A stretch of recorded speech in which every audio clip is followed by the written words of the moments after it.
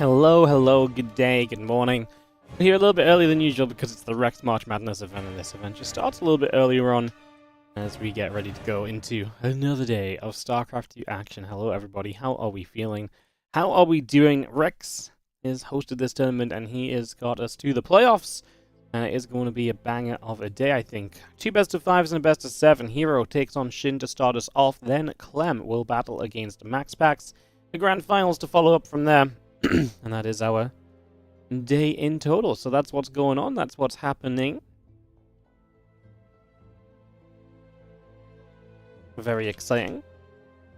And yeah, we're going to be continuing to dive on into it here as we kick off and get into some action.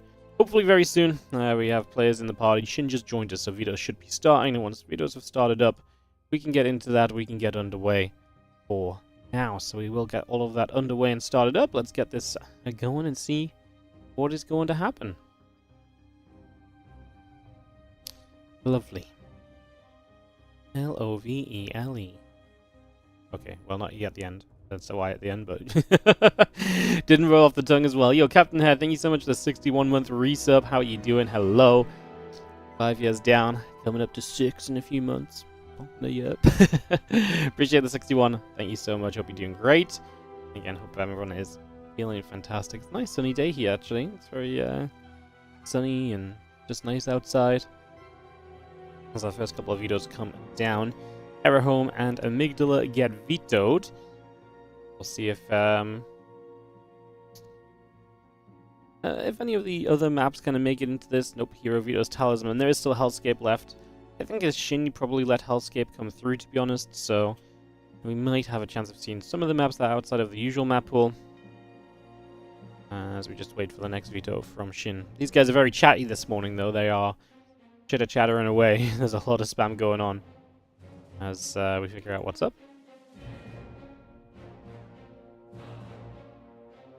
White Lines gets vetoed, so Hellscape will make it in.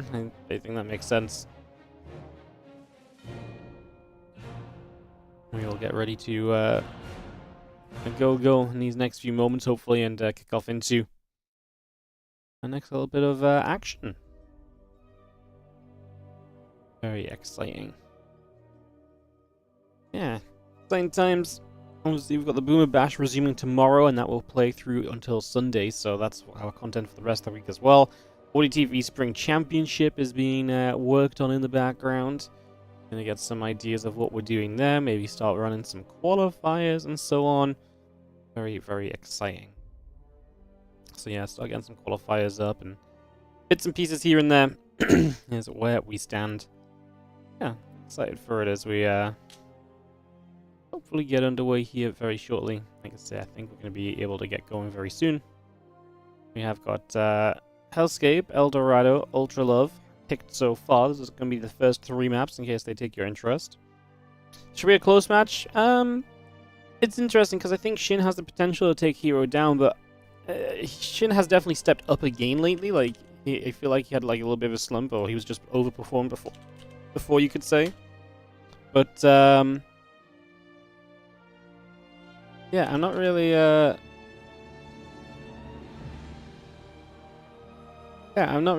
sure if he can take down Hero in a best of 5, actually. The last meetings between SHIN and Hero, Hero 4-0, Hero 3-1, Hero 3-2, Hero 3-2, Hero 2-1. The 2-1 is the very end of 2024. The rest was all the matches in 2025, so there's a couple maps here and there. Seem pretty reasonable. So yeah, it's been a bit back and forth. It's been a bit here, there, and everywhere.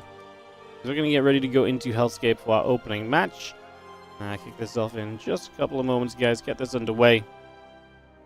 Yeah, I think SHIN could take a map or 2 off Hero, but I think winning a best of 5 is very difficult. If this was a best of 3, I'd feel like, yeah, there's a good chance of this being good. I'd like to see 5 maps, but it seemed to get less.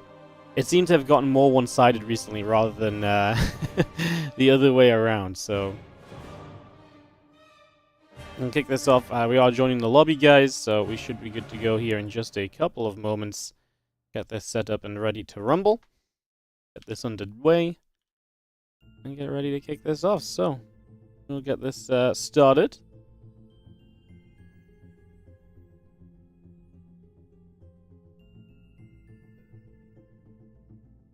And yeah, Hero versus Shin.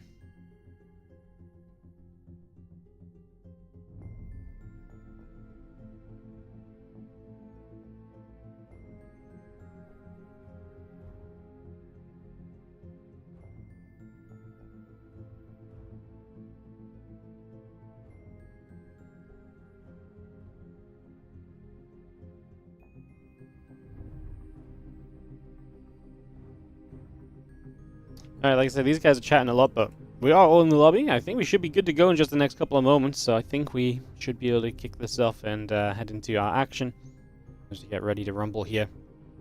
Ready to cover some games. Exciting, exciting.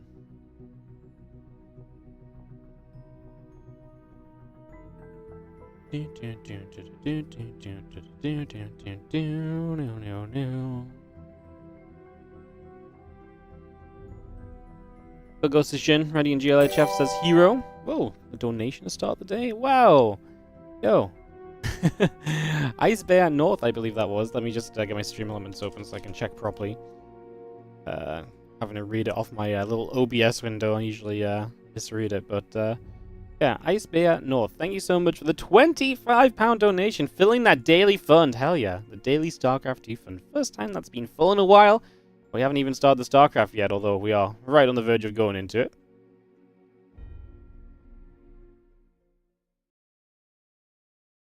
it. As we get set to roll out and get ready to go into this.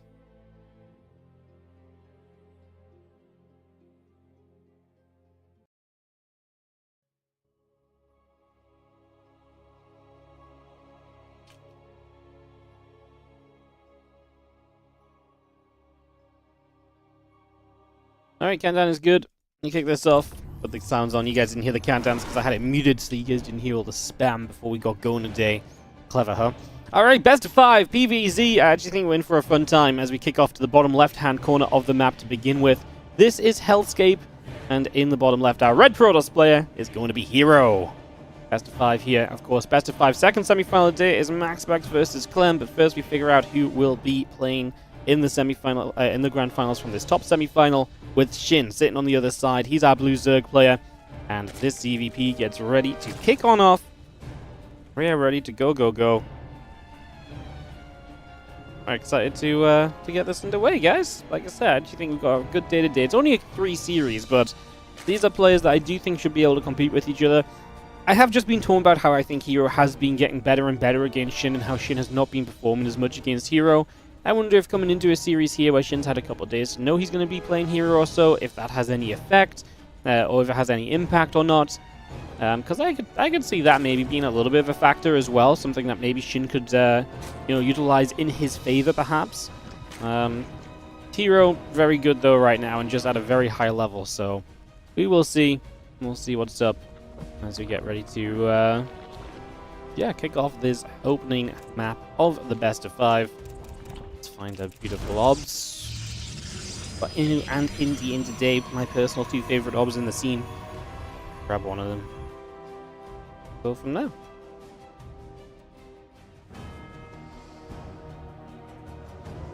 Next in the Cybercore, coming through. Magic Gas Pool coming up as well. Just get ourselves settling here as the Nexus Cybercore and Assimilator continue to come up as well.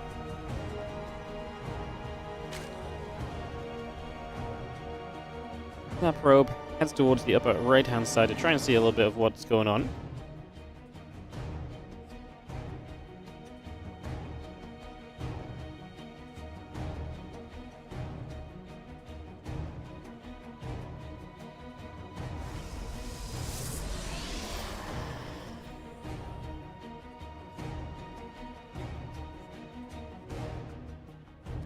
Wallings is going to be coming around.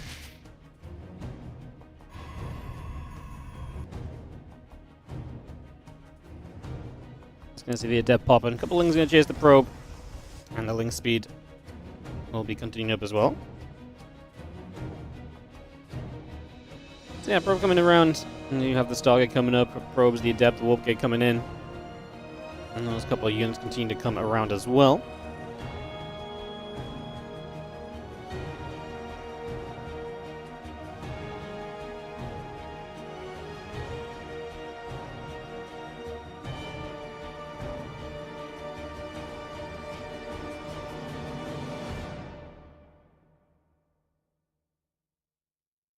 So that Stalker just going to be coming about. It's going to be seeing the Ling speed coming through. Add some Lings, the Queen. Just continue to bring that all around as the Stalker returns back to the bottom left-hand side. We're going to drop a gateway down here from Hero. Again, the Cyber Core will be finishing very shortly. Add that Oracle in. The Warp Gate still very much so on its way up. And that hatchery coming up on the third base as well. So we'll get that hatch coming through. As these Zerglings are going to go steaming across the map. So a bunch of Lings just going to run their way across toward the bottom left to try and put some pressure on here over these next few moments. As a couple of Adepts are already poised to take the third. This is Hellscape. This is the only series of this Best of 5 you'll see that is, or the only map of this Best of 5 series that will be a map that you may be less familiar with outside of the usual map pool. That is a cancel. This map, when I've seen it played, is huge. I mean, to me, this is the sort of map that can go a long way. It can definitely have some long games. It can get very drawn out. There's a lot of bases to take. It becomes very interesting, personally, I think. So I actually kind of like this map. I don't know if I love just how big it seems to play out, but it's been fun to watch. And there's a Hero going to ping over to the other third base, so moving from the linear third to the triangular third. The Zergling's going to move back out onto the map as the Oracle will activate, and a few Zerglings continue to go down. So those Zerglings just continue to get picked off as 5 more drones continue to come in. We add on the Spore Crawlers, and the preparation at home begins from SHIN. Having those spores ready means these Oracles should not be able to do too much. There's a couple of Overlords come through, the Queens gather, and again they're just going to sit there ready to turn Oracles back away if needed. Queens will fire. Again, a couple of drones taking damage. Our Oracle's turned back up into the natural as well. The Overlord popping through. Queen's going to do what they can. One Oracle's actually going to go down. What a great start for SHIN. Cancels the third base. Kills off an Oracle, taking 0 damage at all. There's going to be less Oracle firepower to help, deal with Zerglings as they try and defend these Adepts. The Queens and the Lings together. The Adepts will not shade in there. Unsure of the unknown. As the Oracle will activate again. The Lings will turn away, taking a few losses, but we're getting Creep Tumors out. The Queens are safe. These Adepts I don't think are going to really commit at this point. There's just too many Zerglings to really justify it. And so we are heading into a fantastic starting point for SHIN. Everything's really gone his way early. He's going to take this half blue, half gold base on the bottom side as well. This is a 8-patch base with 3 golds. It's not quite half and half. It's 5/8.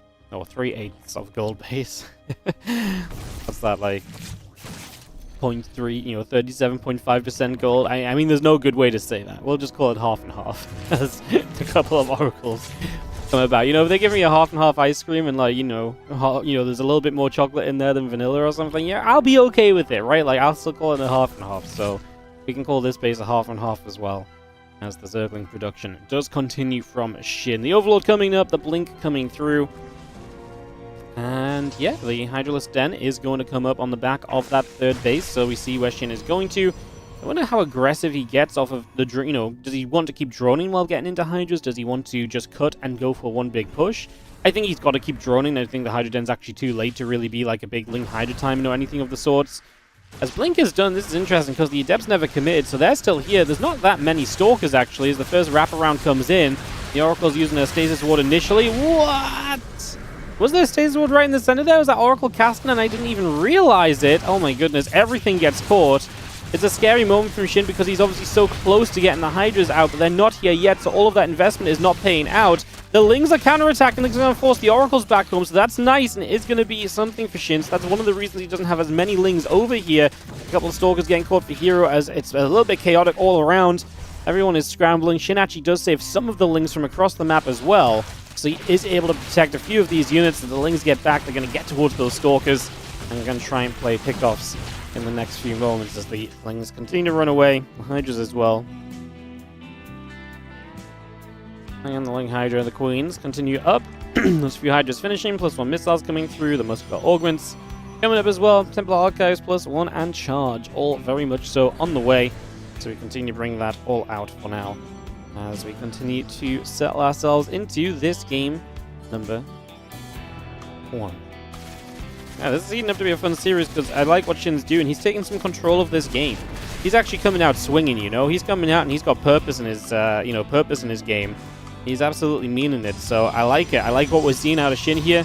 I feel like it's very positive. Like I say, if we want a good series between these two, this is kind of the start you want to see. As he does get this 4th base now active. Still kind of low on drones, so 67 drones only. It means that he's kind of committed with this attack. It's a good time to be committed though, because Storm's not done yet. I think there should be at least some potential to get damage done here.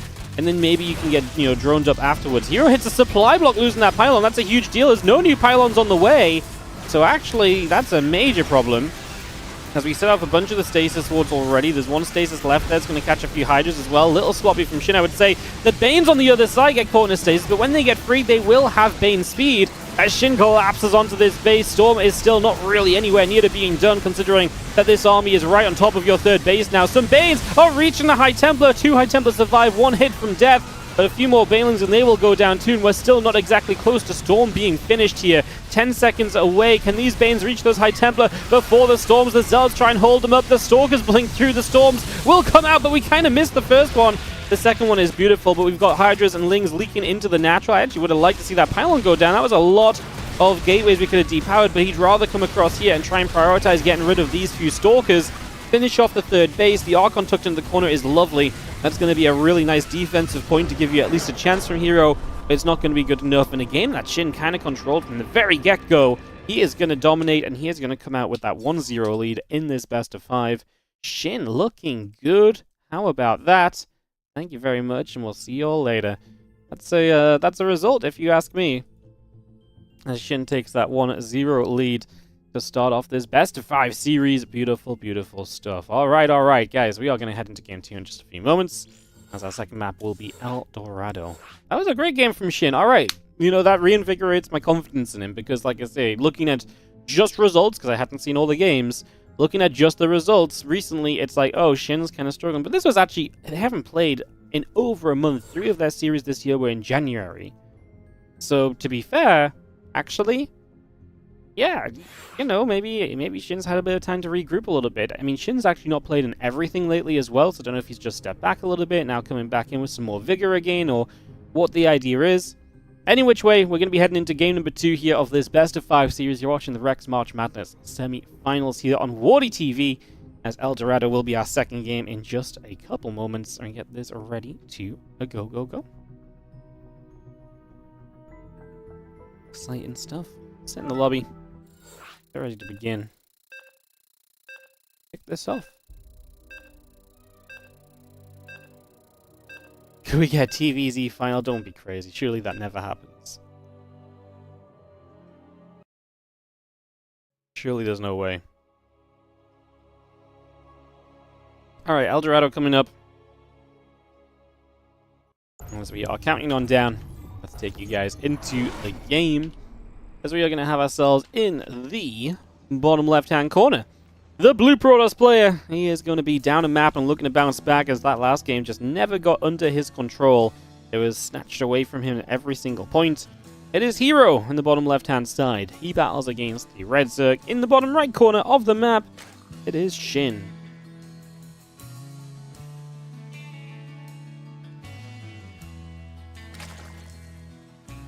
Game 2 of this best of 5 series. As we kick it off, we get this underway, and we look to see what the plan is going to be for our second game. What will Hero do? What is Shin going to try and find? El Dorado will work quite differently. There's a lot of easier to take bases here. And obviously a lot of multiple different ways you can take those bases specifically that make this map very interesting and kind of unique throughout the early stages.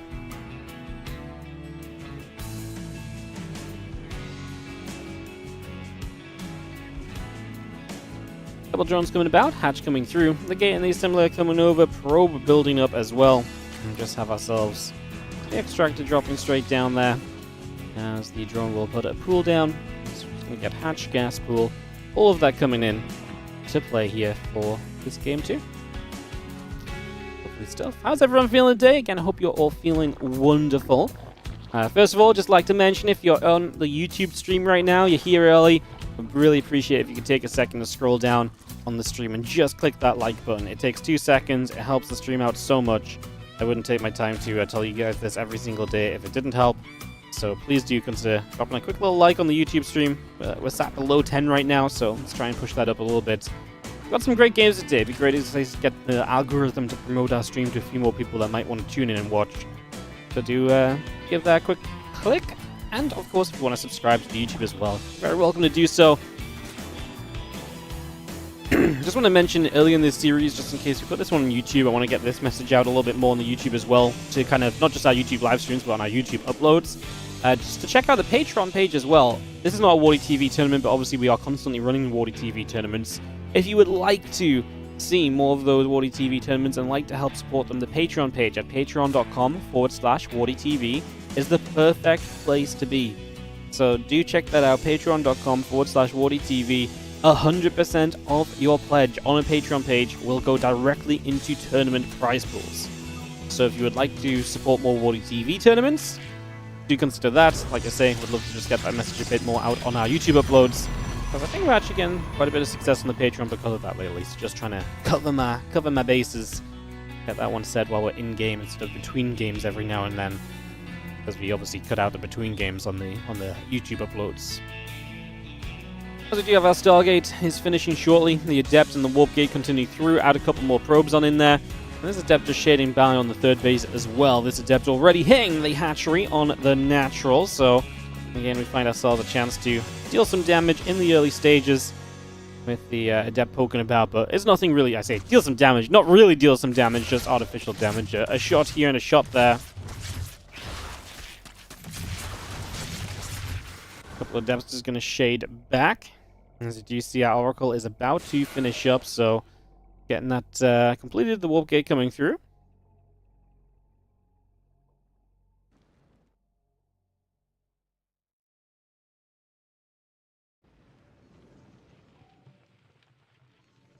Probe comes over, the Lings move about. Again, Hatchery about to finish. The Spore Crawl coming in as well. Had a Queen on, had some drones on. Got a couple of Adepts coming through as drones will be going down. 5-6 drones getting knocked away at there. 7 drones going down. Couple of Queens.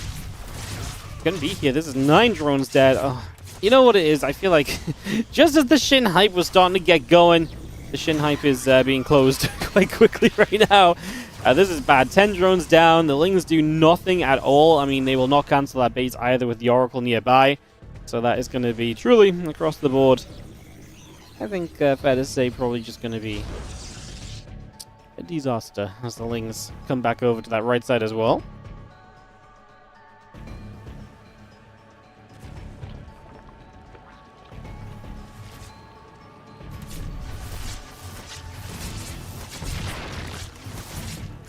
He's going to shoot the Oracles, get rid of the Creep Teamer right there.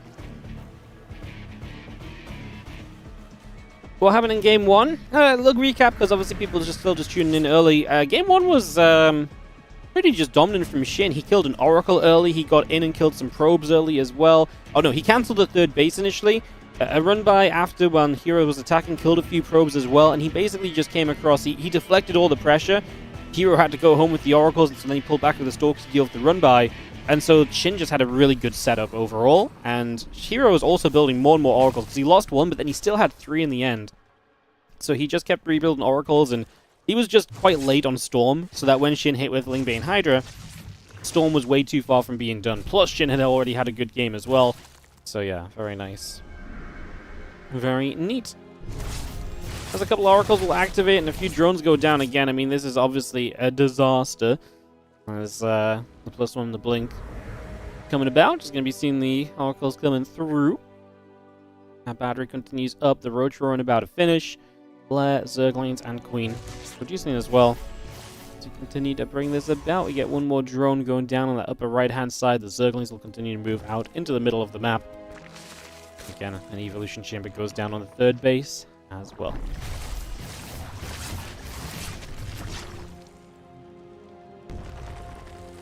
Yeah, this is just a disaster for SHIN. I mean, this is what, like 20 drones dead in this game already? 19? You do not really recover from this at all. This is really rough. So,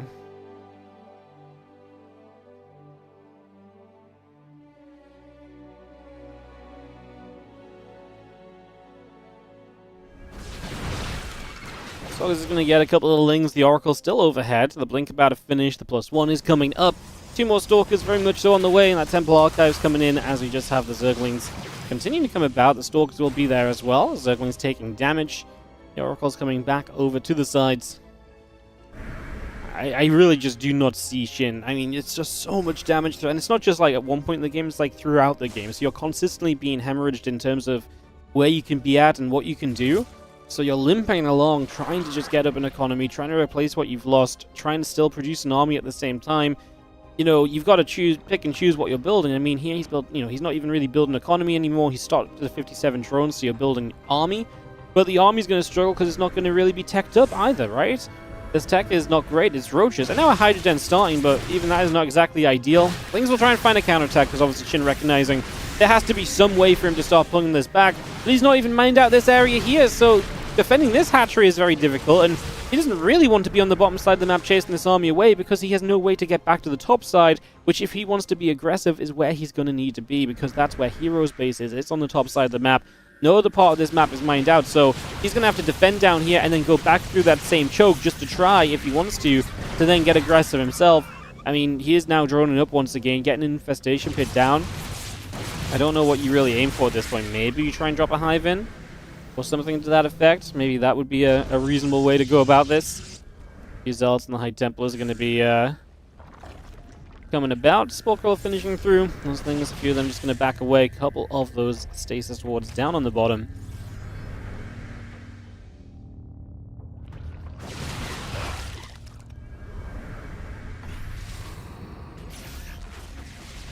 Again, the few Stalkers going to get rid of a creep tumor. Another nice storm coming down. Lings and Roaches taking some hits.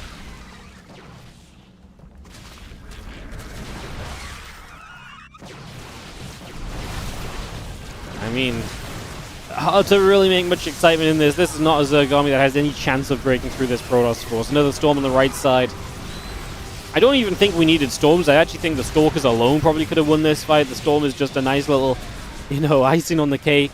The cake was already iced. It's like, you know, you're getting one of the fancy cakes. It's got double icing on it. Is that fancy to have double sets of icing? I don't even know. It's got all the decorations on top, I guess. It doesn't just have icing. It's got decorations all the way around it. But there was just zero hope there. Playing straight up and realistically, so GG's.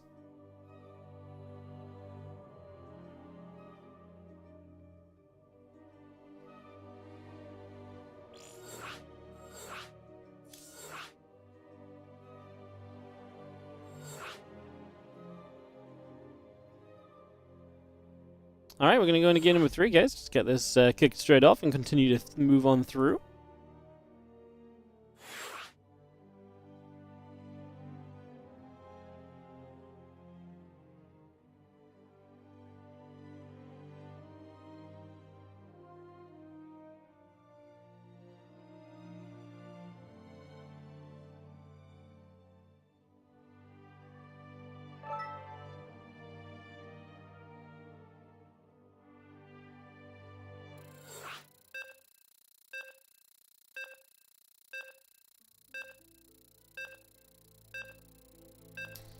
Alright, next game coming up, guys. So we can get this underway. Thank you for a little bit of patience as we take a few moments. You guys are talking about turtles? I don't know why. Lovely. Turtles. Thumbs up. Turtles.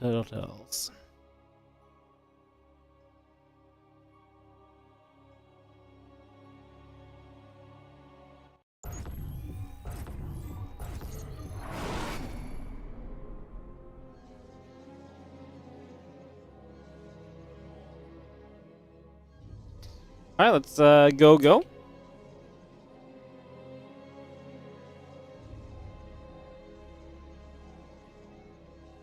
In the bottom left-hand side, we're going to have ourselves the red Protoss player. We are going to have Hero. He ties up this series. I mean, that was really just a very good set of aggression and a set of attacks that really lead him to a 1-1 scoreline here. On the top right, our blue Zerg is going to be Shin.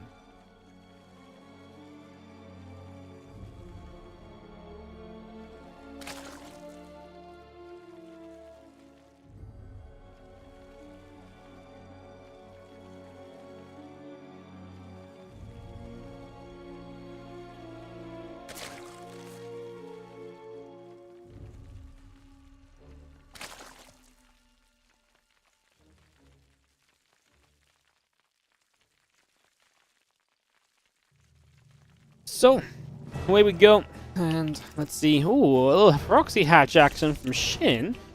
Proxying the hatch up across the map, so yeah, we actually do have a few probes pulling onto this here. Everyone's following this freaking probe on the other side. There's a proxy hatch, guys. I'm trying to get my observers in play. Oh, but this proxy hatch is obviously quite exciting. As we do see a few probes nibbling up, the hatchery taking damage. The Zealot gonna chrono boost. A couple of hatches come through. And get ourselves settled in here. No! No, this probe! He just murdered another probe! Oh my god! Did he think he was undercover? Did he think he placed this hatchery? This probe needs to go back to school and learn the difference between a probe and a drone. And hatcheries is where the drone... He's like, well, the drone's not here anymore. It must be one of the probes. But no, the drone's inside the hatchery. Oh, this probe murders another innocent probe. Stay in school, kids, otherwise you might make a similar mistake in your life, as the proxy hatch will be denied. Obviously, the most major part of this from Shin is you're trying to throw your opponent off their game. There's a couple of Zealots and probes going to move through. The Adept is going to chrono boost on the gateway. You see those Zealots beginning to move out. And Drone tried for the extractor trick, but yeah, Hero realized exactly what he was going to try and do. Not the extractor trick, the gas steal. He realized what he was trying to do, so he puts the probe there to block it and now takes the gas without that being denied. So, very neatly done. As the few Zerglings, the Queen, and the Link Speed all continue to come about, so we continue to bring that online as well.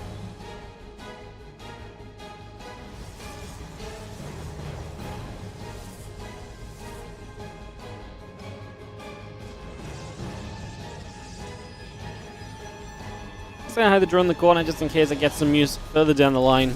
But there's going to be two Zealots across the map right here, so they are going to be applying some pressure, causing some annoyance.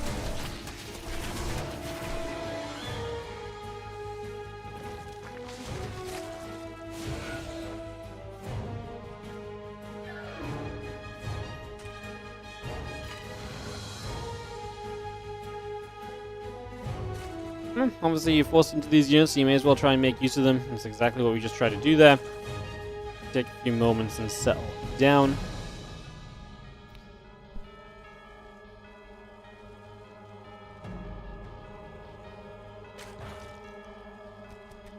Links be coming up, a few drones and the Queens coming in as well.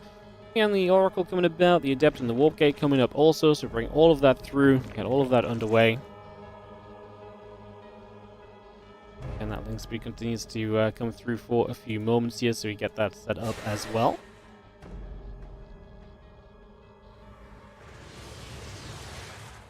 End up shading. Just going to get back up towards the center. Again, a couple of Overlords and the drones coming through as well. Add on a hatchery. Get that underway. And away we go. Waiting for this harass to continue. Obviously, Shin really took too much drone damage last game. Really hoping that this game is going to be a little bit better for him at least, so... Because, yeah, that was pretty nasty last game. Losing so many workers so quickly obviously puts you into a very difficult position. So good to see that trying to be addressed here as we settle down. Queen will fight. A couple of drones go down. The Oracle taking damage. Goes very low. Going to be trapped by the Queen that's already on the third that has no creep on it. The Lings get a wrap on the Adepts. Well, kind of. The Adepts actually shuffle away to the side. They're going to shade here. Oh, they don't get home, though, because the Lings should see where they are. They should be able to chase in time. The Oracle can activate. Can we actually save these Adepts? There's no way, right? The best we can do is just take some Lings down with them. And it was a couple of Lings, but absolutely worth finishing those Adepts off. Shin, yeah, getting an Oracle early, really nice. Because, again, I feel like one of the things from here in that first game was, like, you know, some of his tech was a bit later than usual. And there's a lot of reasons why, but one of them is he ended up building 4 Oracles total in the game. If you build a bit of Ekino, this is going to be the same here. He's going to build a 4th Oracle.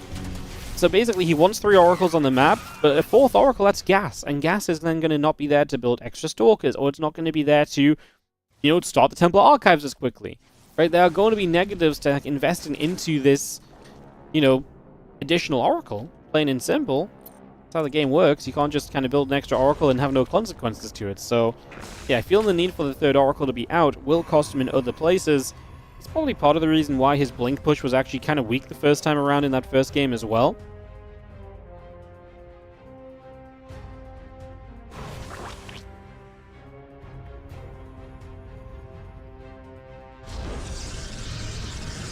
Gates coming online, the +1 and the Blink come through, a Stalker added on.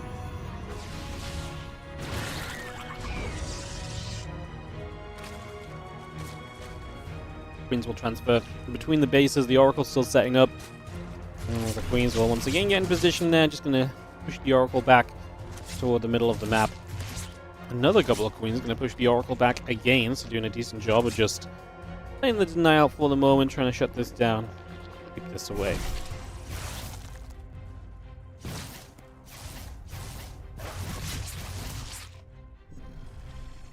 Three drones dead.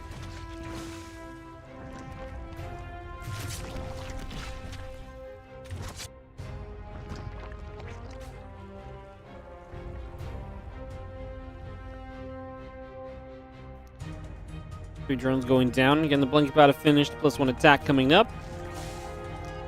Additional gates all coming through. The Hydra Den, the roaches. +1 missiles. And that roach speed will continue to come about as the lanes will look for the wraparound on that robo facility. Stalker's going to get rid of a few more Zerglings as well. And the Oracles just continue to gather up with the queens nearby. That fourth hatchery coming into play. This is going to be an important moment as Hero starts to push up through the center. Get rid of an Overlord. The Stasis Ward's coming down. The Ling's trying to counterattack, but Hero's been very good on the defense this time. I mean, that's a dead fourth base. I don't think we saved this one. As that hatchery gets cancelled. The Roaches and the Queens have to pull back as well. The Overlord taking damage. This one attack. Mortal, Robobay continue to come through. Add a cannon in there. Stasis Ward catches a couple Lings and Roaches. The Queens going to go down. First Queen at least. The Oracle continue to activate and... just going to see the Queen and the Hydras together, pushing away. Another Oracle just went down, so the Oracle falls again. Again, +2 attack, extended thermal lens, continuing to build for the moment. So all of that coming through. As our Hydra Queen Roach produces up, add some Zerglings on, Hydra speed on the way.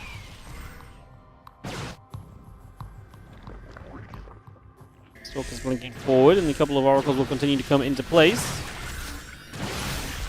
Again, Stasis just going to catch a couple of those Lings already. The Roach Hydra actually going to get rid of, one Oracle, but we walk into the next Stasis Ward, and you got to be careful about this. I mean, you got to know there's always going to be, or you got to assume there's always going to be another Stasis. The problem is always playing around the idea of, there might just be one more Stasis is very frustrating because it feels like you can never really do everything that you want to do. SHIN on 65 drones is kind of set up aggressively. We have an Immortal out, actually on this side of the map as well. The problem with the Stasis, now you kind of get out of position. The Colossus shows up. Just don't think SHIN can win this. His army is just not good enough compared to what Hero is working with. And Hero capitalized. Honestly, not as good of an early game this time around, but still showing up in this moment and looking way too powerful. I mean, SHIN is, like I say, it's not like SHIN is dying because he's built too many drones. He doesn't even have that many workers. You would expect him to at least have a good amount of army. That's not the case. The Stasis Wards are kind of killing him as well. And through and through, this looks as though Hero is right back on track. Man, it was such a hopeful first game of this series, and now down 2-1. SHIN is going to be back up against the wall, and I don't really know what he tries to do to mix it up right now. Like, this is really anything but ideal.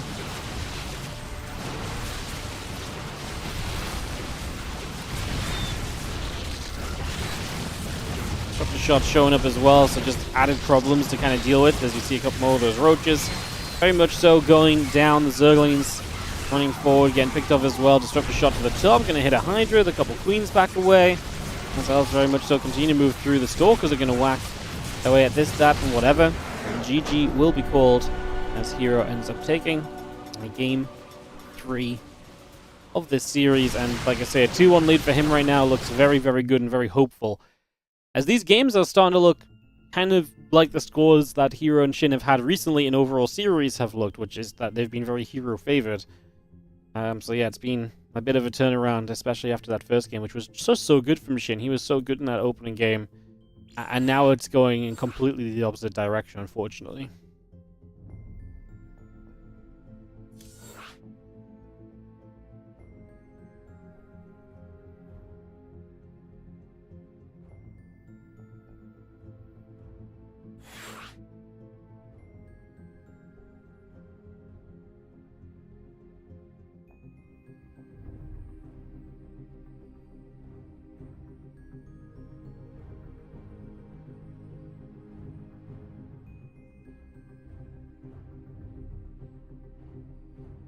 Alright, just going to be seeing go-go's and readies coming about as we get ready to go into our 4th map of this series.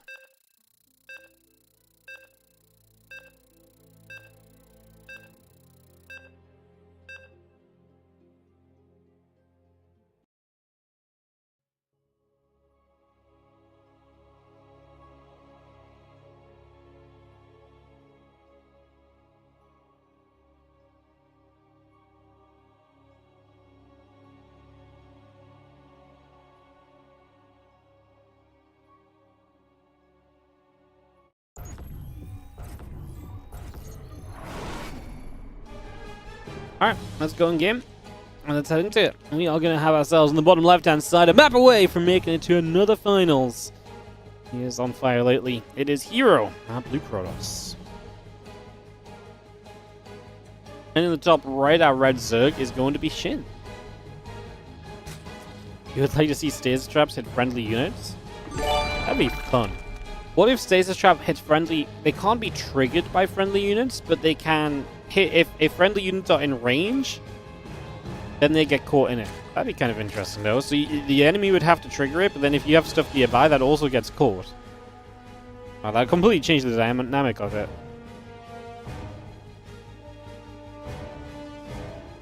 That'd be wild.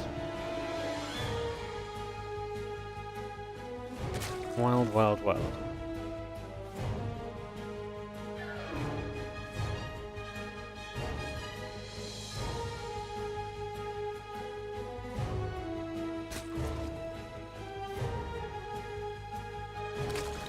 Alright, well, we get ourselves underway here.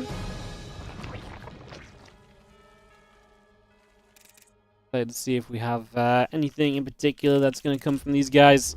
I really have my eyes on SHIN. What are you going to do to try and create a replica of that first game? You know, what do we do to try and cause trouble, to make issue, to make your opponent feel uncomfortable? Because we've got to start doing something here. If we don't do anything, it's going to be rough. So you got to try and get something done. Kind of the go-ahead of it right now. So that is kind of where we sit and stand.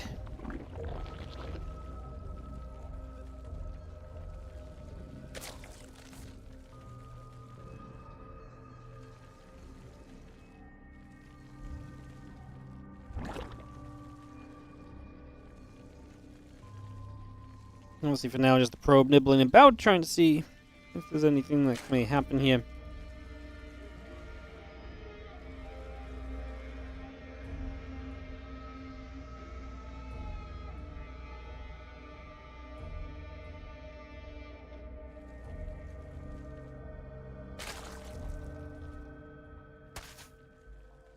Bowling is going to chase, probe taking some shots and pushed around.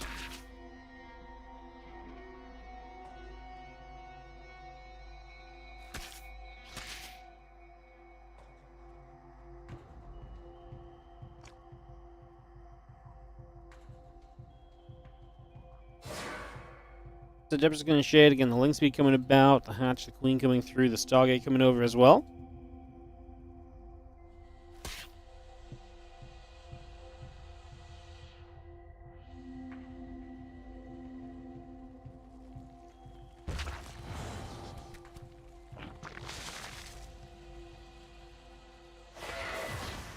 And they're just going to move about. One drone goes down. That's where SHIN really needs to be as good as possible. You can't afford to take damage against Hero.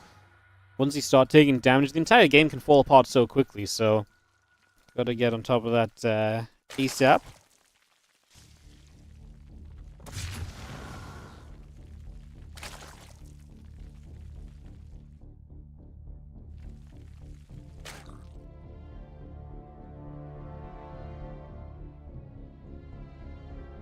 Oracle moving over, Warpgate coming over.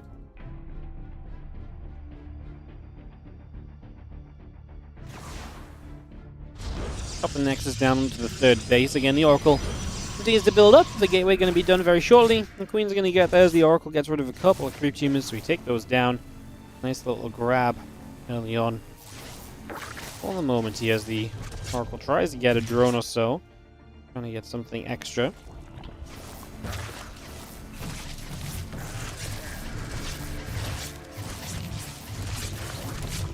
Queen's going to come back over. The Oracle gets pushed back down into the middle of the map once again. The extra gates and the Twilight Council very much so continue to come through here.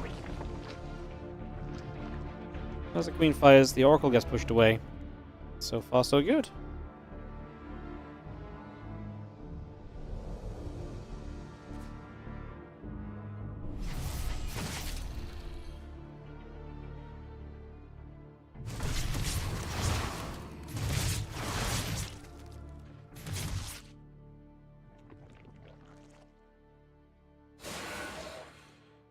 That's going to come about. The Resonating Glaive's coming up. A couple of gates coming through. The Adept's going to shade into the third base.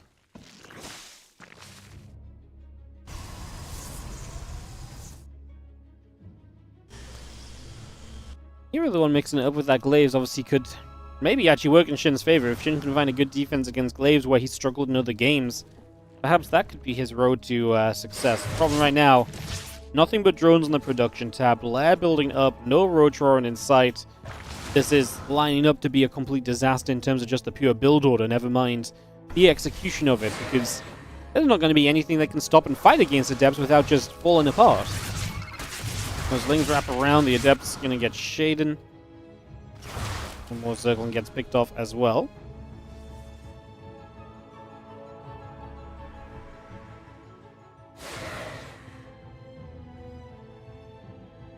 Adepts going to shade right across. The Queens are going to be there. The Adepts will commit. Like I said, we've got nothing but Lings, so it's really hard to imagine that this is a defense from Shin. And man, kind of a sad series because I think especially because the first game was like, oh, here we go, Shin's playing.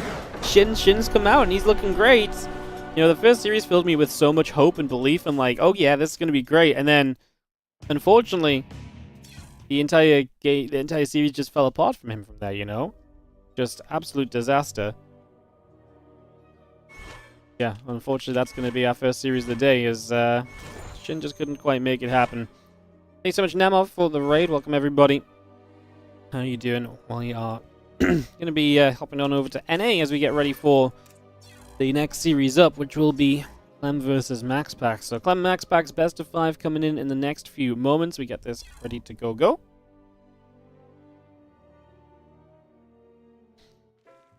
We'll kick this off in just a few moments. So,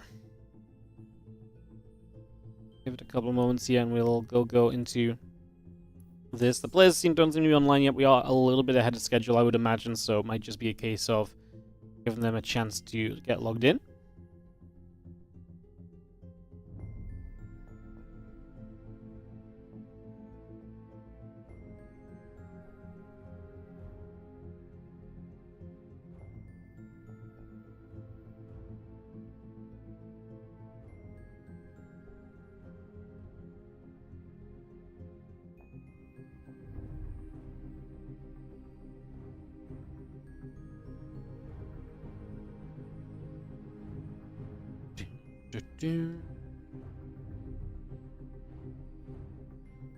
Here is one of the first game. Like I say, I expected Hero to win. I got myself excited when Shin won the first game, and then it just all came crashing down.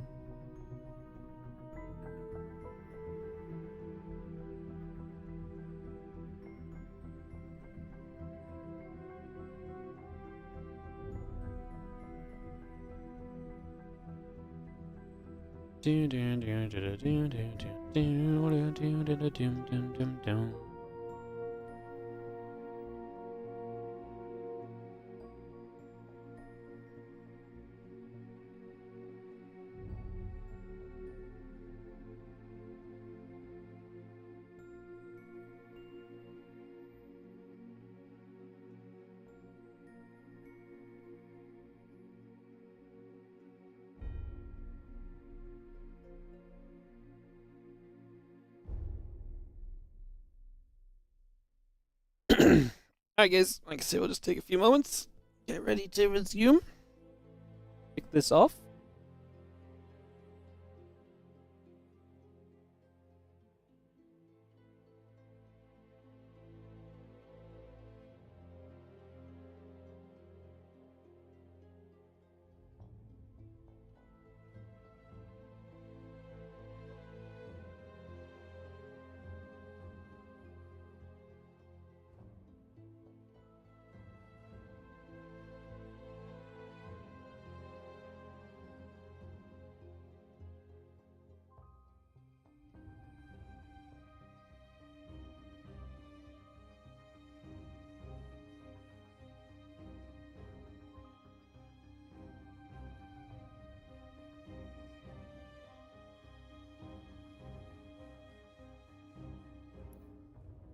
I guess, like I said, I think we're missing players for a few moments here, so... Oh! I'm on the wrong server, that's why.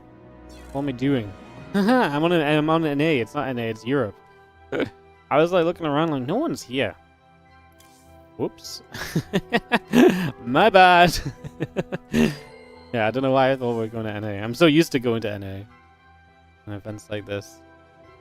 Alright, we'll get that figured out.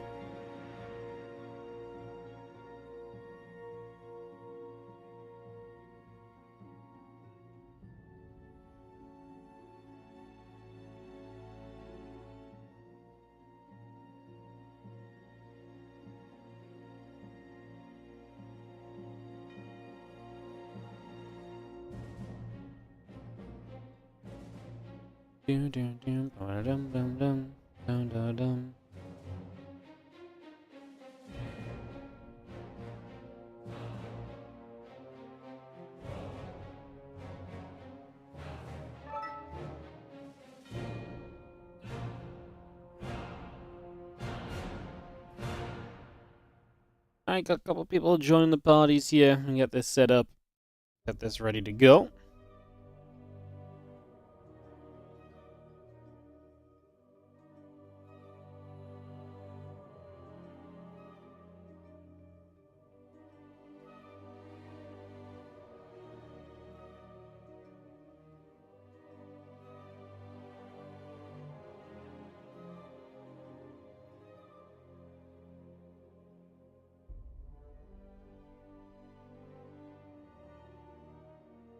So yeah, I think we're just waiting for Clem to log in currently. But should be able to get started hopefully fairly soon. And yeah, that all underway.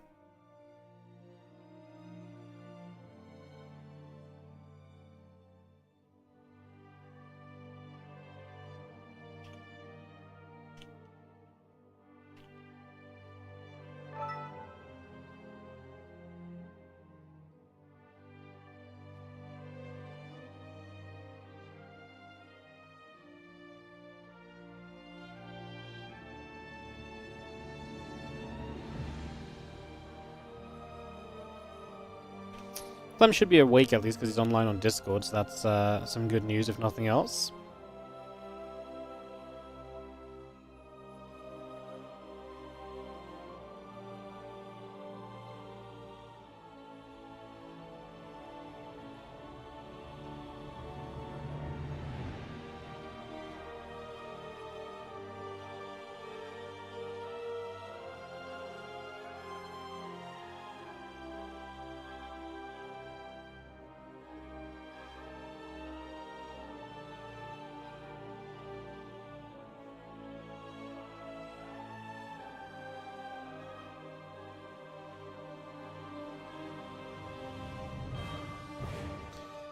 Do do do.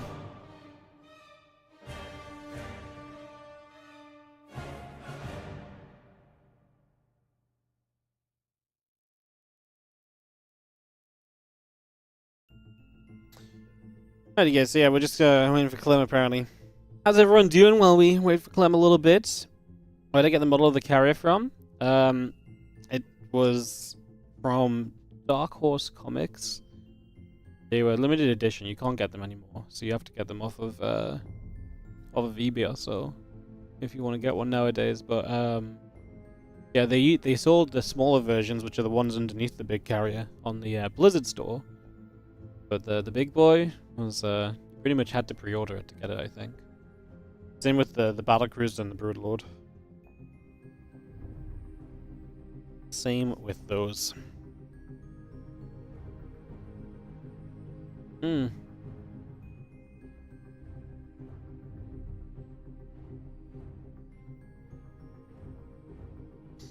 Yeah. How much would I sell them for? I would never sell them. I love my StarCraft stuff too much.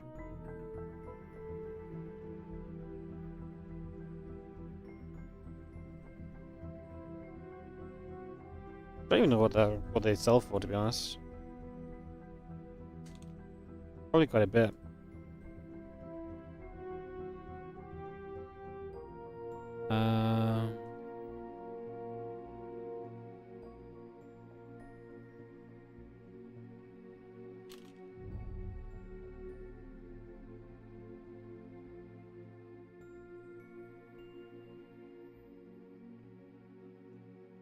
Yeah, I can't even find one.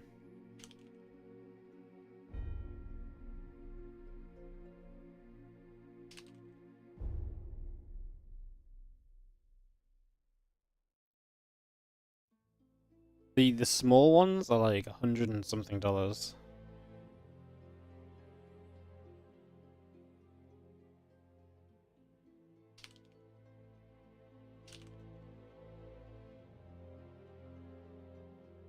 Yeah, there's not even any of the big ones on eBay or anything. Anyone? Yeah, the mini like there's a bunch of the mini replicas on, but there's like none of the big boys.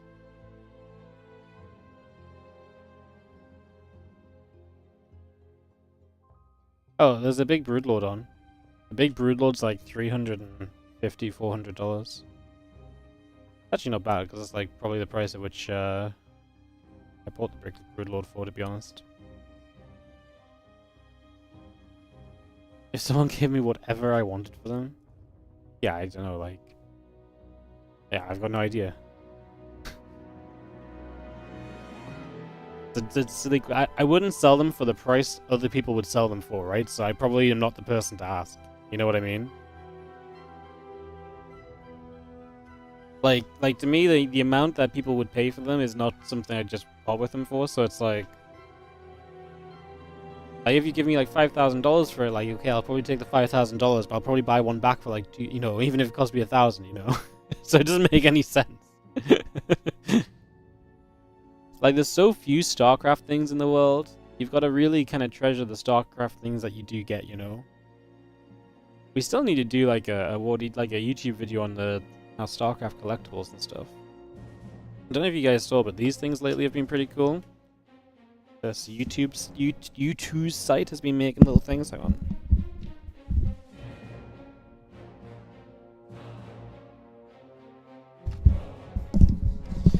Yeah, this YouTube site's been making little StarCraft figures. They've actually just released some new ones. And I'm really annoyed because half of them don't even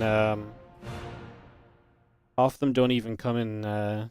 You can't ship a bunch of them into the UK, so they're pretty cool. I'll show you guys. The reflection's not going to be great. They're actually pretty neat, considering we get like 0 StarCraft 2 merch in this day and age. Like these ones came out last year, and they just released new ones, but they also released. So what I just found out is that they released like these 3, but in like a different in a glow in the dark version. And I'm like, okay, cool, that sounds great to me. And then it's like, but it's on a special website that only ships to the North America region. I'm like, wah! God damn it, that's not cool, bro.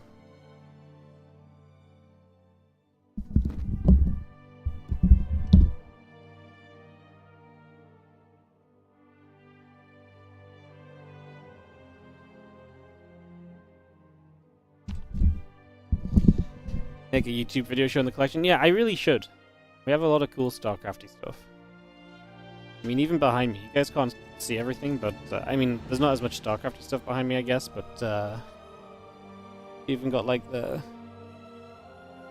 old school like that's like a notebook from BlizzCon. What's really crazy is that the Blizzard collectors are actually like super crazy. So this notebook's worth like $250, $300 or something. Like it's actually insane. We have a sealed Wings of Liberty Collector's Edition worth a hot little piece of something. I actually don't think I've got anything else over on this, but let's just bits and pieces. Yeah. God does before video. Alan takes any opportunity to tell me that we need to clean. A lot of these pins down here are worth quite a bit as well. The special edition pins are pretty tough to get. And stuff like the big Zergling is like you could only get that in Korea. Same with the Reaver hat. I got those from a Lima League. There's some cool StarCraft stuff that's come around through the ages. It's just hard to find. Hold on. There are some very cool yeah, there are some very cool like statues and stuff that are from China that are really sick, but they're way too expensive. Like they're like 1K plus, and because they're all from China, like the shipping is absolutely outrageous as well. So yeah. There's like lots of cool things. Like up here, there's like the little Home Story Cup Karragan Award. Like, that's obviously not an official product or anything, but it's like, it's still just a cool little something to have, you know? Yeah. And then the rest of the room is just Pokemon. I got my new, these things up recently. The two pictures on the left. We just put those up the other day. I've had those for like 5 years. And I've literally just never put them up. Oops. Yeah. Yeah, the rest of the room is just Pokemon. These shelves all Pokemon.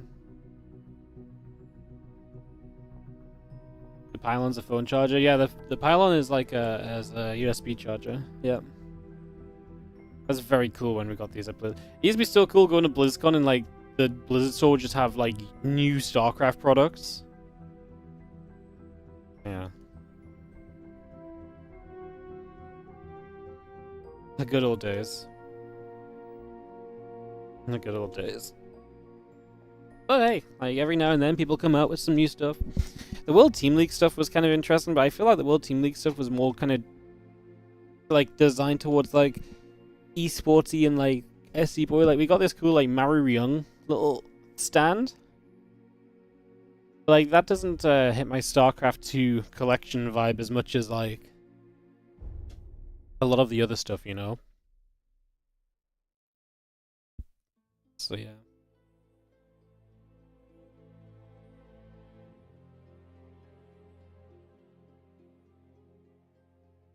You had one but it broke? Yeah, I mean I've not plugged mine in for a long time. I just use it as decoration. It's cool though, right?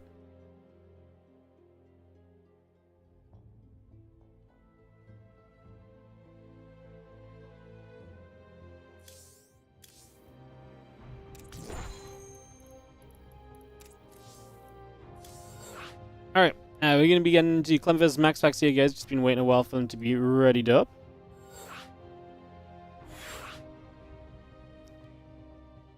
Get ready for this second semi-final.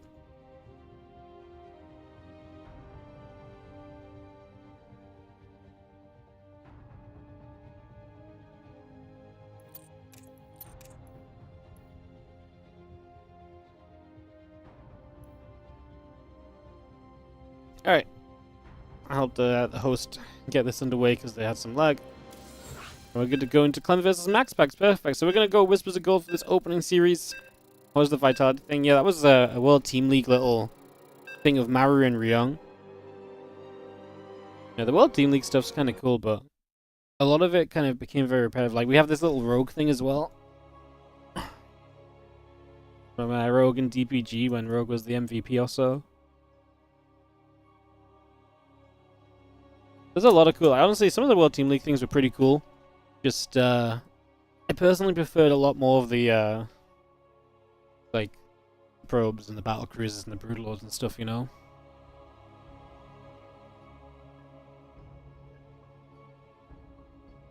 Yeah. And my collection's probably worth quite a bit, actually. Like, we have some little coins and stuff that were, like, sent from Blizzard a long time ago as well. They're worth quite a lot.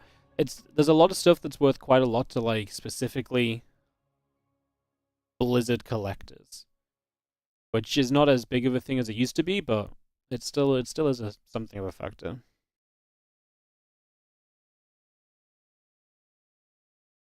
So yeah, World Team League was the closest we got to merch for a while, but like I say, there's some new stuff coming out and so on, so that's pretty cool. It's pretty neat. Started to get some RuneScape stuff. I've never had RuneScape stuff, but I've loved RuneScape all my life. Got some RuneScape plushies lately. Not that I really have anywhere to put anything.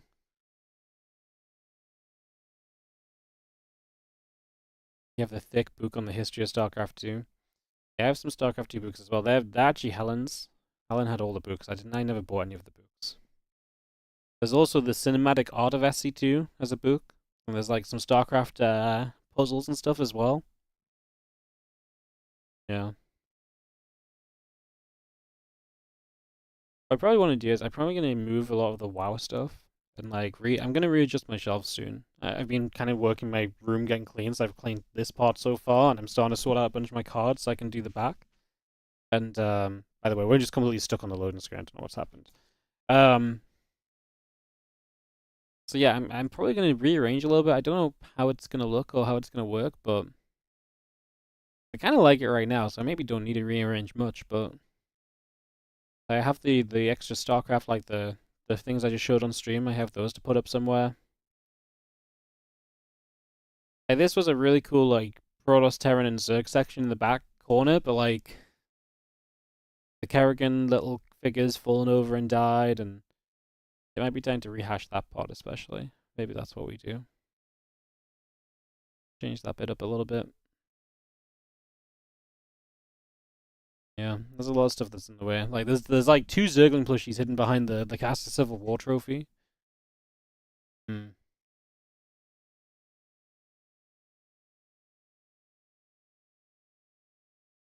We are completely stuck on the loading screen. Oh, we just got past the loading screen. It's like the players are good. They both made a workout. And so we can get into this second semi-final of the Rex March Madness. In the top left-hand side, our blue Protoss player is MaxPax. Taking on the red Terran in the bottom right corner of the map from Team Liquid, we're going to have CLEM.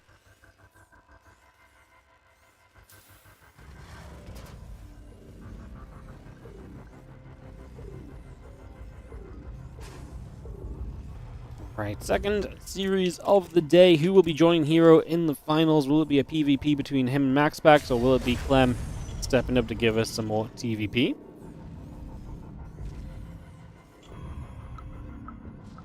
Love the SG2/Pokemon sub. Yours says Metroid, Zelda, Mass Effect.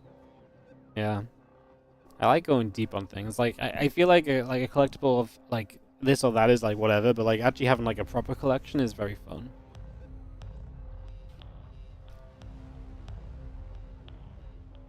I have a big box somewhere with a lot of Blizzard figures as well.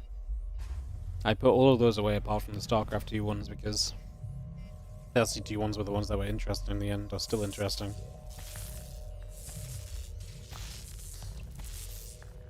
Sorry, where did I get the Battlecruiser question from the YouTube chat? The Battlecruiser was also the same thing as the little Battlecruisers, which are sold in the Blizzard store. But the big Battlecruiser was from Dark Horse. I think it was Dark Horse Collectibles is what it's actually called. That one arrived, yeah. I think the Battlecruiser was the first one. And then the Broodlord, and then the Carrier. I think they came in that order.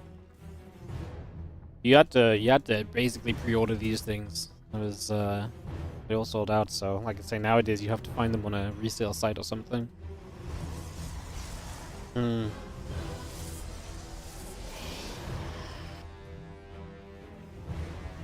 Alright, Reaper coming through, the factory coming up. We've got ourselves the Assimilator. And Nexus on the way on the side of MaxPax, so we get that underway.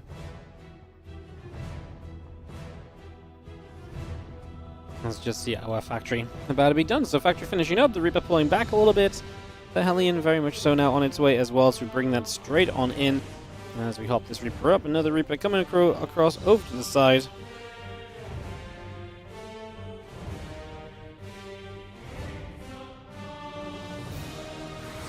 I have asked my parents why they chose my name to be spelled the way it is. They just said it wasn't as weird. It didn't seem as weird to them. They fixed it. Something along those lines. A couple of Reapers are going to move back against that Adept. Just going to be pulling away from that one, trying to stay away for the moment as we get settled for the moment.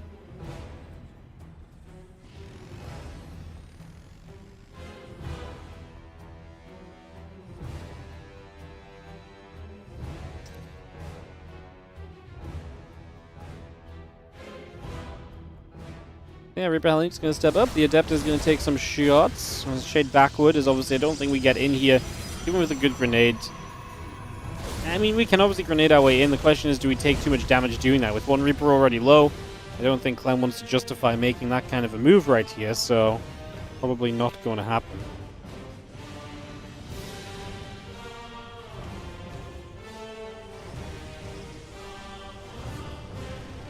Couple gates coming about, and again the Cyclone Medevac Marines coming up as well.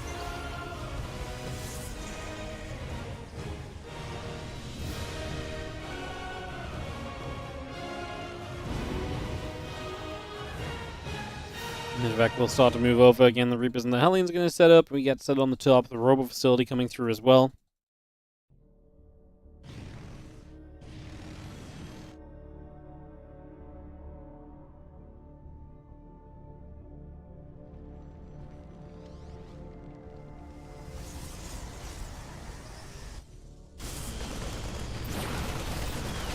I see the little drop in the main base then. So this Clem's actually going to be able to find some damage. He gets one Stalker, just lifts up and is happy with the Stalker kill. One of the things about Clem is he never gets too greedy, right? He's always very much so in the right kind of position to kind of do those things. I actually had a cool idea. Maybe we'll do the full, like, the WardiTV room tour video or, like, reflection talk-through video. Maybe we'll do that as part of the 10-year full-time streaming celebration this year. We're going to do, like, a big streamathon thing in June because we've been streaming full-time for 10 years. Maybe we'll do that as part of that. That's actually a cool idea. Like a little sub-goal or something for it. I think that'd be actually really neat. Yeah, I like that. Let's do that one. Have fun. Alright, let's Liberator setting up to the top side. The Reaper Hellion coming back over. SCV's on the way through. The Stim Pack added on at the engineering bay in as well. So we bring all of that up.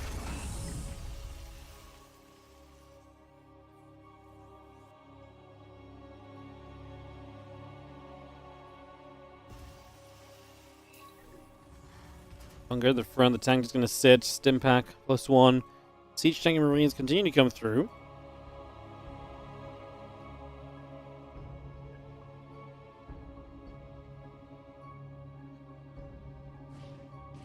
And extra gates coming over, the charge coming up. Stim Pack and +1 coming in. We had the Marines and the tank on in.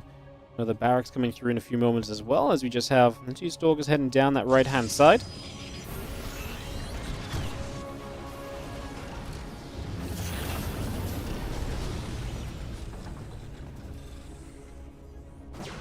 Stalker's just going to hit. The medevac already taking damage. The Stalker's just blink away. Nothing too major here, obviously, as we set up to start. Trying to apply some pressure. The Prism on the way, but for the most part, I guess MaxPax is mostly just heading into that Robo Bay.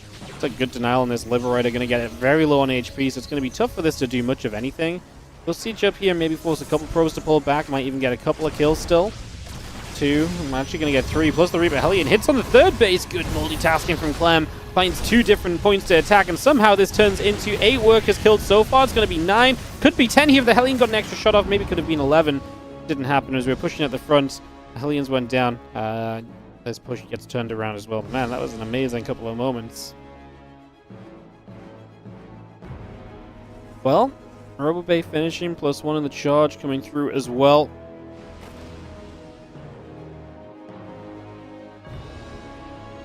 Just have our Zealots going to make their way around that left-hand side and actually going to run into a group of Marines. Are going to load instantly into the medevac and pull back away down the bottom side again.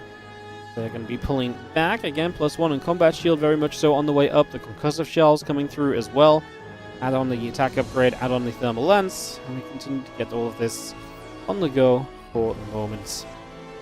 The Stalker's really looking to intercept some of these Marines still. Going to turn around, Stalkers take quite a bit of damage. It's going to get pushed away. And again, the rest of this army heading up the right side as well to figure out where else we might be able to get to over the next few moments. Fire will fight, Stalkers get turned away again.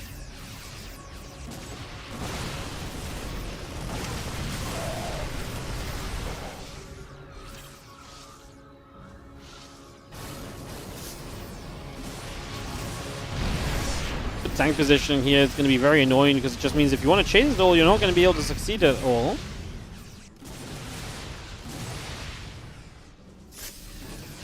See the bio pushing through, the couple of probes taking some damage. We saw send some Zealots across the map though, so if we can get Zealots across the map and get those to start dealing some damage, that would be obviously amazing. So that's going to be our priority here. As that little bit of bio continues to stim back and forth, the Nexus taking some shots as well. That CC wants to land down, but there's a Zealot in the way, so Clem's third going to be denied for the moment. I'd say those tanks just in a very safe place. The Zealot's actually set up not for the counterattack, but for the wraparound, so that's worth noting as well.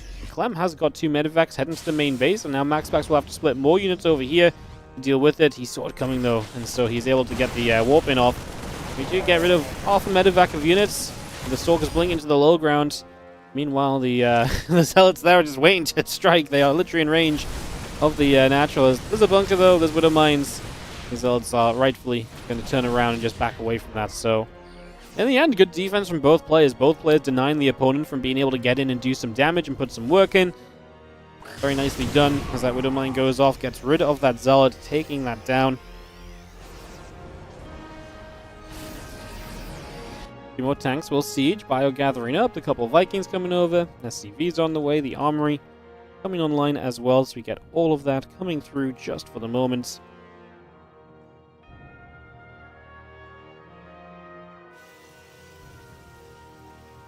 A couple of tanks is going to fire, and a couple of stalkers taking shots right off the bat.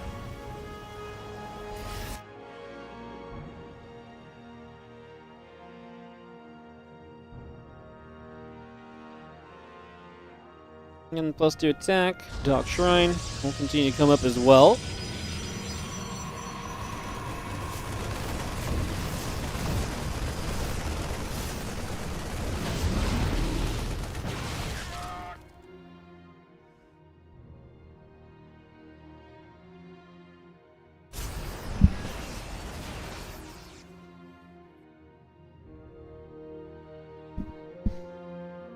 So just seeing Zardstalker Colossus gathering back through the middle. Bioforce setting up as well. TT upgrades +1 ship weapons, very much so still coming in here also. There's that Dark Shrine about to finish, and that cannon on the way in as well.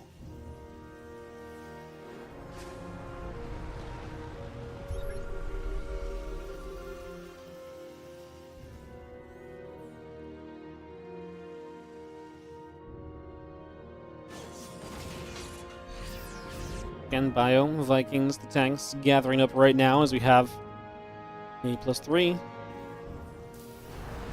And +1 continuing to come through.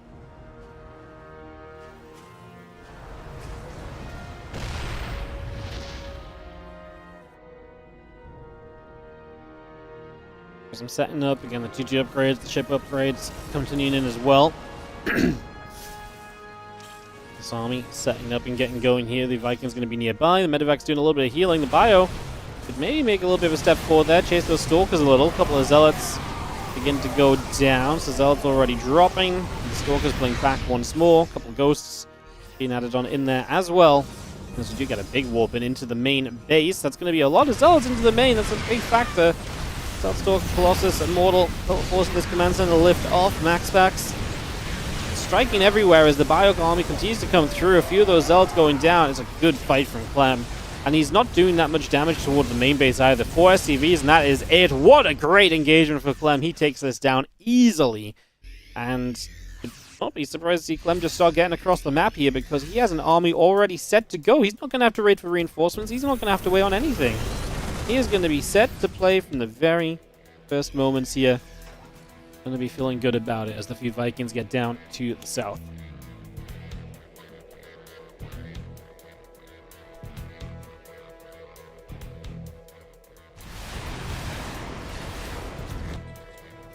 Prism falls as the Stalkers blink over the side. A couple of the Zealots charge through. Disrupt shot. He's going to land on a Marauder. The tanks turn around the other way. Another Disruptor shot just goes into the gap. Again, we chase up the Disruptor, taking lots of damage. I mean, you're basically reliant on these Disruptors, but you know CLEM and his micro capabilities. I don't think he's going to let these Disruptors do much. The thing is, as well, there's not enough Disruptors. Like, 2 Disruptors ain't going to cut it, and as you're replacing 2 at a time, you're already going to lose 2 by the time you get 2 more out. You're never going to get to the number that can truly keep CLEM back for a significant portion of time. This Disruptor shot, again, we just step back away from. And now Disruptors are on cooldown for the foreseeable future. This is going to have to be, at the very least, a base give-up from MaxPax, so going to go down to 4 bases here. The Zealots on the right side can actually come in at a good time as the tanks are on siege. The Vikings should just lift up. They shouldn't want to fight those Zealots. Unless we're just going to leave them on the ground to tank. I actually do think it's worth picking them back up, just in case Colossus come back into play. You can also use those Vikings to hunt a Prism. Snipe down, I believe, the Dark Templar that was in the back there. Disruptors actually going to get rid of some of the tanks. No, actually we got rid of one of the Disruptor shots. These tanks have been great throughout the game. Finally, they go down. Much better fight from MaxPax here. Good engagement through, and he is going to succeed in pushing CLEM away. Extra Zealots showing up as well. My concern still for MaxPax is forever going to be that his army composition is just not really it for a long game. Like, it can win fights and it can buy you time, but staying on Zardstalker Disruptor forever, like, obviously sometimes it will work, but it's a very unreliable army composition in comparison to having something like Colossus or Storms in your army. Obviously, DT is going to try and harass around as well. MaxPax might just feel like he's forfeit to this composition for the rest of this game at this point. Like I said, I do not love that for him. I do think that is generally going to be a problem. It's generally going to be something that's kind of scary here. The Medivacs boost. Well, at least think about boosting into the main base. They don't in the end. Another scan coming down. The Disruptor's still very much so gathering together. Well, Zealots warp in as well, so they're going to come out.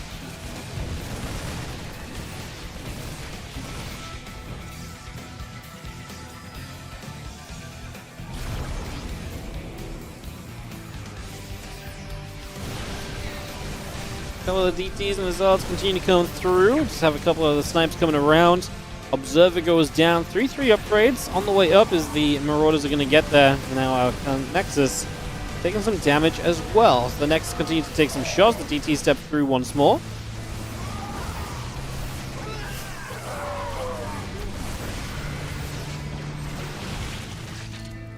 Zealots and the DT coming over. Stalkers as well. Continuing across is on the top side. Our cannon goes down. Another Disruptor shot just going to fly short of the rest of the army. Yeah, nice to see MaxPax stepping back into this game, because for a few moments it looked as though this was going to turn into quite a bit of trouble for him. Now, it seems a lot more reasonable.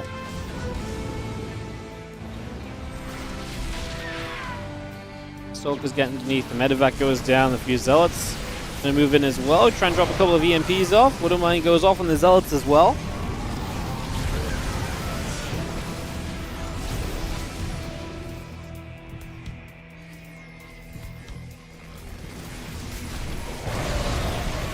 Disruptor shot just going to hit the bio and back around the other way. Disruptor's just continuing to fire through. I'm just going to be seeing our Zealot Stalker still trying to get there. We've lost quite a few SCVs here as CLEM is now trying to make a stance against this. The Disruptor will bully him back. A much better Disruptor count than what we were at originally, right? And now the Disruptors are starting to land as CLEM is trying to find a way to clean some of them up. Trying to siege the Liberators on top of this, but it's not working out. Loses a ghost to the Disruptor. Can we chase? I mean, the Disruptors are right in the front at the moment, so it really felt like a moment where chasing is absolutely viable, because you would get rid of the Disruptors as they fire, which means that you can't really stop the fire, which means the chase down is acceptable. Great micro back and forth between these two. Fantastic opening game. But MaxPax does not usually disappoint, and so far in this series, we are not seeing it disappoint either. So far so good as the Liberator comes up and it's going to siege a mineral line. At this point, denying a little bit of mining here or there for a while is huge, and we're going to start getting some probes. 3-4 workers. MaxPax responding, but yep, just going to deny the mining for a little bit, and that's going to be lovely. We are going to see 2 Stalkers only, which means the Lib actually does get away and continue to be used for a bit further down the line. Medivacs boosting right. I was going to say, does CLEM know, or does MaxPax know, because he was kind of following the boost, but it looked as though it was just coincidental, as we are going to see CLEM seeing this Nexus coming up in the top right, so wants to try and keep MaxPax back down to the 5 bases. As he's just taken 5 bases of his own. Over time, I think CLEM 5 base against 5 base should be great. I think CLEM in general should trade well here. Resources loss does suggest that that's the case. His army composition is just better, right? Which is why MaxPax really needs to rely on those Disruptors in a big way and hope CLEM does not have good micro. But this is becoming an issue. 17 probes just went down here. Cancel on this Nexus. The Stalkers do not get a Medivac even. And now CLEM, knowing so much of the army is top right, is going to say it's a potential dart through the middle of the map. Could have been a huge moment for him to just dive up the upper left, to the upper left side, because yeah, he kind of knew MaxPax was not quite where he needed to be to play defense. A couple more shots start to come through. A couple of Zealots begin to go down. So the Zealots will continue to drop here. Liberators are firing. Marine Marauder still coming about as well. 2 more Colossus on the way up from MaxPax. The Assimilator coming over. Medivacs will load, and they're going to go boosting elsewhere as the Bio Army continues to join up in that upper right-hand side. Medivac's going to go into the main, and they're just going to begin to unload. Big unload is going to be very frustrating to deal with, and now production going to be camped. MaxPax realizing he can't do much about this, but maybe a counterattack could succeed, because obviously CLEM has got a lot of units invested here, so at the very least, counterattacking might see MaxPax find some success. He is cleaning up in the top right. He is pushing straight down the map, like I mentioned. MaxPax supply blocked already, so reinforcements already off the cards. CLEM will have to regather some of his army. I need reinforcements in the main and natural, get those joined up. It's obviously interesting because as you lose orbitals, DTs become more of a factor, but we should be able to clean out the Dark Shrine here. And we do have still 2 DTs on the map, but they're not endless, right? That's the important thing, is that there is going to be an end to the DT harass because the Dark Shrine no longer exists, so should be fine as we move through to the natural expansion. Pylon still dropping again. MaxPax heavily supply block. Clem's army on the natural is already good enough to start pushing back against this. MaxPax realizing he still needs to do more as he loses so much of his production. He needs to get rid of bases. He needs to get rid of positions. Run into this position here. Planetary Fortress will go down. Even just the few units we get with the planetary before it all falls, though, it helps. As Clem comes across, finds another nexus he can get rid of. He scans top right, checking if the base is there. No, and it's not there. He just limits where he needs to be and how many positions he has to try and deny in this, moment. Clem with a 60 army supply lead. MaxPax has money to spend, though. If he gets some supply blocked, gets some new production up, he will be able to add at least some supply back into his game. Clem Stim's actually kind of low on HP on a lot of these units. The medevacs are pretty heavily drained of energy, and Slash just haven't had time to heal up the whole time because they've been busy moving around and so on.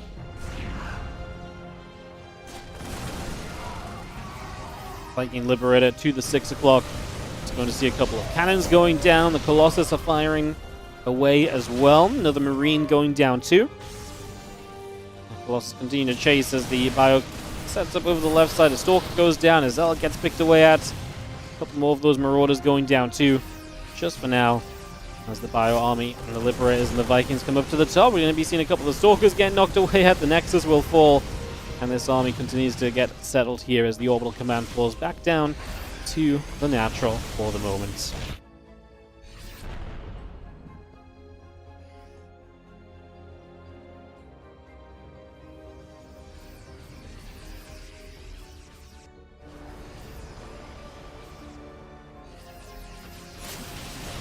Going to take a moment to turn as you do see a couple of Disruptor shots flying up. Another couple of Disruptor shots trying to land, but Clem has the full collapse in on this army. Fantastic opening game of this semi-final. That's the StarCraft we want to see as Clem takes the opening game over MaxPax. 1-0 lead for him here in the semis today. And like I say, that's exciting for us to see. As we're going to get ourselves ready for game number 2. Hopefully, will be just as good as this game number 1. Exciting stuff as we'll get this hosted up and into game in the next few moments, guys. Let's get that started up. Abby is barking away as well. Woof, woofy, woof, woof, she says.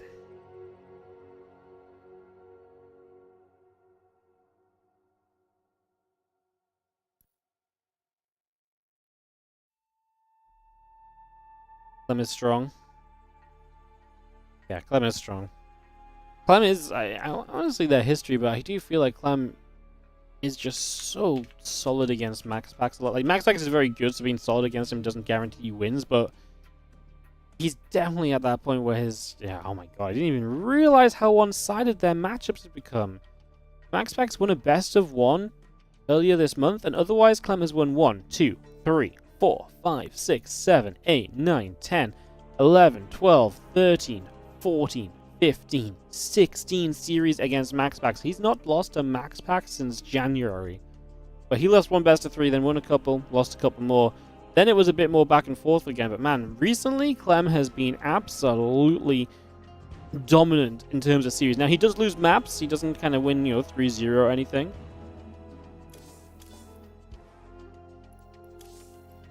But I was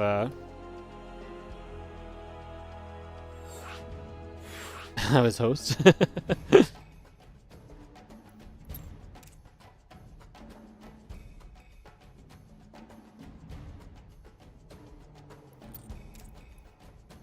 Alright, Clem getting ready up. So is MaxPax. I think everyone is here. Rex, let's go. Let's click the start button. I forgot I was in charge of the party. My bad.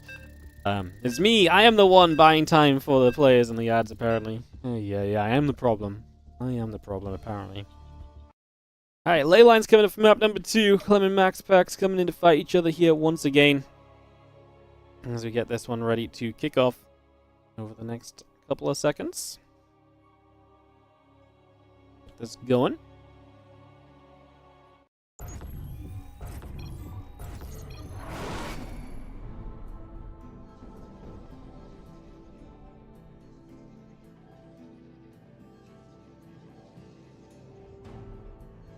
On the top right-hand side, our blue Protoss player here is going to be MaxPax, who is currently down a game after a pretty awesome back and forth. Because to be fair, Clem in the bottom left did take a pretty good lead early. I felt like MaxPax did a great job taking some fights to get back in. The problem was when MaxPax got back into the game, he was still on that worse army composition, and I think he got back into the game playing off of the Disruptors out Stalker and into DT, but his army never really hit like it should do in the late stages, so the repercussions of being behind early definitely were kind of, you know, alive and well there.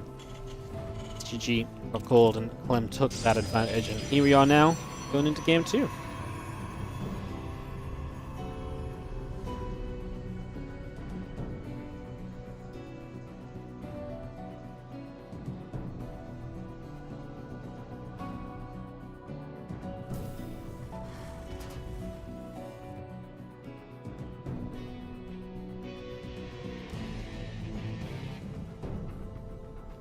Probably coming across, just on the move.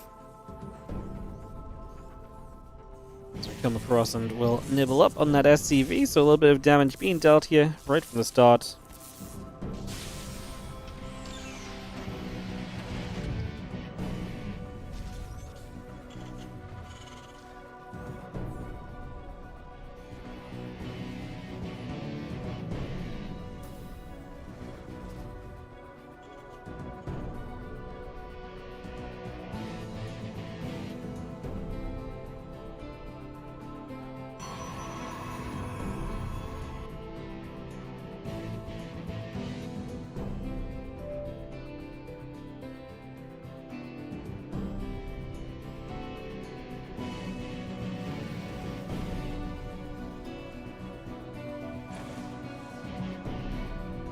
Okay, we're coming over.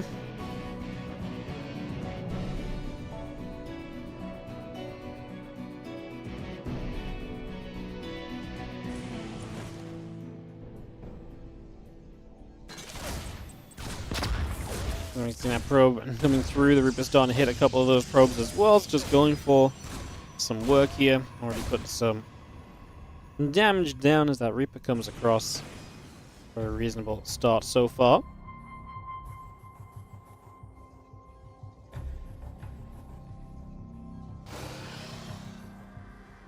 And Wolfgate coming through, the Twilight Council coming up, add a couple of the probes, and Stalker online as well. And the Adept will start shading out as 2 Reapers and a Hellion will begin to make their way out across to the other side. And away we go.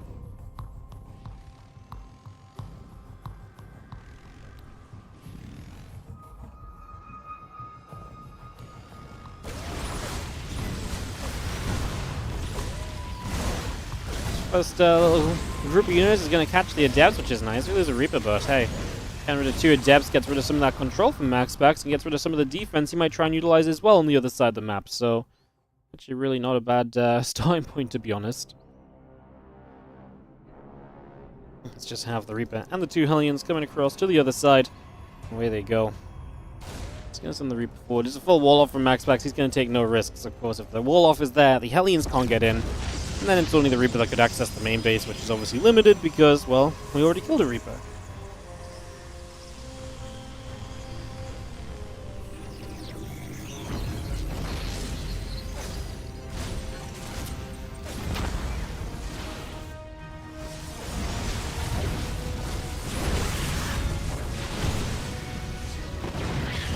We did in the end break through though for 3-4 workers, so we get some damage done with those early units as the wall-off finally comes down.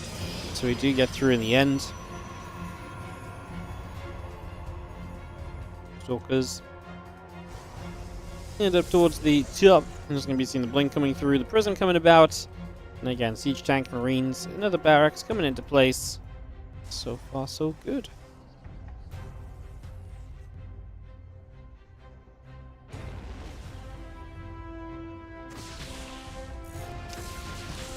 Bit of mine burrows and a few probes pull away to the sides. Getting out of there for the moment.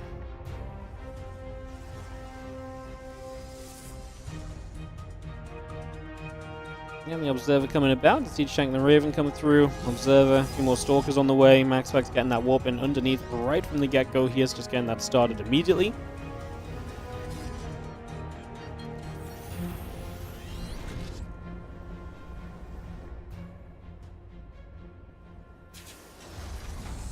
And Stalkers going to hop up in toward the main base, and we are going to see a Stimpack Under fire here. It's a very exposed stim location, but it's not super aggressive from MaxPax, so CLEM will protect it. But we still got over a minute to go on that stim, right? Like, it's only just started, so there's time for MaxPax to maybe find that, and it's a position that CLEM has to put some defense into, otherwise he loses stim, and that's going to severely slow down his next step of this game. A few Marines in the bunker will fire back at those Stalkers, so they get turned around the other direction.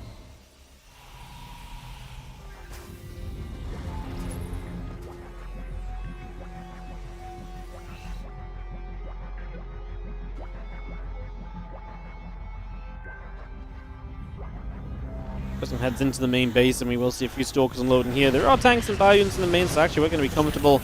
It's a very good defense from CLEM. It's quick, it's to the point, no waste of time. And MaxPax is not going to find any way to puncture CLEM's defense in these early stages and to start trying to get him to struggle along a little bit.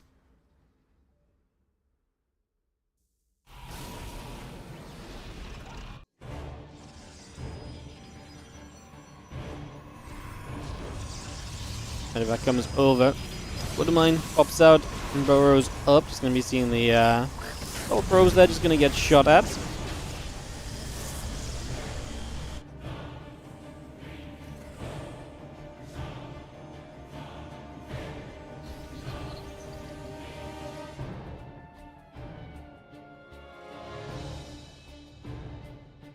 Again, our Storm and our Charge coming through, the +1 attack coming up. Our Stalker's going to set up at the front, going to try and poke forward here. We'll see our Bio, we'll see our tank hanging out strongly, and the Natural. Get a few more Zealots warped in.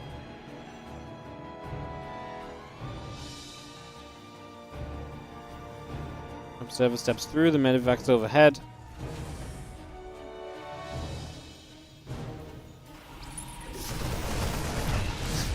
I was going to say, we don't even need to scan for the Observer. There's a Raven right there, MaxPax. It feels like a little bit of a mental error. There's absolutely no reason to siege up that Observer. Oh my goodness. MaxPax is caught sleeping at the wheel. What is that? That's horrendous. Just distracted by the drop, and he loses every Stalker bar one. That's truly brutal. That is just truly brutal. Nothing else to say about that one. That is going to be a CLEM advantage then for sure, as he is looking to be coming across the map. I mean, this is tough. We need some very good storms right now as the High Templars drop. That first storm was not it. And at this point, it feels like you're delaying more than anything else.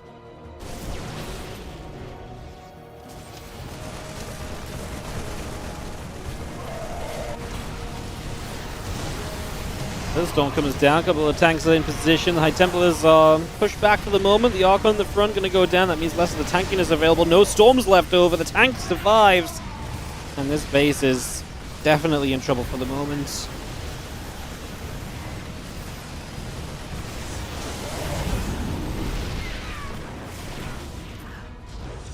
See a couple of units going down. Medevac going to go boosting across once again.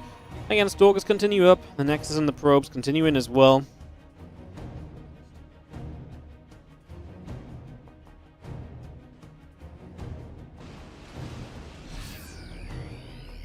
Bioarmy just regathering here as we get ready to head up to the top side of the map in the next few moments.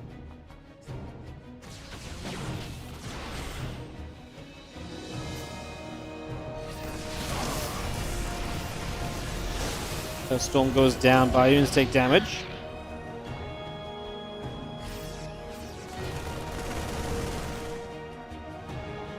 Ghost is coming up, the armor upgrade coming through. We had a couple of Vikings and Marines on in there as well.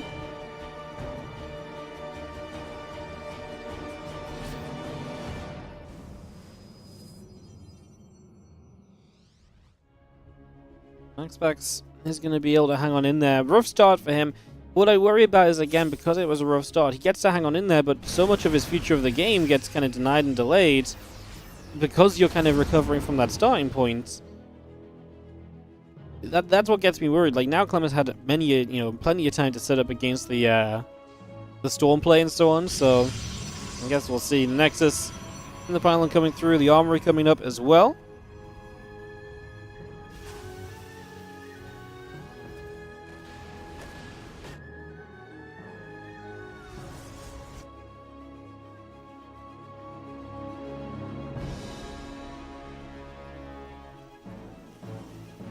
And the bio guys, you're just gonna need +2 attack coming about.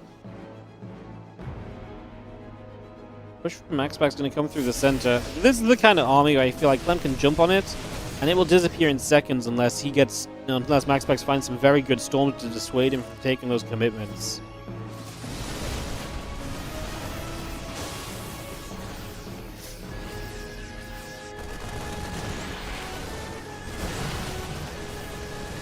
Couple of Zealot's going to take some shots. High Templar drops a Storm in. Little cheeky feedback on a Ghost as well. And that bio coming back toward the middle of the map for a few seconds here in Clem. And he's going to try and see what he can maybe get done.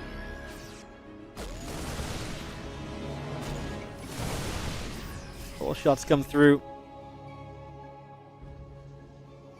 And again, we got our 2-2 upgrades continuing about as well. Viking and a few Marauders coming online. The ship weapons coming up. Marines are just going to get there and try and play some cleanup as well. So again, see if they can find some more value. Time is maxed. And it's going to find that Zealot run by attempt as well. Hey, MaxPax is successfully going to move into Colossus here. And this is going to develop into a later stage of the game compared to what it really felt like we were seeing. I mean, it really felt like early on we were going to see Clem killing MaxPax quickly. I think Clem is going to kill MaxPax a little bit to the top side. The 12 o'clock base under attack. And this army is just going to find the Nexus. The recall not happening because we EMP'd it. And this army of Clem just completely bypassed any vision of MaxPax through the top left side. So MaxPax had no idea what was happening, and the base just goes down. Costs you a few units as Clem, but we get out for the most part. I mean, Clem's going to be very happy there. The Viking's going to try and take a chance to turn around onto that Colossus. The Ghost tried to snipe, but the unit that was sniping got out of reach, so it got cancelled. Colossus takes some shots. And Clem turns around, still has a 30 supply lead at the moment, so still very comfortable at this current point of the series. Up a game, and looking good in game 2.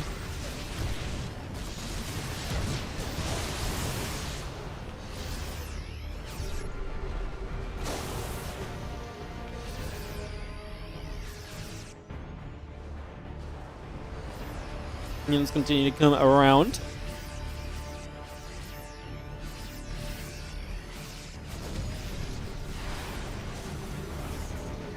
Storm comes in. Actually, nice Storm there. Cancels the snipe, keeps the High Templar alive, and both the Ghosts end up going down as well. Storm's coming down. A couple Vikings are going to go chasing. Well, I mean, there's 3 Colossus in the back. There's only like 1 Viking left, so the Colossus might actually have some potential here. If the Colossus kind of get left to their own devices and deal damage for a certain amount of time, there's a good chance MaxPax can succeed, and Clem Supply does not look super hot coming out of this fight. MaxPax, as he just swung this around, coming back across the map now, he might realize that this is time to go, because there's no Vikings. The medevacs are, going to be trying to heal up. We actually get rid of 1 medevac already. And we still have a Storm or 2 available, so I actually think this is the prime time to fight. None of the Ghosts have any energy here. Okay, the new Ghosts on the left side do. They drop some EMPs, but the High Templars are lingering in the back. Ghosts will never reach those. We'll try and stim forward for a High Templar, and we get it. But we are just going to split this army in half, and Clem, can he collapse on this? I don't think he can successfully. MaxPax is actually just going to push his way to the right side. Grab a couple of these units, start working onto this base. Clem had a good start in this game, but it looks as though MaxPax begins to turn it around with this push now, which is going extremely well for him. Storm after storm, Colossus putting in the work. We might lose the Colossus here, but we've still got a couple of Mortals on the ground and a ton of Zealots showing up. It's going to be very difficult to get through all of that bulk, as it looks like MaxPax has got game 2 in the bag. What a turnaround from him. Clem just across the map there, unsuccessful. Man, I mean, again, even just a minute ago, felt like Clem was still controlling the game, killing the base, doing well, but needs to be able to take the fights, and Colossus, especially with the thing he struggled with here, unable to get his Vikings to do what he needed to. Turn around from from MaxPax's. Clem drops the GG emote, never mind just a good old GG. The emoji comes through, and that is going to be us going to 1-1 between Clem and MaxPax here in this semi-final. Alright, set of ads, guys, helps support the stream and the casting and content, so we'll just run those while we get game 3 sorted out for everybody. As Error Home is going to be next.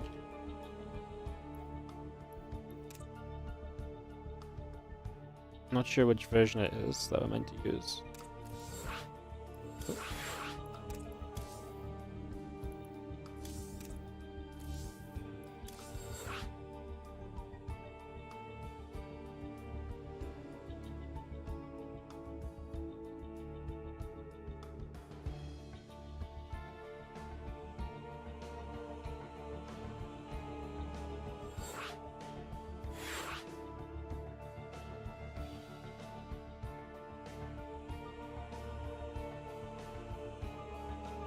Players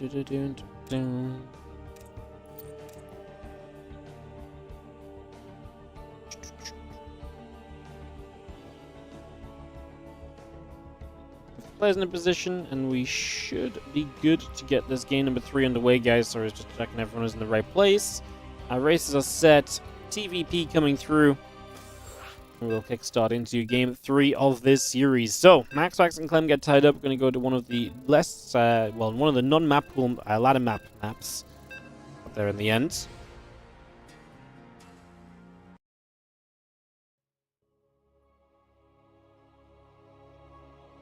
Let's go into Errorhome. Game 3. Man, really felt like CLEM had to gain control of that, but that's what makes CLEM MaxPax so fun to watch. Control and a lead does not necessarily guarantee you anything. The thing is, when CLEM is in those good positions every single time, it feels so unlikely that MaxPax is then going to come through and win one of these series, right? That is the bigger difficulty, I suppose. Because MaxPax feels like he has to keep on playing from behind to find a chance to win, which is obviously much more difficult to do.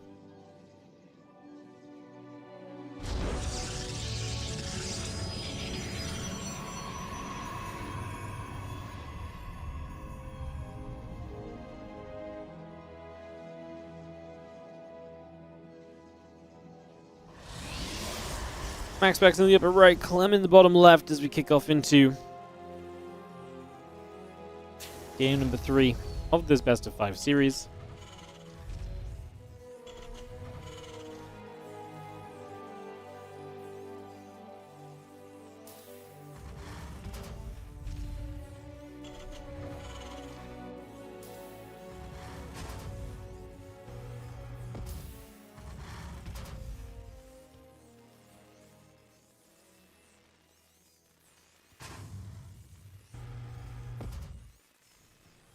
Oh, take a moment to breathe, because it's been pretty exciting so far. We'll head into this next game to see who will get up onto match point. Remember, this is just the semi-finals. Finals after this will be a best of 7 against Hero for whoever succeeds in this rivalry best of 5 that we've currently got going on. The probe doubling up at that SCV.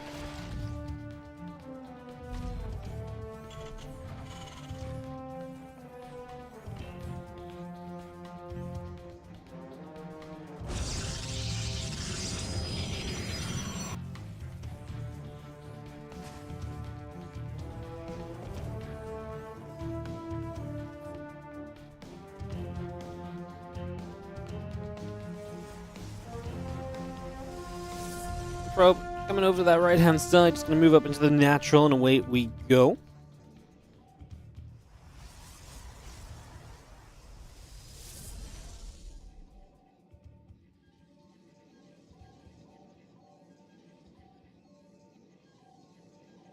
Probe just hanging around the back. Again, the factory coming through, the CC coming online. Get that underway for a few moments here. Get ourselves settling in.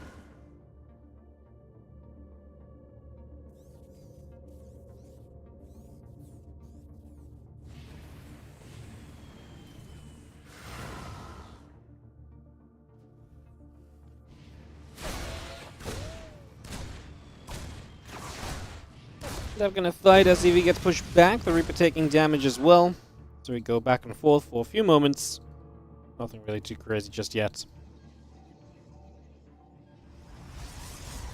Early on. And not too much happening just now as we continue through.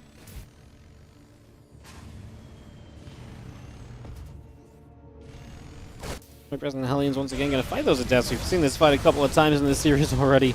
Once again, CLEM is going to succeed. We lose one Reaper. Do we lose a second? We will. Okay, 2 Reapers go down. The 2 Adepts fall. MaxPax seems to be okay with that. I mean, it keeps happening, so I can only kind of presume he's okay with it, I guess. Okay, coming through. The blink coming up. Extra couple of gates coming about with that robo facility added on as well.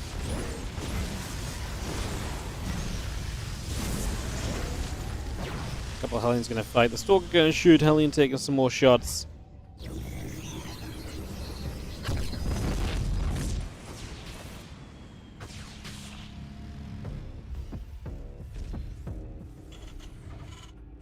See the couple of Hellions and the Reaper still move through. The Raven coming up. Add a couple of Marines on in there as well.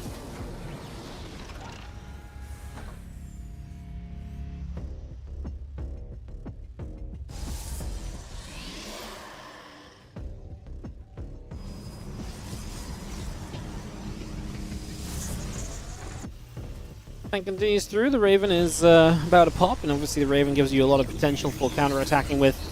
So we'll see that being a choice right here. And there's a couple of units hanging out on that watchtower. Again, Blink going to be finishing up shortly, get a few units into the bunker, and that Raven very much so just escaping out up to the top side of the map. Away we go for the moment. So yeah, Raven takes its chance to move across and make some moves. Again, the Observer coming about, the Nexus coming online.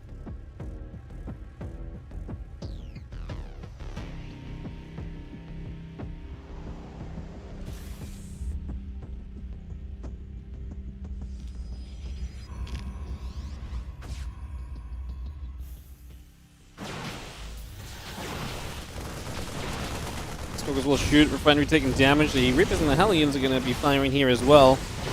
As you do see the Stalkers continue to shoot. Again, a couple probes going down already. Hellion moving into the main base. And that Hellion is going to be shut down as the few Stalkers get across. The probes will take it out.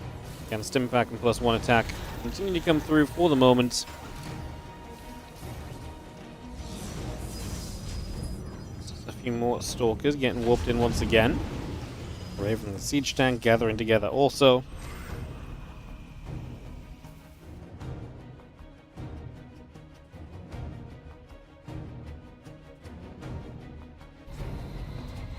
Raven pulls back. The Observer's still moving into the main base. We're not going to see the Order Turret going down. We will get the Observer. The Stalkers blink. I imagine the initial plan there is to try and get rid of the Raven. So the Raven, I think, drop another Order Turret. Yeah, you want to make sure this is a good enough defense because you obviously have the upgrades right there on those tech labs. So you don't want to give any room to, fall apart. You don't want this to go badly for you or anything. So making sure that that's going to be the case as the Robot Bay comes up back at home from MaxPax, so he begins to get his future tech into place for the moment, getting that set up.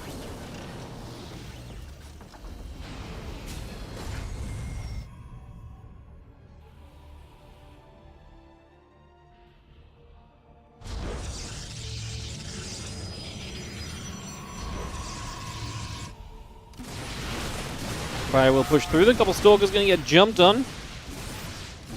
Going to be able to chase there and actually gets one Stalker on the tail end, but of course much better for MaxPax than the last game where all them Stalkers ended up going down. Remember, CLEM got that catch and that was so huge for him, and it still wasn't good enough.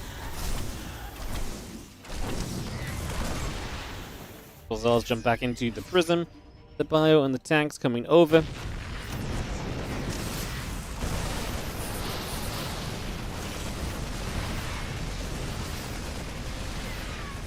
Robot facility, I'm gonna get taken down, the gateway coming about.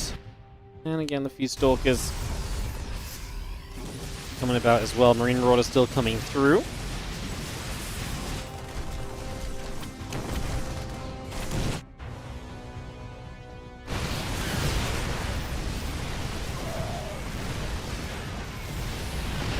Tank's gonna fire up. You do see the Stalkers getting pushed the other way, man. CLEM's position is good. He lost some SCVs, but the positioning is fantastic and obviously very aggressive here because we've got no third CC behind this. So this 5 racks is looking to find value. The Immortal in the center on that right side, a little exposed. As we run down the ramp, we'll clean up the Widow Mines, but the Widow Mines do get to fire, and so I love the turnaround. We actually get the Immortal there. And if the techier units are going down, the rest of this is unlikely to do much else. GG's, and CLEM is going to take it to a 2-1 lead in this best of 5, a map away from finals against Hero. It's kind of crazy because I keep casting a lot of CLEM Hero lately. Obviously, they keep playing in the finals, but right now I'm in a phase on YouTube where I'm looking through my YouTube my VODs to kind of pick apart matches to put on YouTube. I'm like, oh, a fantastic CLEM versus Hero series. Cool. So I put that up like 2 days ago. I'm like, what's next in line? I'm like, oh, another fantastic CLEM Hero series. I'm like, is there any other cool series like between those that we can put in? I think tomorrow I'm gonna end up uploading my 4th Hero versus CLEM series of the week on YouTube. Can't complain. They're good matches, but it's a little amusing as Hellscape is map 4.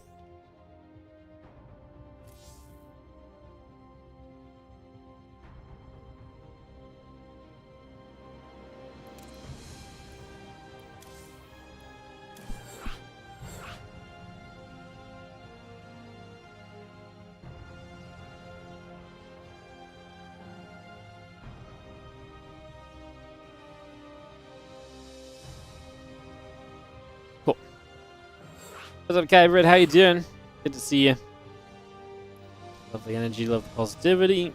Let's move a couple of people around as we get MaxPax and CLEM into position. Ready, GLHF, and I think we're going to be good to go directly into that. What's up, Nicholas? How you doing? Good morning to you. Thanks for casting. No worries. Thanks so much for watching. Appreciate you. Thanks so much for tuning in as we get ready to go. Into Hellscape here for map number 4, CLEM on match point. It's been a fantastic series, though, even if this one ends at 4 maps. Those first couple of games were great. Third game, CLEM finds that aggressive push. CLEM's been so good at finding the aggressive pushes lately as well. I really feel like that's something he's started to excel at as of late, so love to see that. Very cool to see as we get ready to rumble. Let's do this. Let's get this one up and running as we have got ourselves in the top right corner the red Protoss player. This is MaxPax, as he is going to be down a game in this series. Can he bring it back to give us a 5th game of the series? We will find out very shortly here as we get this up and running.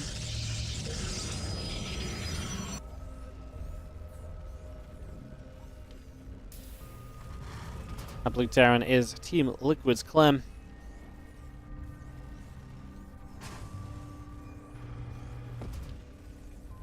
As we bring this through.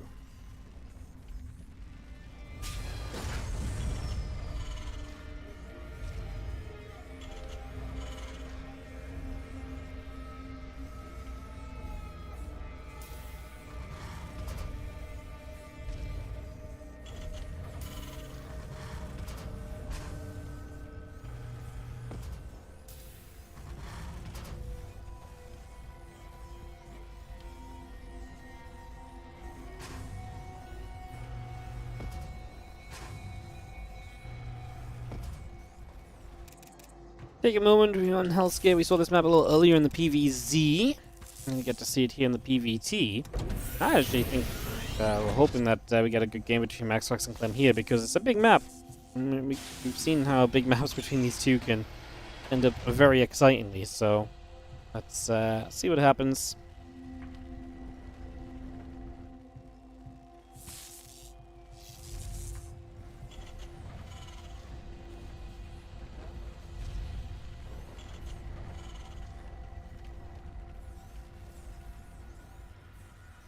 There's going to be the Factory coming in, the Reaper coming up as well.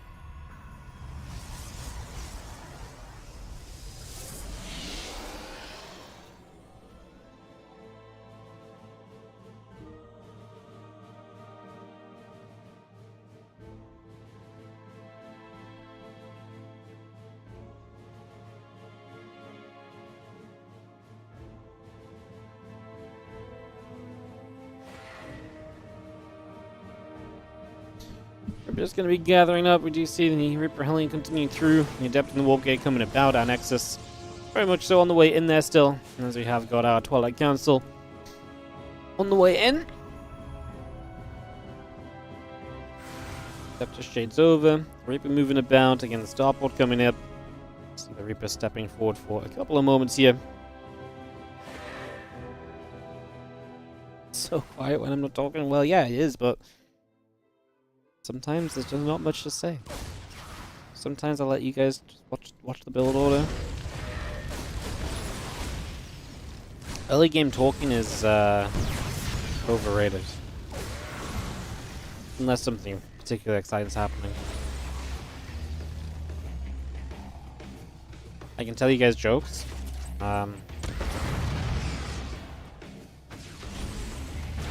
Why did the Adept cross the road?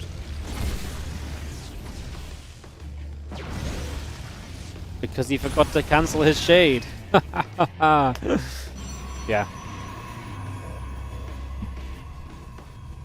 See? Would you rather hear that, or would you rather hear me be quiet? As the Adept moves around, Nexus gets going on the 3rd base. There's a GCR Cyclone. A couple more Marines coming through. Siege tank getting going. Your brain is crying. Oh, I didn't mean to make you laugh so much your brain cried from laughter. Damn. Didn't think it was that good. Cyclone will pull back down to the bottom and obviously is actually going to find the Adepts. That's going to be a nice shutdown. It's the Raven again here from CLEM. Siege Tank on the way out. And MaxPax just chrono boosting his blink still. The next few moments. Poison, how you doing? Thank you so much for the 8-month resub on the Prime. Thank you so much. Hope you're doing well.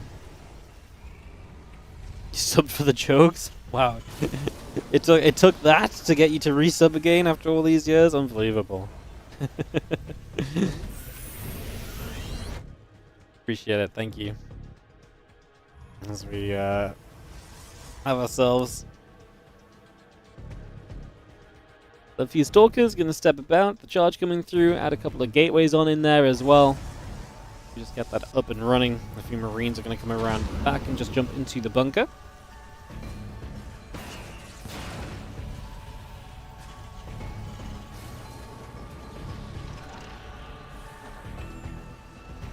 A sub for each joke? Well, if I tell another joke, you guys are gonna sub again? I've really extended my extent of jokes, I guess. Oh, that's gonna be another dead observer here. It's really nice because now no high ground vision, so you're not under threat in the main base.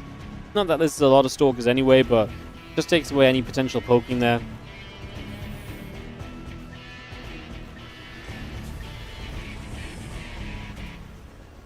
That factory moves over and another Marine starts up.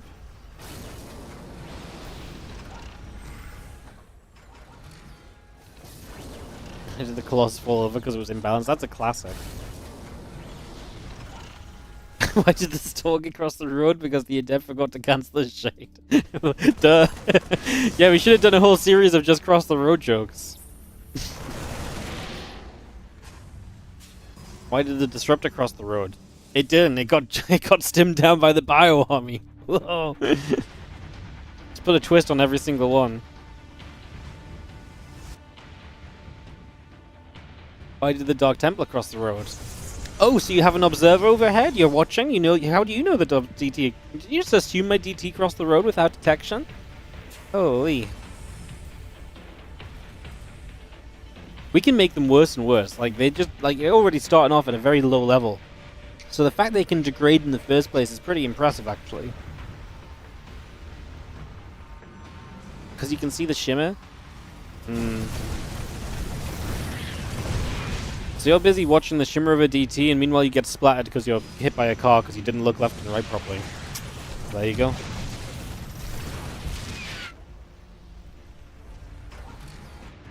Five probes going down as the Raven auto turrets its way to some success on the other side of the map as CLEM gonna step forward. These Stalkers will take a few shots and just trade with their blinkbacks.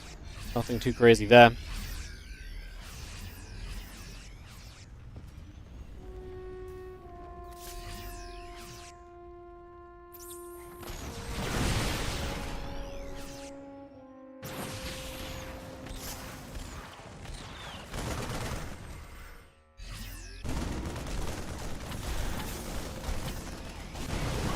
Alright, just gonna step through. A couple of Zelts going down. Stalkers, Colossus, the Immortal.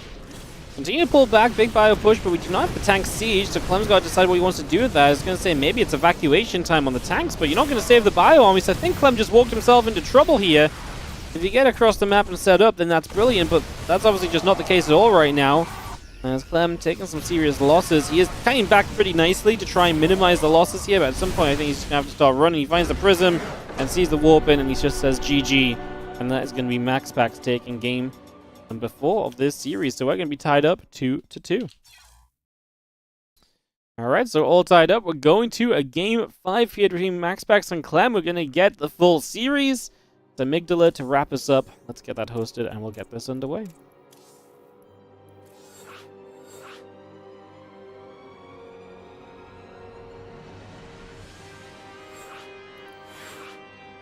Yeah, I've got a great joke lined up. I think I might make you guys actually leave the stream. It's gonna be great.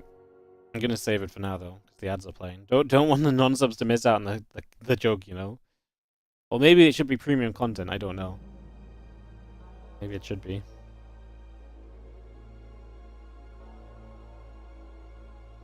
Ready, GLHF? I felt like we were just missing someone. Looks like we're good now. We can go into game number 5.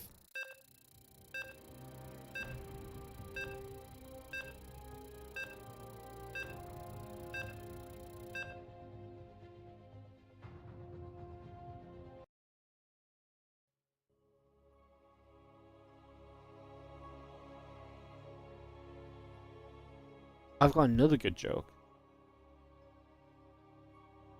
I've got 2 good jokes. I've got 2 lined up.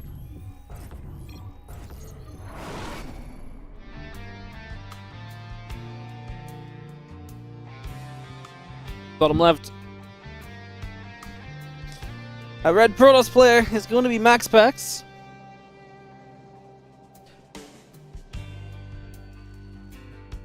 Top right, our blue Terran player is CLEM. MaxPax looking to break a big losing streak against CLEM here today. If you can win this map, see what we get.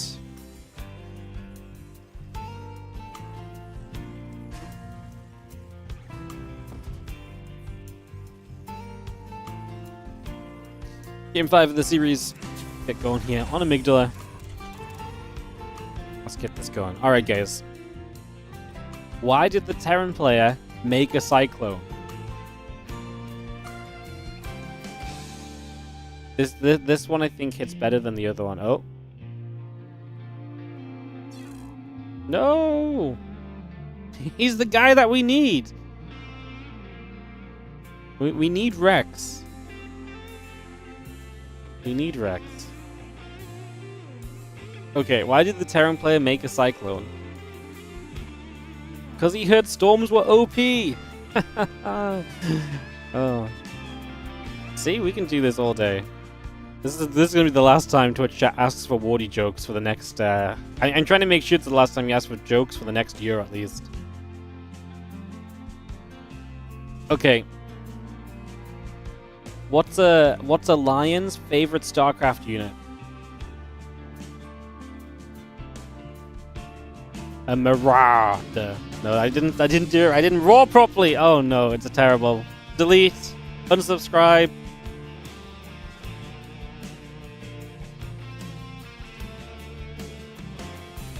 Terrible delivery. I choked. Yeah, I choked. Game paused. Yeah. We're gonna restart. Alright. I'm gonna get this one set back up. I was gonna be like, in my head it sounded so good, it was like a marauder. Marauder. I don't know how to do it anymore. In my head it sounded so good. When I tried to say it, it was absolutely heckin' terrible.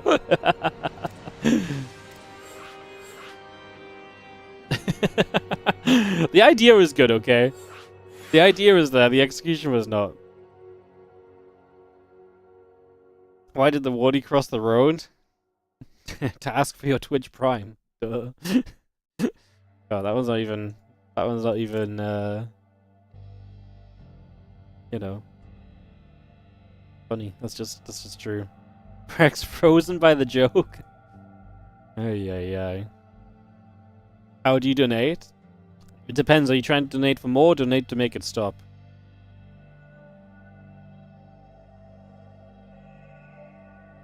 Do I live in an apartment or a private house? It's a private house. And why do you want to know? Are you trying to hunt me down?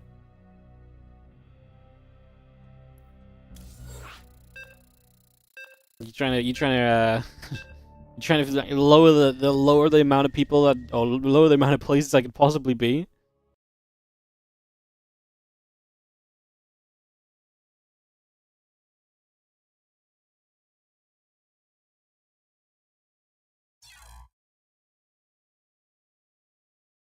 They're called detached over here. Oh, I see. Like that. I mean, you can have, there's other house types than an apartment, right? Like, there's a lot of different house types.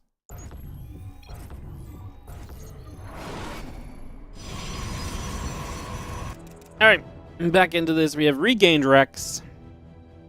Which is exactly what we want to need. He was my best friend in grade school. Yeah, what, you trying to get my questions as well? Joke's on you. I had no friends in primary school. Never picked that question. There you go.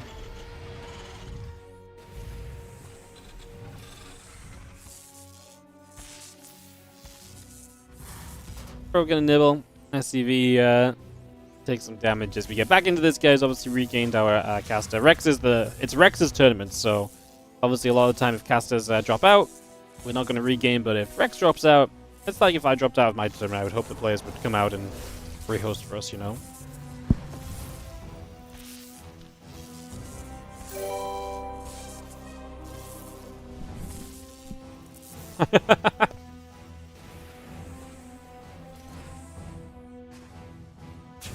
V Wintermule with the £10. More jokes.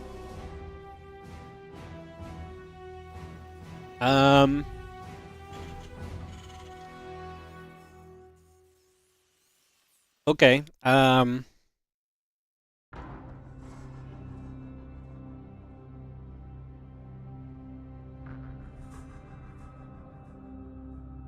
Why was there a dog on the map?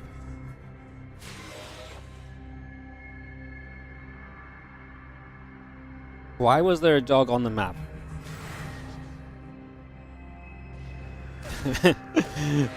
Because it was the LE version. Ellie, ladder edition. Ellie, the dog. She is about as unimpressed as you guys are, I think. she's like, really? This is my appearance on the stream today? God damn it.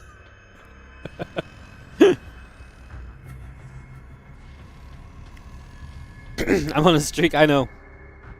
Look, I've been unleashed now. Once the jokes start, they don't stop coming.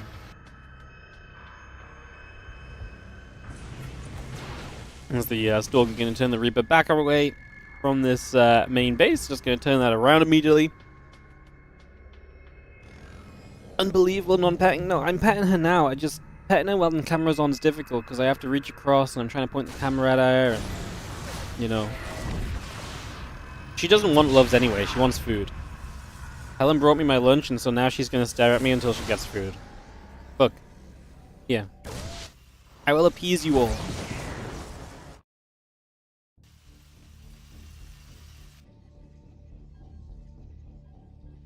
And that's all she can have. Because we can't afford any more unless you guys use your Twitch Prime on the stream today. Raven coming about, and the factory is coming through. As you just see our interference matrix coming online as well, the siege tank, barracks, all coming up, getting underway.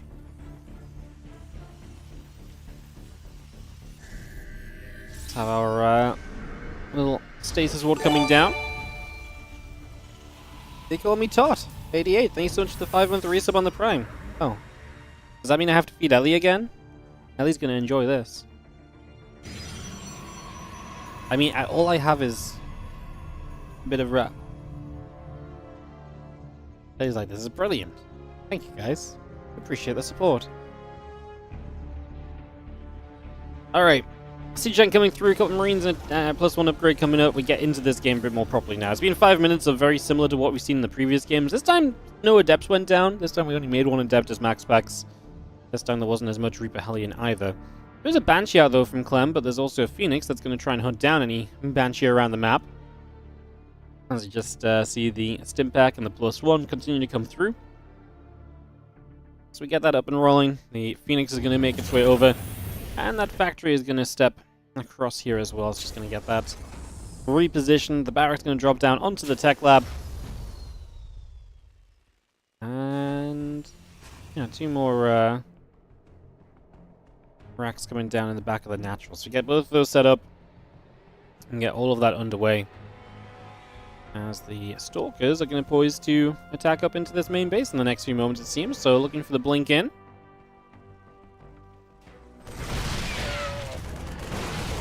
Phoenix going to lift the siege tank up in the skies. We're just going to be seeing the Marines. Going to be firing. A couple of Stalkers. They get turned around a little bit further.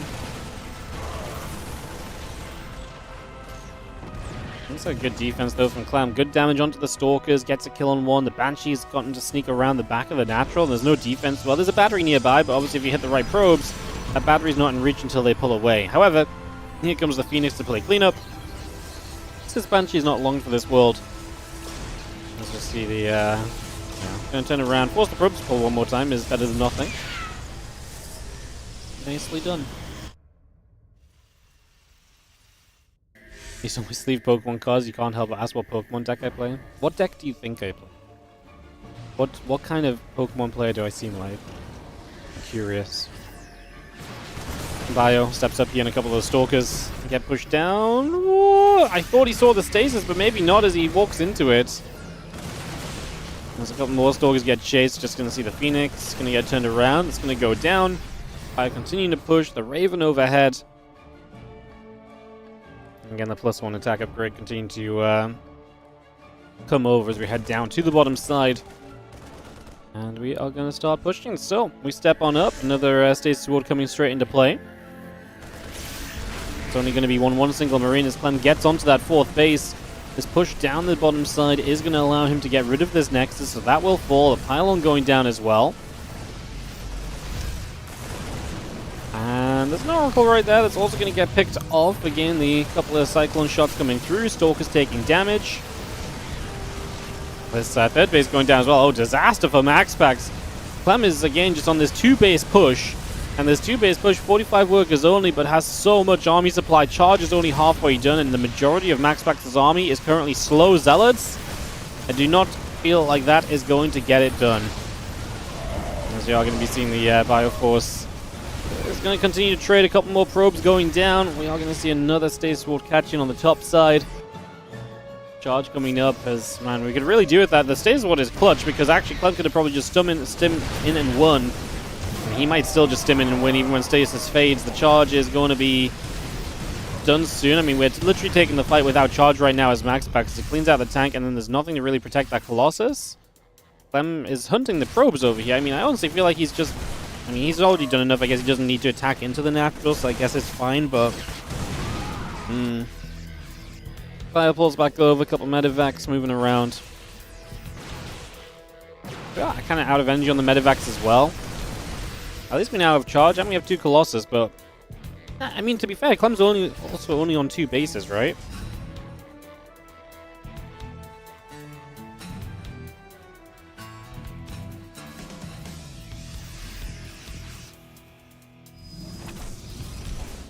We'll have a Zealot getting there, the SEV falls. Just moves into the main. The Marauder going to get there, hitting the Zealot as well. Again, a couple more Vikings, a couple Marauders, all continuing up. Raven on low HP. As the Bio gets there, gets that clean out. A few Zealots going to get through for a few SEVs as well, so just away we go. 9 workers. MaxPax trying to fight his way back in this game. This is why I'm a little scared for CLEM, because, like I say, I think he's far enough ahead this doesn't matter. But it is kind of scary because, like I say, I mean, it really felt like he was in a position where he could have just fought the army. Instead, he tried to chase probes and walked into a stasis. If he just chased the army, I just don't see a way MaxPax lives. I just do not see it as the storm continues up. The Nexus on the way.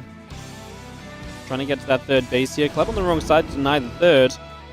The big lift up could go for the drop into the main. The army's kind of here, though. The 2 Stalkers are not that scary because there's only 2 of them. And we'll unload and force them back.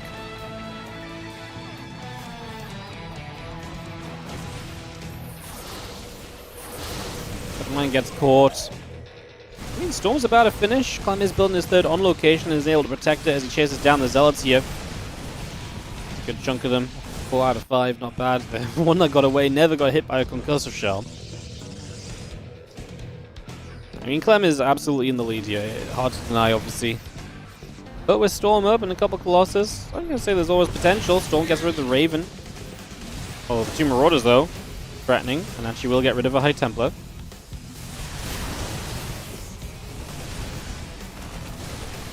CLEM's got a split push. He's actually going to hit the natural at the same time. Going to pull the Colossus this way. That allows the 3rd base to be denied again. He's going to run all the way into the main.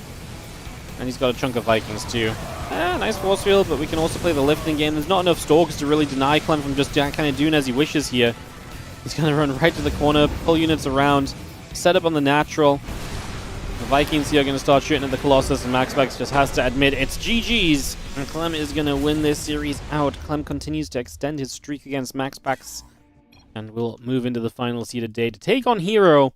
This time we actually will head to the NA server, which is where I tried to go to earlier, ahead of this matchup. So we'll be heading there as we go on over to Americas. I'm going to throw us to a quick break, guys. We'll be right back I'm just going to grab some lunch. So we'll be right back, and we'll head into the finals. MaxPax Hero, best of 7 after this.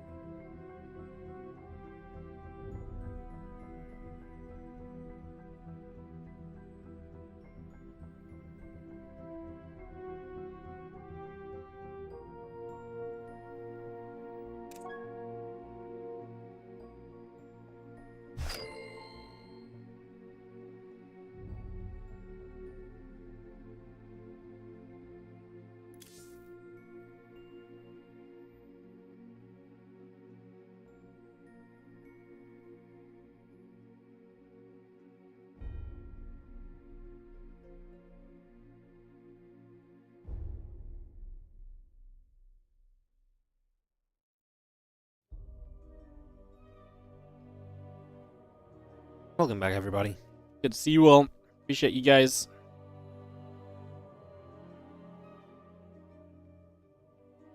As we're going to kick off into our grand finals. One video each, into map picks here in the Rex March Madness, CLEM versus Hero, best of 7.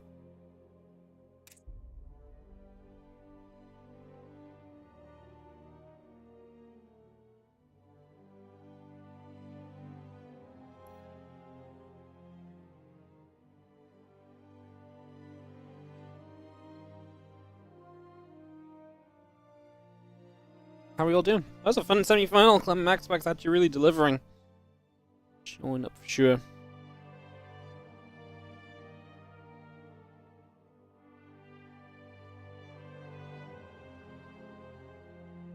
Do, do.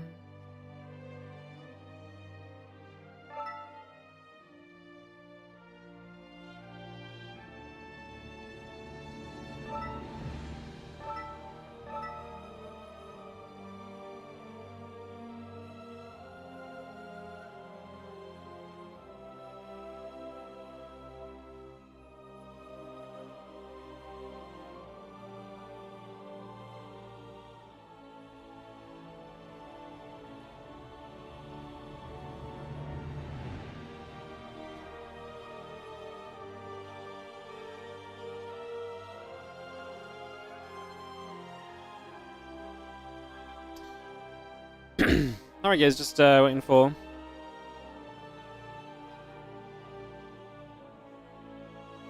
game to get set up as we veto Hellscape, apparently.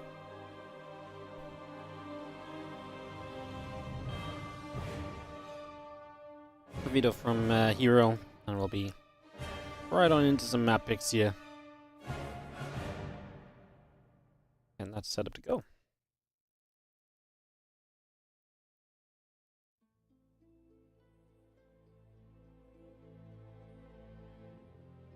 Beautiful.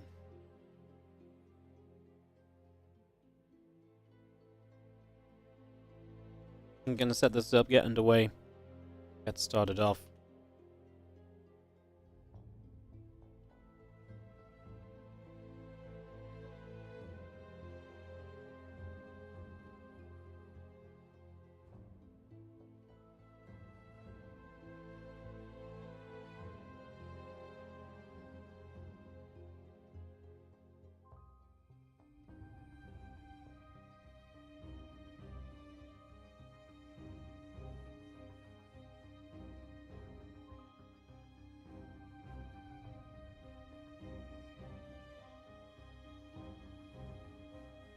Never home viewed by Hero, so we'll be heading into Ultra Love for our opening map of this best of 7 final today, guys. So we get that ready to roll out. Get that up and running here in just a few moments. Kick this off. And thank you for the support today, guys. If you're enjoying the stream, do consider again all the usual stuff. Like and subscribe on the YouTube. Again, it takes a couple moments to like on the YouTube, and it helps out a whole bunch. How many are we on? Let's have a peek. That's why YouTube gets into trouble. That's why the YouTube viewers get into trouble. You guys... Oh, actually on 58 likes. It's not too bad. But you can do better than that, so keep it coming. Obviously, if you're really enjoying, guys, do consider supporting the channels further. You can subscribe, you can donate, you can cheer on Twitch. All of it helps us out to use your Twitch Primes. If you've got your Primes available, we're trying to really get back to 700 subs. It helps us so much being at 700 to keep us consistent with being able to run the tournaments and just fun stuff. So if you guys can help us out with that, that would be amazing. And, yeah, we should be good to go in game in a few moments. There's obviously the Patreon page as well. I have already mentioned the Patreon today, I believe, so won't go further onto that for now. But we are creeping up to our Patreon goal, which is all directly heading into tournament prize pools as well, so allows us to run more tournaments on top of everything else, as we have got Ultra Love, Talisman. Oh, I haven't really seen Talisman yet, so that'll be fun for map 2. El Dorado, Amygdala, Whispers of Gold, Leylines, and Frost for our 7 maps. Frostline, yeah, there's that last map. Say the full name, so just cutting off halfway, shall I?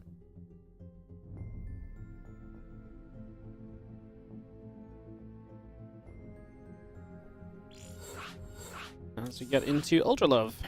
Like I say, to start this series, hoping for a banger. Like I say, CLEM and Hero, the last few times they've played, have definitely been delivering some very fun back and forth matches and series, so very much obviously hoping that continues here today. Last time they played, they actually traded Series 2-0 and 0-2. Either side on the Monday Night Weeklies. Actually, CLEM, Hero actually won 4-2 overall. That was yesterday in the Monday Night Weeklies, so Hero won 2-0, and then I guess CLEM won 2-0, but Hero won 2-0 again, so I guess Hero won that event. CLEM beat Hero in the semifinals of Pigsty 4-3, 1-0 for Hero. Last week, a couple of weeks ago in Monday Night Weekly, it's been back and forth between these two, much more so than it was. CLEM actually was very dominant against Hero, start of 2025, end of 2024. But Hero's really stepped it up, really finding some answers recently, and able to put himself in good positions as we set ourselves into this grand final. We should just be moments away from kicking this off. I think we've got everyone online and in-game, so we should be able to go into this best of 7. Hero versus CLEM coming at you. Just a couple moments.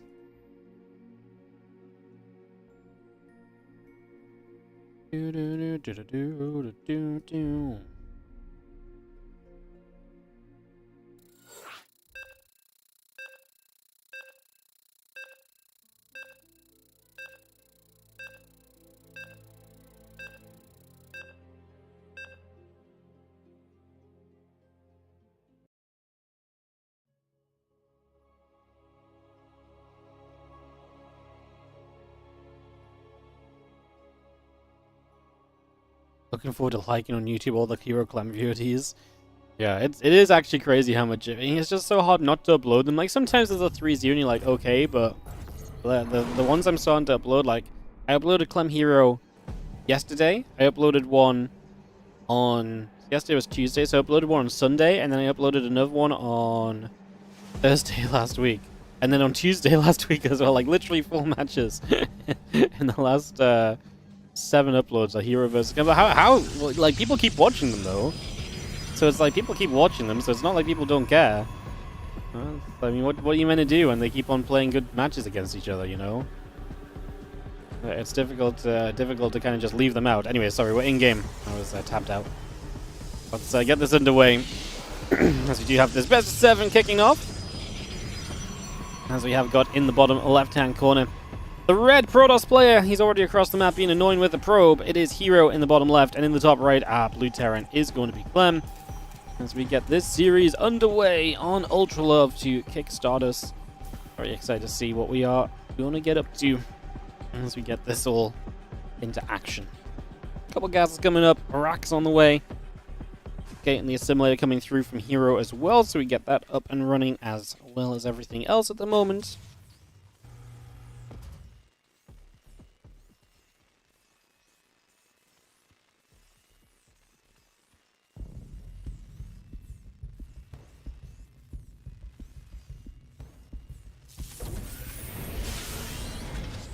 And Probe just coming across and nibbling. The SCV taking some damage, taking some shots. A few hits coming through already. As that Orbital and the Reaper continue to come through. Cybercore coming up. The Nexus coming into play as well.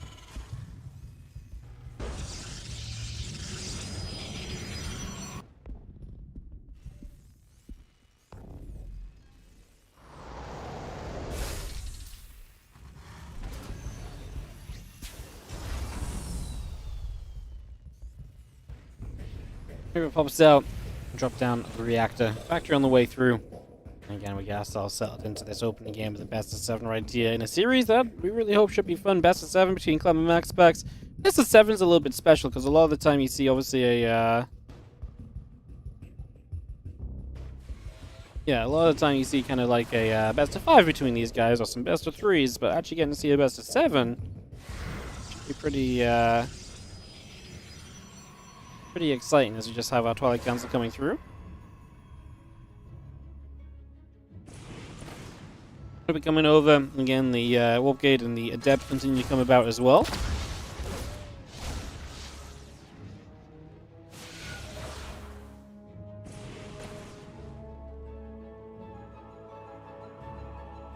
Moves about again. The Twilight Council coming over. I'm just going to drop like a gateway into play as well. So we keep that going. Wouldn't mind. Sets up Starport finishing in the main base.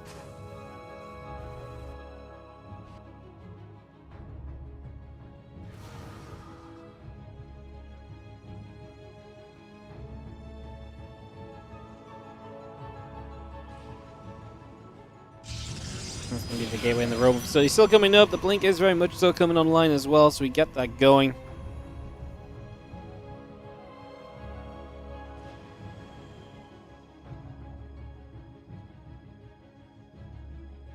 There's obviously a couple of gateways coming up and gives us that blink opportunity here over the next little while, so we get that up and rolling.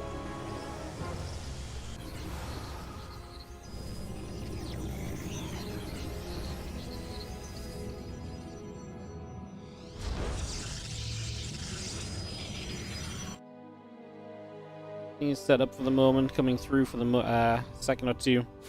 So we just get that underway with the Widowmine drop coming around the left-hand side, going to be heading into the main base. So CLEM, we're going to be the first to strike for some aggression.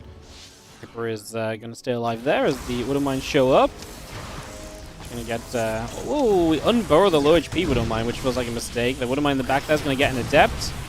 We don't save any of them. Yeah, unburrowing that low HP one was just a mistake. I can understand maybe you wanted to buy some time, but or something along those lines, but that just was not it. That was not the play. So unfortunately, that's going to be a little bit of a disaster.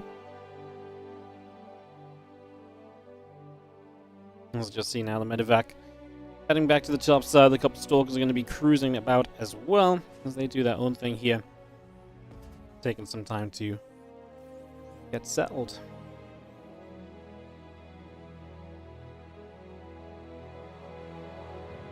Stalkers gather up, the observer nearby continues to come through for the moment, heading across the map.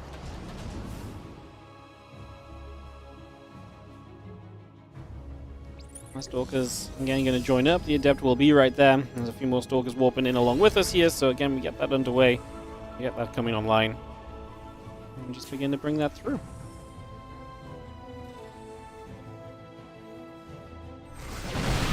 Stalkers blink up. We're actually going to go one of the more aggressive blinks we've seen today. Double siege tank here. We take so long to get rid of them both, but we do get both in the end. It just costs you a lot of stalkers, obviously, so not exactly ideal to lose so many stalkers like that. A little bit of a shame. A little bit scary. As we have the couple of probes continue to come back around. Yo, Ascalon, thank you so much for the 62-month resub. Appreciate it. Welcome back. As our few SCVs will get to work here and try and keep this bunker alive. But Hero, as he loses some probes across the map again, he will get some SCVs at least. So damage being dealt, able to put some work in, as mentioned. A little mix of results there, really. All in all.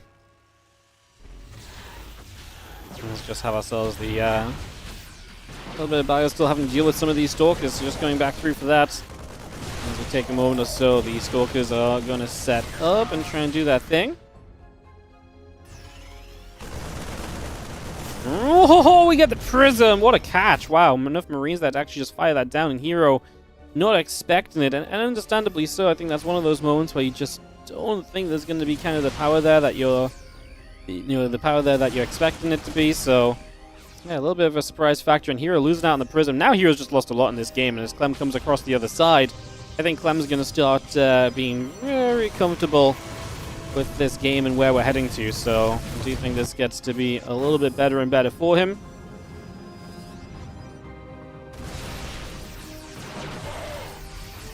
Just having the army still gathering together, just going to be seeing the bio coming over, the few stalkers coming across as well. We've seen the Zealots, the Immortals, the Stalkers continue to come through, so again, continue to step across just for now.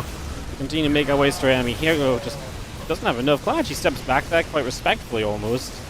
I almost like to see a little bit more disrespect from CLEM today. I feel like there's been a couple of times where I'm like, I really feel like he can fight, I really feel like he can take an engagement, he doesn't. Or he can, not necessarily take an engagement, like take a big unit out like the Immortal. Obviously, he does kind of here. Just playing it safe. I mean, CLEM playing a bit more cautiously than I maybe would ask him to. Probably not a bad thing. Let's be realistic. So, yeah, probably ain't nothing wrong with that. As we do see 9 more probes dropping off. Add a couple more onto that list, and we are going to have ourselves a game 1 victory for CLEM. So CLEM going to take the first game. This is Hero's server preference as well. So actually, pretty nice for CLEM to be able to grab a game on his opponent's server pref. Should be pretty big for him. So again, just going to move back up toward the natural. The couple of Stalkers and Immortals are going down too. The couple of Zealots are dropping as we speak. We're going to unload back across the side, and that is going to be GG's. We are going to have ourselves a game number 1 victory for CLEM. So CLEM takes the opening game, and this best of 7 starts off in the Terran's favor.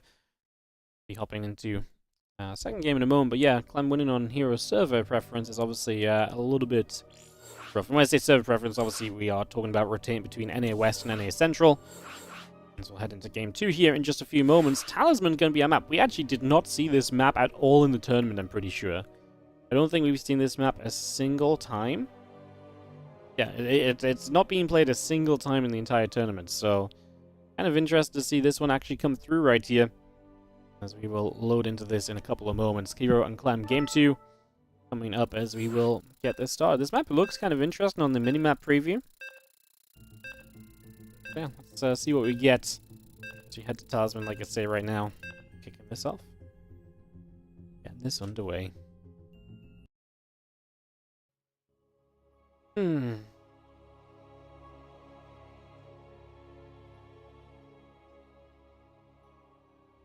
Alright, let's hop in.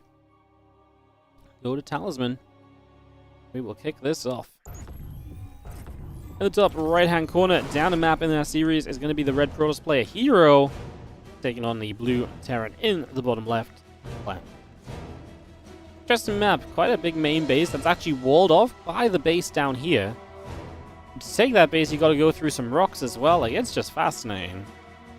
Very intriguing layout. Lots of drop potential down this bottom side. Great map to actually great map for Terran, because you don't have to deal with Stalkers blinking around, right? I mean, if Stalkers want to blink, they have to blink here and then inside, or walk all the way around. Like, it's actually a very good defensive 2-base map, I think. So it'd be interesting to see if that's something that the players kind of take into consideration when you look at their builds. It feels very good defensively. Maybe a little bit exposed to drops or so to make up for the fact that it's not really exposed via ground at all. So maybe something to that effect to look at.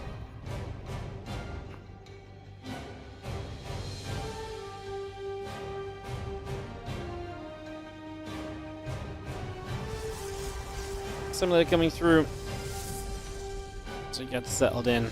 Take a few moments to ready yourselves. Gateway building up.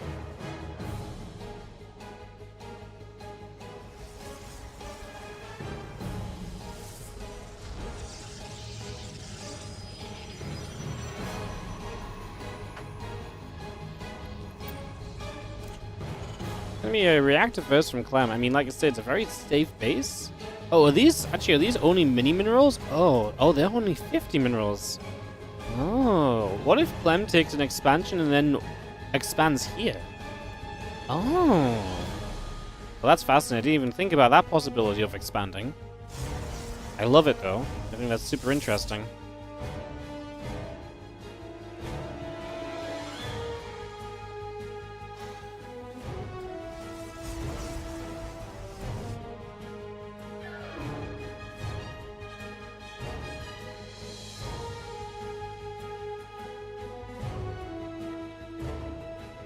Probe coming across. Again, couple of Reapers in the factory set up. As the probe is obviously allowed in here, is able to come through. So, oh, is it because it's a slide? So interesting. So you can actually get down there without the wall being broken down. Oh, this is super interesting. Worker only slides. You can only move workers up and down this area.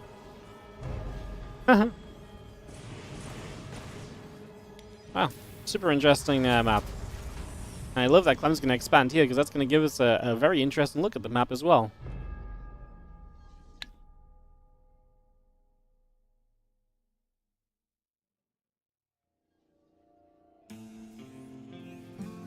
I'm super intrigued. I want to see what Hero's build's going to be as he goes blink, but how aggressive will the blink be?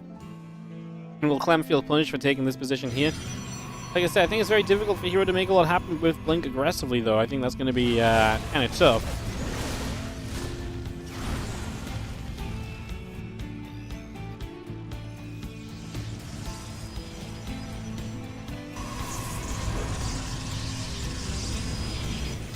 that blink coming through. The siege tank and marines come up. The starport getting set as well, so we continue to bring that in right now.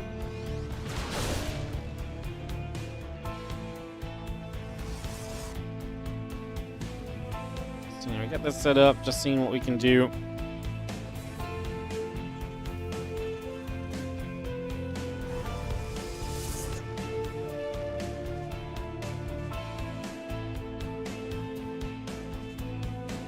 From the Hellion coming back around, so it's going to move back over for a few moments here.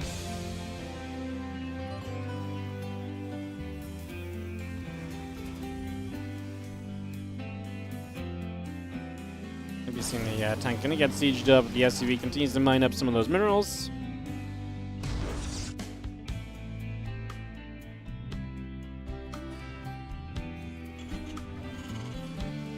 Again, that blink about to finish. Robo facility coming through. A couple more pros on the way out. Observer coming about.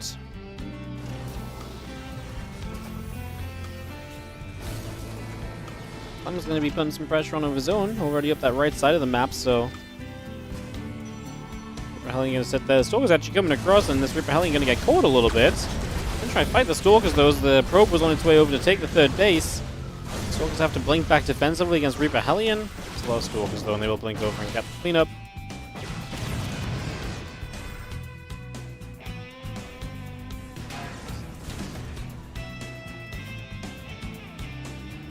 Marines and Siege Tank both gathering. And Marauder on the way through. We got a Stim Pack coming up as well. Just bringing that straight online. That's again another nice shot, and that Stalker does get denied, pushed away, cleaned up for the moment. Nicely done.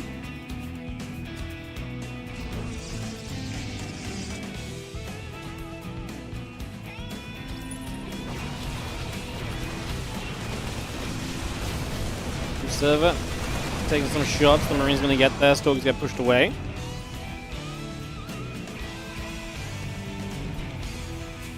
The charge will be coming online again. The next and the Forge coming up also. We jump straight up. Observer is going to go down, surely. Yeah, we get it. And now we start to trade up with some of these Stalkers. These Stalkers are already going down. So here, trying to find ways in. But like I say, it's just so much of an easier defense because you can't ping-pong between bases as easily. So you're really kind of one-dimensional on your attack unless you start splitting Stalkers up, but Stalkers usually work better in big numbers.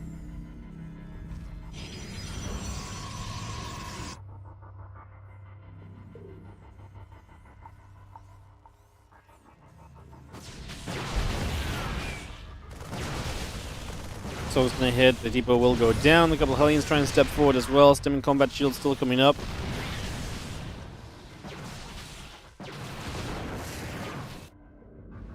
Stalkers will shoot, the Hellion taking damage, Refinery taking shots as well.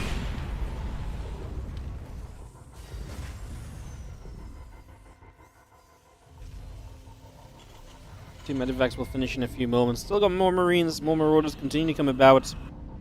Bring that through too.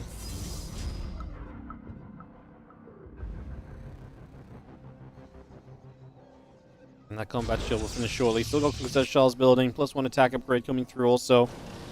Command Center finishing up from Clem in a few moments. Add a couple Medivacs on. And the bio of Clem will step through to the center of the map. I wonder why Clem goes for a third base. I wonder if he just goes to what the expansion of Hero was originally, like the Heroic Natural. The CC is about to finish. I was just wondering if there's anywhere weirder he could maybe take it as comes across the map right now. This is a scary moment again, I think, for Hero, right? As he does get into the main base, though, so SCVs are going to be in trouble in the main. Force Fields are going to buy Hero some time. 2 additional siege tanks are going to join up, and that's a lot of tanks to chew through. As Widowmine will help against some of these Zealots. The Marines trying to pull back into choke points. It is truly just the amount of units you're fighting against here that I think is the issue, and these Zealots are just getting absolutely smashed. Hero's doing all of the economic damage you could dream of. He's just doing absolutely none of the defending back at home. He's going to lose his third base, which really undoes pretty much any of the eco damage you found. As Clem has a third CC, replacing SCVs is not going to be a difficult feat for him, right? That should be something that's very achievable, in fact. Prism nearly dies flying back over.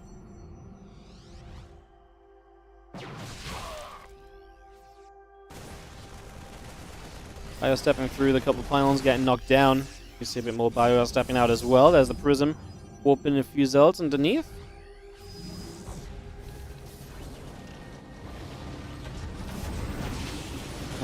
medevac goes down, trying to save the 2 siege tanks. So actually do at least from Hero see something of a cleanup.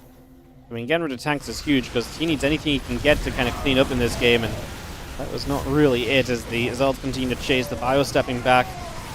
Mortals and Stalkers very much so coming through there as well. The tank's going to unsiege again. Viking trying to flame the Warp Prism, as we are going to see the Prism is going to go down, and we've got a Warping off.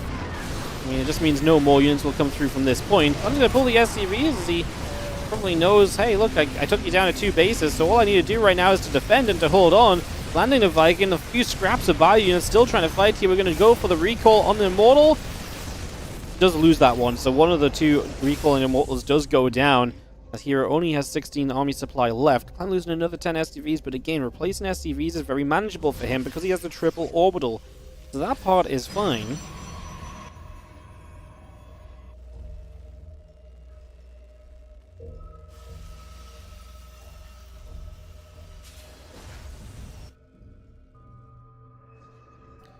Train coming up, SCVs and Marines still come through.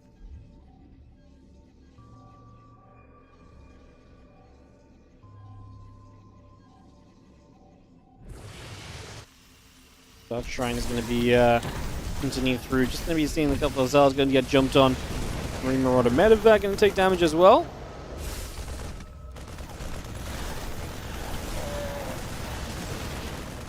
Another couple of shots continue through.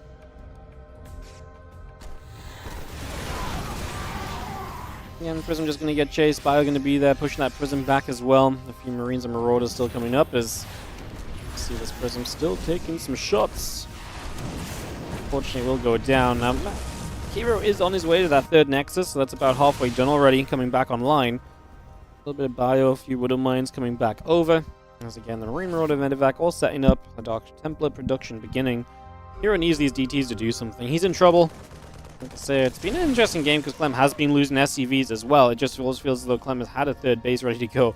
He takes this base towards the gold as well. Whoa, Hero cancels the 3rd. I mean, I guess he just decides it's just not going to work for him, but he runs all the probes into an army that's already arriving. I mean, what, we're just going to full base trade? I don't love it. Clem has scans available, so DTs are going to be unlikely to do enough, quite frankly. I mean, yeah, we're going to base trade. It's just going to be a disaster. I think Hero thought he could cancel the Nexus, run the probes away, and start base trading or putting his Nexus down elsewhere, but that was obviously disaster, and Clem just finds those workers, pulls back, is going to defend, and looks to extend his lead in this grand final to a 2-0 advantage in the best of 7.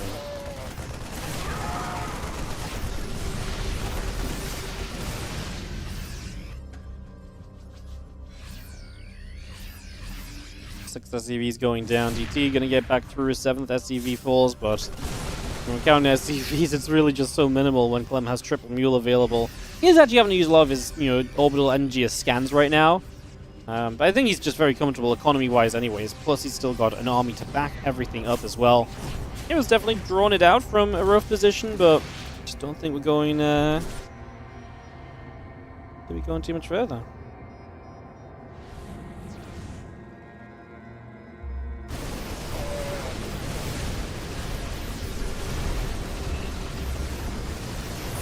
Gonna dive. That Colossus is a fake, so don't really need to get rid of that, but it's doing its job of absorbing some damage. The Immortals are really the only thing in this army that's really good at all, and they have no protection, so you can't keep those alive. GG gets called, and it's gonna be Clem taking the 2-0 lead in this best of 7. Clem off to the races, and he is gonna be, like I say, really loving his scoreline right now. This is going very well for him. Put himself in a great position in this best of 7, and it's going to become difficult here from Hero, I think, to start bouncing back at all. So it's not going to be easy.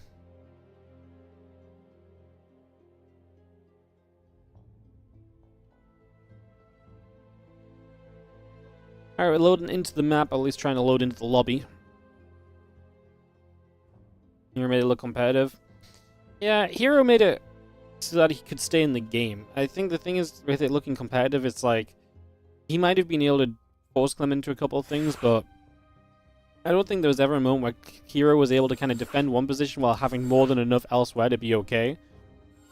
And so he was constantly ending up taking damage himself as well, right? So it's kind of problem after problem. Kind of made it difficult for him is Readies and GLHFs get called. And we get ready to kick this off.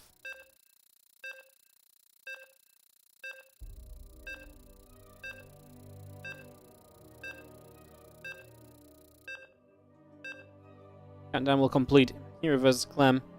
Getting ready to go.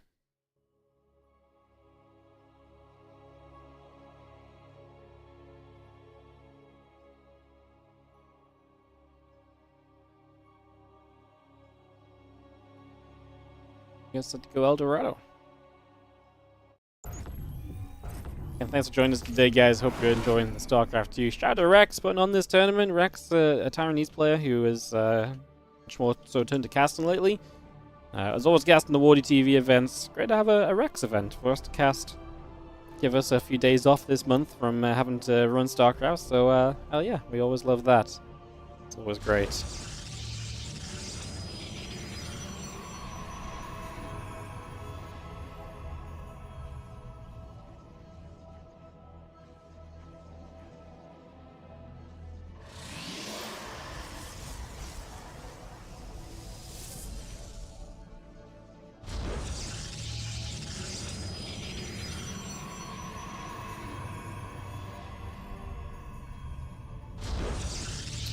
Well, it's going to be Proxy Gates as Hero gets going on this one with all of the aggression. Sorry, Proxy Barracks as CLEM gets all the aggression going in this one. So he's going to get really aggressive here. My apologies, got my players and colors the wrong way around in my head.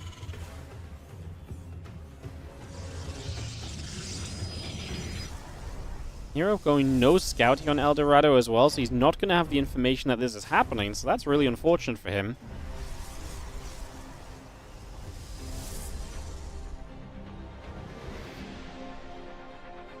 I'm looking to capitalize with this proxy play.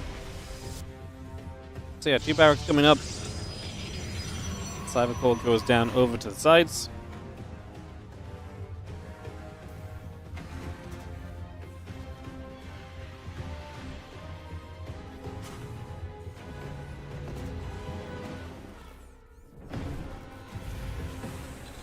Well, Tech Lab starts. We are going to be seeing one Marauder already coming through a second. Tech Lab buildings just Proxy Marauder, 2 at a time. Hero is, yeah,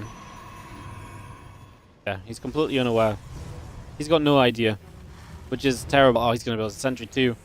The sentry can maybe force field the main, but you're losing the natural. You're also going to have no battery either, right? Like, this is just going to be brutal. And actually, you can force field the main for a bit, but you won't be able to get multiple sentries out in time. So you won't be able to force field it forever, even. Oh, not great.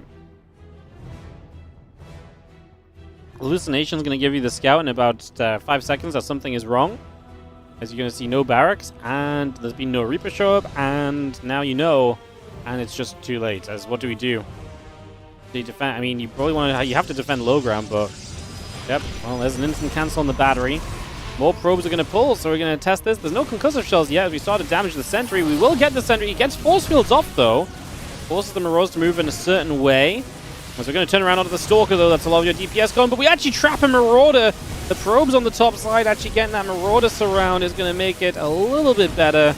But we've already lost 8-9 workers, and, well, any unit that spawns right now is going to be in trouble. CLEM looking to capitalize and speed through to a 3-0 lead in this grand final. This Stalker's dead. Probe full. Too late to protect the Stalker. Every probe that goes down is pain that you can't really deal with right now. One Stalker does not deal damage anywhere near quickly enough. GG's. It's a disaster. I talked up here at the start of this series and said, hey, look, you know, he's been playing well lately. He's actually traded a lot of matchups with CLEM. It's been a lot closer between these guys as of late. Today, nada. Not happening. Not happening. Oof. Hero. Getting absolutely bonked. Well, CLEM's a map away from winning it all, guys. Just like that.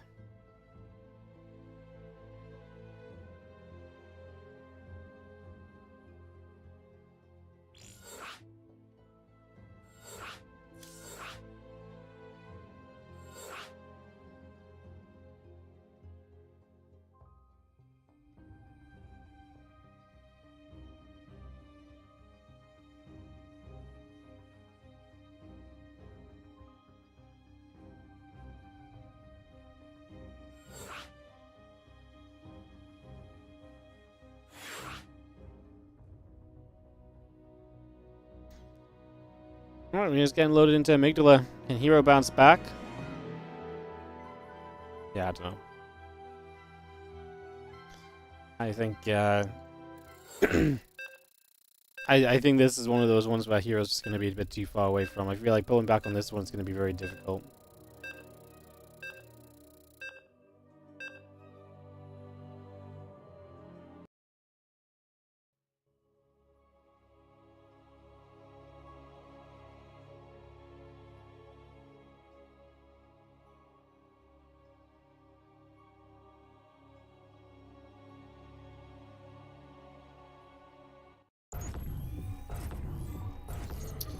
Alright, let's do this.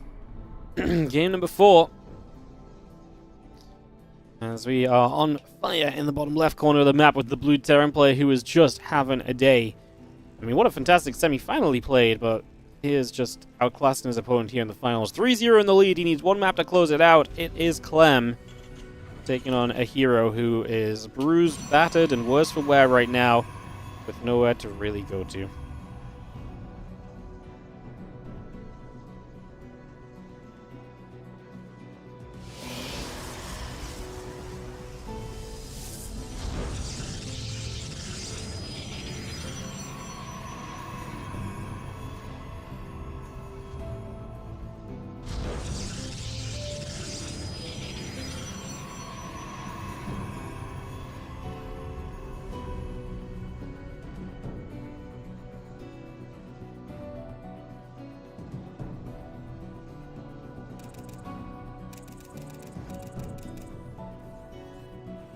Well, see what Hero can do. Like I say, my hope for him is running away quickly. If winning 4 in a row against CLEM ain't easy.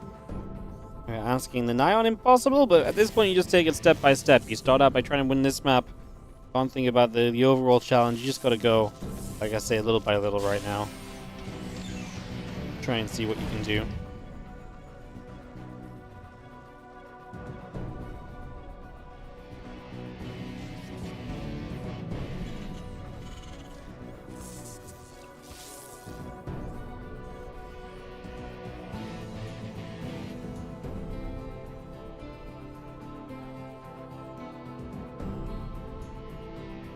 Probe sign up, Cybercore coming through, the Nexus and the Assimilator continuing about, the CC and the Reaper coming up as well.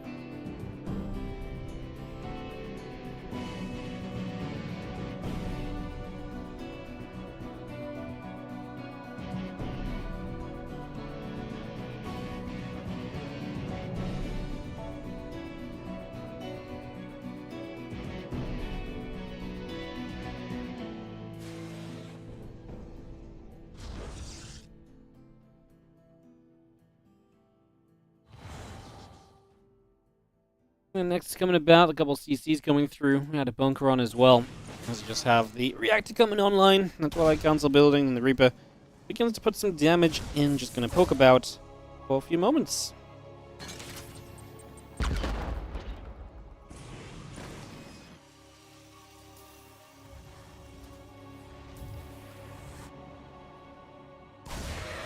Oh, the Adept is going to try and get on top of the Reaper here, which is just about going to get away off to the left-hand side, so the Reaper gets out of there. And Blink coming up, the Warp Gate coming up right now. Get that beam brought through.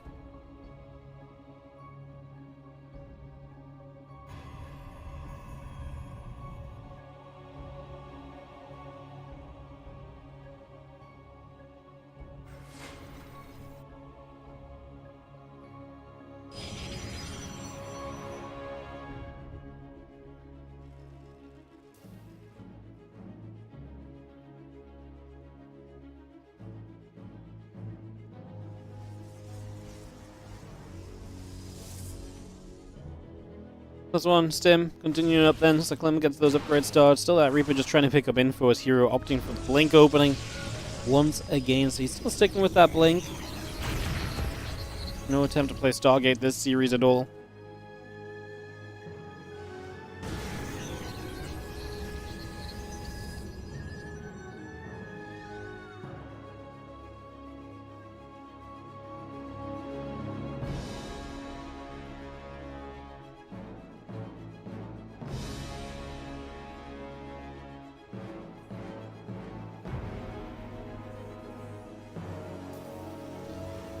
Destination obviously doing some scouting of heroes as we come about. Seeing the Stalkers, the Adept, and the Sentry continue to come around here. The Blink continuing up as well.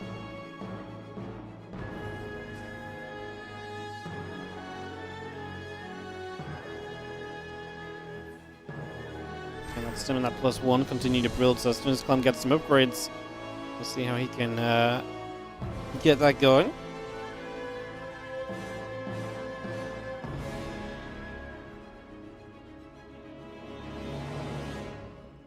Set up, the Blink are going to be in the front, the +1 in the stim pack, going to be chilling for the moment as we do see Marine Marauder, still very much so coming through.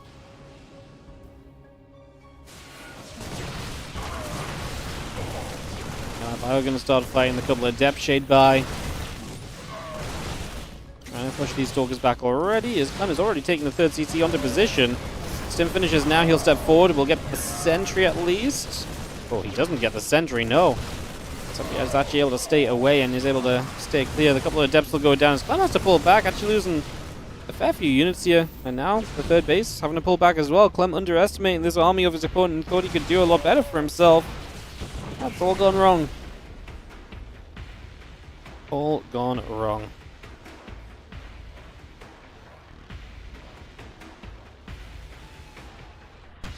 Again, +1 charge coming up as well. We have the Roboway and the extra gateways online. So we keep on bringing that through for the moment.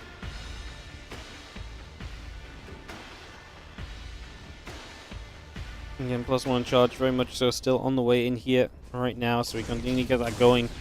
Blue Station is going to poke about. The Orbital Command are going to step on over. Full shoot, and the medevac goes down already. The little bit of bio is going to chase the Stalkers. They'll still get jumped on. 2 Stalkers going down. The rest of the bio still chasing as well. And we will see the Stalkers just getting picked away at. 3, 4 Stalkers now going down. The other Stalkers pushing back the other way. Zealot's trying to get some SCVs. I mean, Hero just able to try and keep the pressure up from what he started with. Again, just playing that Zealot Stalker heavy style, trying to just keep on going.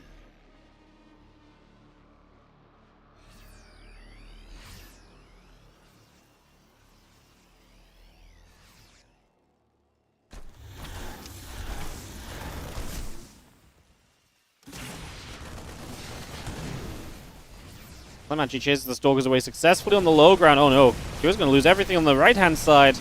Prism play in the main base has to be huge then, as he does get the warp in off. So there's going to be more Zealots there. Clem's reinforcements starting to spawn though, and with no threat on the front anymore, Clem can obviously bring everything into the main base to start dealing with this. So how much do we do as Hero during this time where Clem doesn't have much in the main? I'm going to say, honestly, really not a lot so far. We evacuate some Zealots. Some get to the mineral line now. 3 STVs going down, that was not enough. I mean, we lost a lot of units here. Resources lost is going to be just about Clem favored, actually. I guess he lost a fair few units himself throughout this as well, to be fair.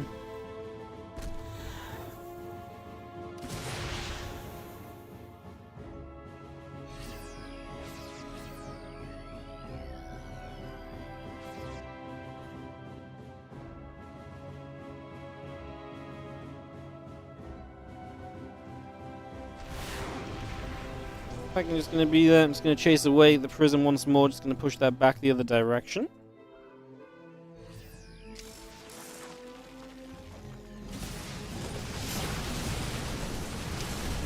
And Clem showing up on the other side of the map already and looking to test basically, hey Hero, you lost a lot of units trying to attack into me. Is that something you can actually justify having done? Good force fields. They're going to stop the Terran army from being able to step into the Colossus.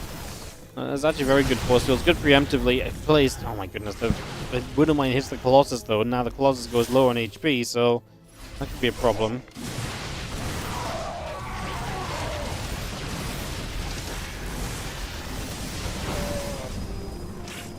Pull back, continue to come through, just having ourselves the Marine Marauder Viking continue to step up. We are going to see the Bio trying to fight back as well.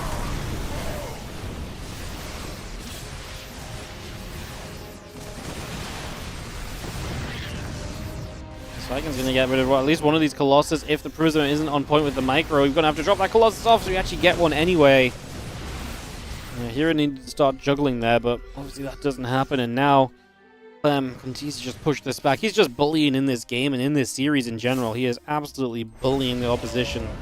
Hero is just not able to really put up much of a fight at all, unfortunately.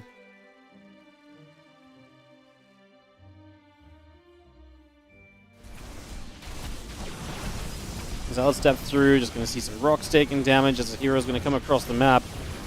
Clem is building a 4th base. It's about to finish. He can start moving that into position. Hero is on 4 and moving to a 5th base. So overall, the state of the game seems okay. It's just the trades do continue to feel like they're going in Clem's favor. Resource loss is still fairly even, so maybe I'm also being a bit biased right now just because Clem is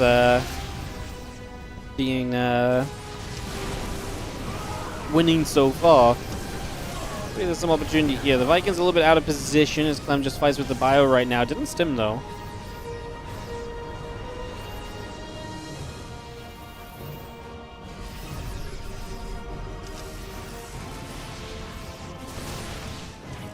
Shots hitting, a couple of the stalkers get pushed away. You have more Vikings arriving. I mean, more Vikings are only going to be good against the Colossus. We need to have a proper answer to those. But not too many medevacs though, so every stim is kind of being fairly costly right now. Good pullback, hold position as well, so you don't go too close. Don't let the Colossus get too many shots off on the bio. One Colossus down. Now look how quickly the Vikings are knocking the Colossus as well.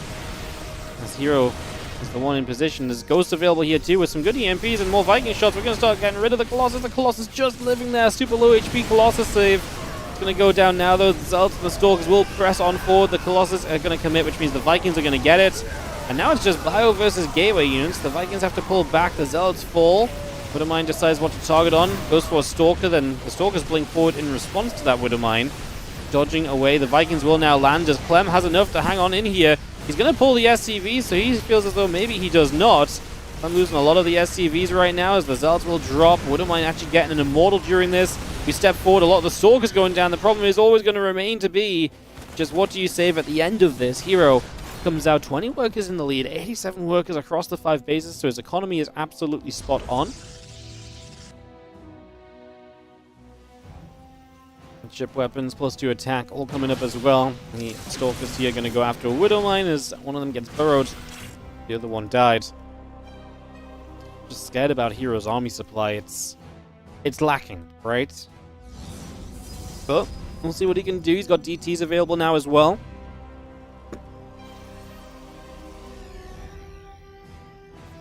Get that underway.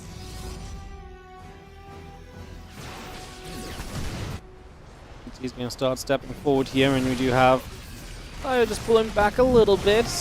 More of these Zealots going to get grabbed or attacked at least. 1, 2 going down. A few SCVs going down the other side of the DTs. Swiping away. 8 workers falling at the moment. Make it 9, make it 10.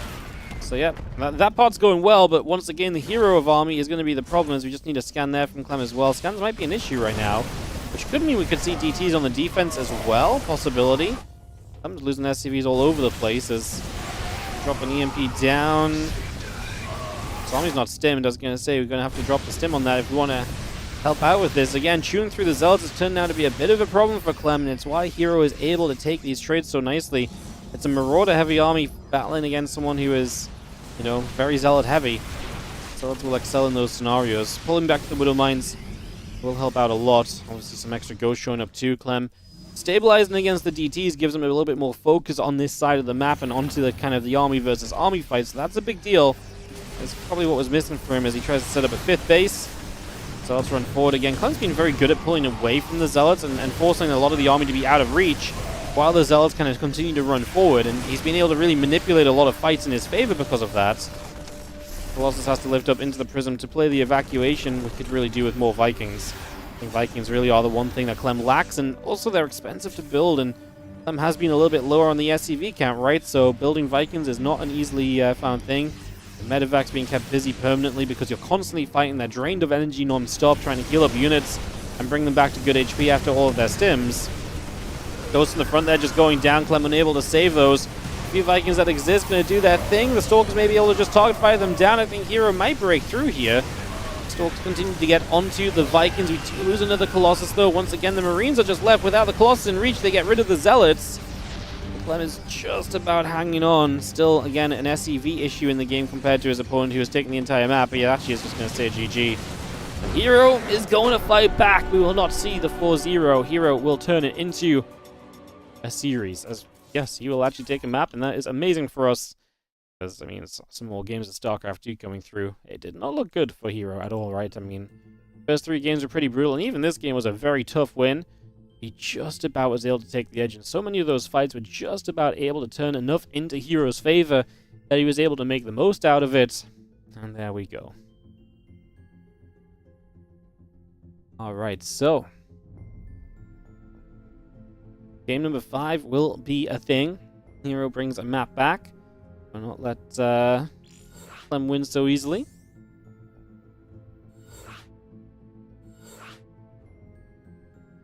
No, no, no, he says. No, no, no.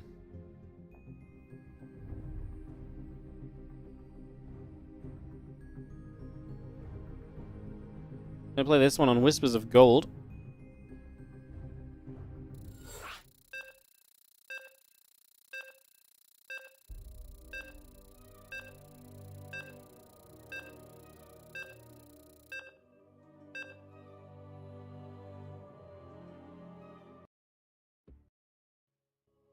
Catching up on chat. I think Hero did a lot of things great. Yeah, the bases come up kind of consistently behind, consistently forcing fights as well. So yes, the stims hurt. And there was a part of the game where obviously CLEM lands the Vikings because he felt like he needed to. So you lose those Vikings, and then replacing the Colossus makes it really awkward because now you can't make medevacs. You got to build Vikings again. And so CLEM really loses out on a lot of the healing which he needed in a game like that. Hero actually did very well because he was so army focused, and then he had like a little wave of harassment where the DTs showed up and were able to do that thing for a bit. And that just about bought him enough time to tech switch back over to a different portion of the army. With that tech switch over, like, really set himself up to then make a final blow or two. So, very nicely done. I love that he didn't overcommit to DTs as well. I feel like so often in those scenarios, pros players are like, oh, I need to do DTs now, and they send so many Dark Templar in after the Terran player. It's like, no, stop, chill out, you know, like, you know, 1 or 2 great, or 3 or 4 great, but like, we're opening waves upon waves of DTs instead of going back into the tech that's going to win you the game. If, you know, usually every DT you warp in becomes less and less effective if it's coming straight in after another DT, right? So, yeah, just take a moment, chill out a little bit instead.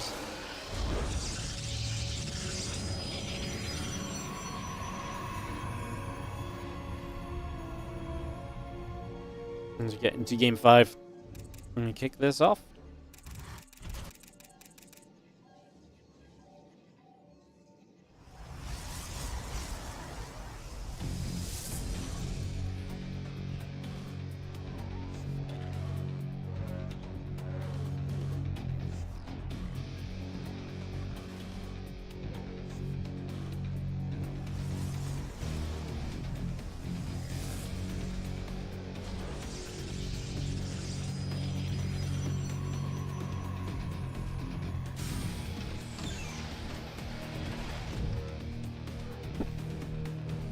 STV chases, probe getting hunted, Nexus and the Cybercore coming through, the Reaper and the Orbital coming up.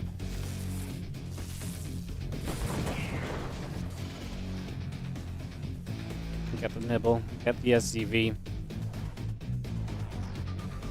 And again, Orbital about to finish, Reaper coming through, Factory coming by. Cybercore about to finish up as the Nexus comes up as well. That probe very much so still on its way in. And as the SCV chases the probe, out down to the bottom right side.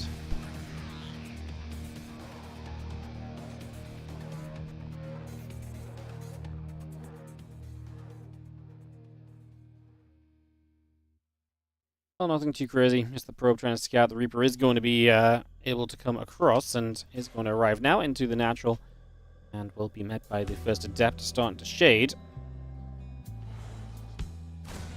Go back and forth. The Reaper and the Adept will trade a couple of first shots here. Hey, there's a Stargate from Hero. I mentioned it last game. I was like, oh, he's not going to play a Stargate all series. And obviously, you know, we had the potential of that last game being the last map. But here we are with a Stargate on the way. The probes and Adepts all coming through.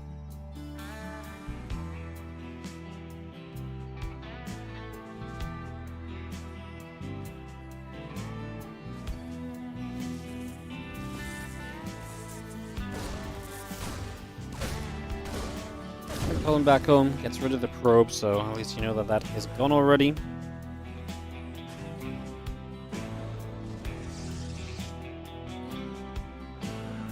Phoenix and the Stalker still coming, the Warp Gate very much still coming up.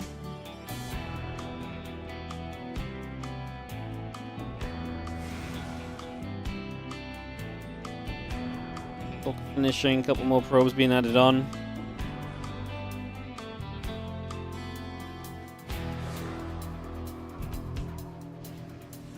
Reaper just stepping around, the Adept moving about as well.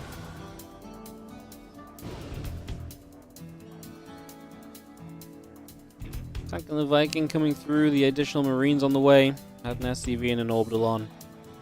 As this medevac heads down toward the bottom right side, it's just going to be coming straight over.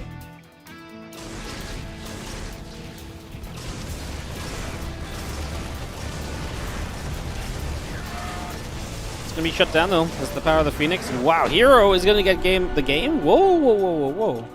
It's an instant GG from CLEM. I can't go back and double check, but like, that is disastrous. He just, just gets out of there. CLEM loses his early units, and suddenly Hero is now going to be on 2 maps in this series. That gets a little bit crazier. A little bit crazier.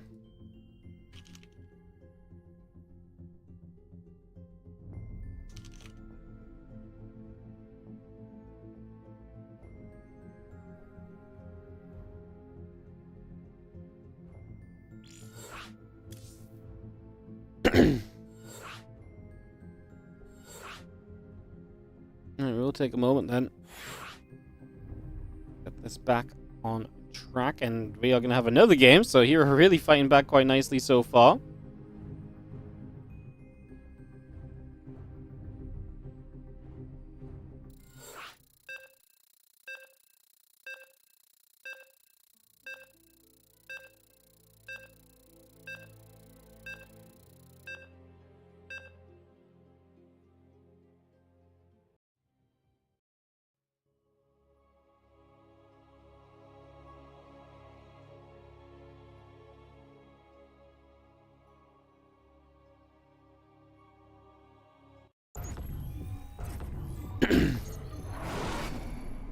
Alright, let's kick this off. As we have down in the bottom left-hand side, the red Protoss player who has now won 2 in a row.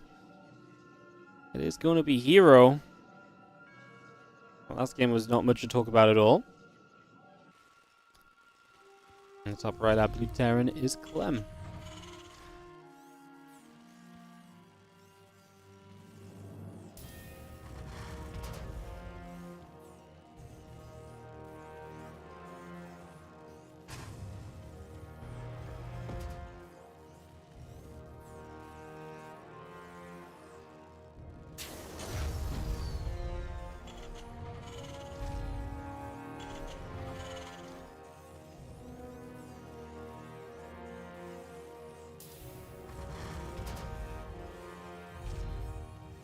Sorry guys, give me 1 second.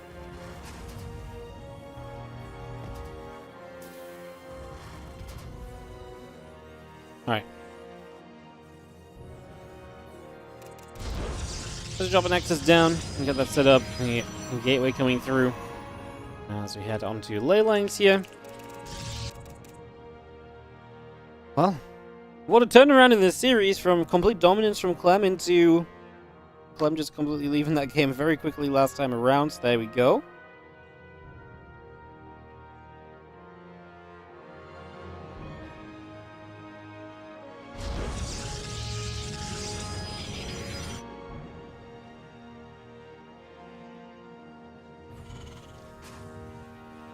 After coming online, the CC coming up. Let's just settle in the next few moments.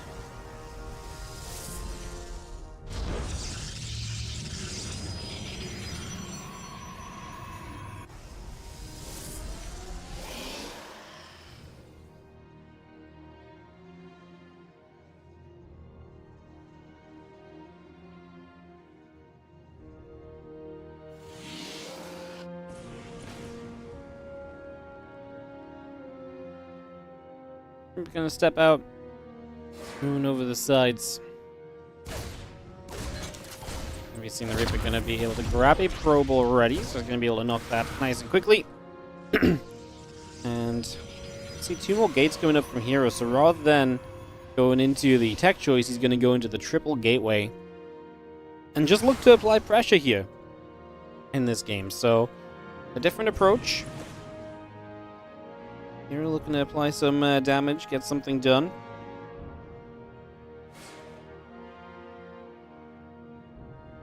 Reaper's going to see the proxy gateway, so great info for CLEM, because now he can start to prep defenses maybe a little bit earlier than he would have done otherwise. Fantastic scouts.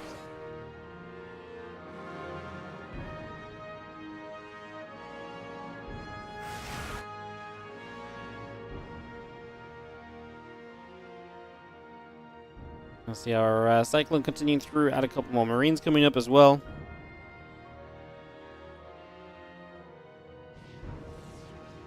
We're just going to come push back toward the natural.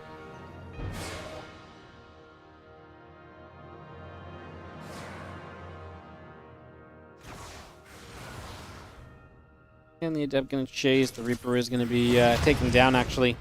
And the main aggression is going to start at the front as Adept heavy attack comes into the natural. He doesn't have a bunker up here. As the Cyclone will help a lot, though. We got rid of 3 Adepts very quickly, so this is not exactly looking pretty for Hero to begin with. Not ideal at all.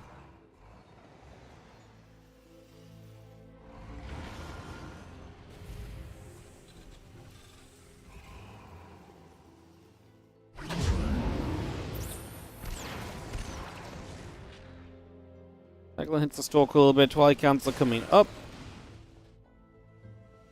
And it's just going to be seeing the Adept. It's going to come over. Stalker's going to try and hit.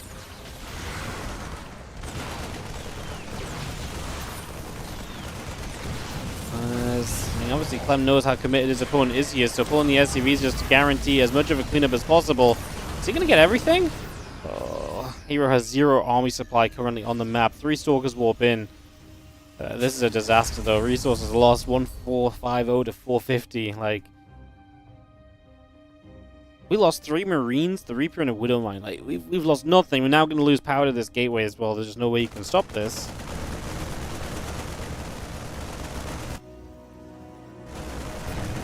Fallon will be taking some shots as well. Just going to see that going down.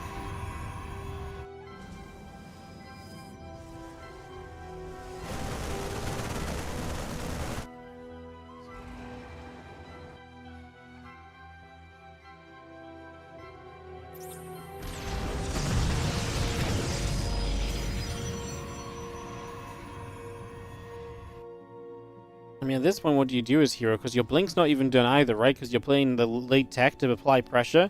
So you're even more in trouble than you start. Yeah, very difficult place to play from, because without Blink, this is really looking hopeless. We get rid of 1 Stalker here. We drop an Order Turret. This Natural is not going to be well defended at all. We are getting a lot more gates finishing up as the tank will siege, though, and we'll start to take these fights. I mean, these units just do not have a lot of life on them. I mean, that first battery is going to be immediately in trouble too. We do get lock-ons currently to the Stalkers, so working on that. The tank steps forward even further here. Yeah, the battery's just going to go down. A lot of the gates here in the natural obviously going to be exposed as well. As Blink is not far from finishing, but we're going to get a lot done.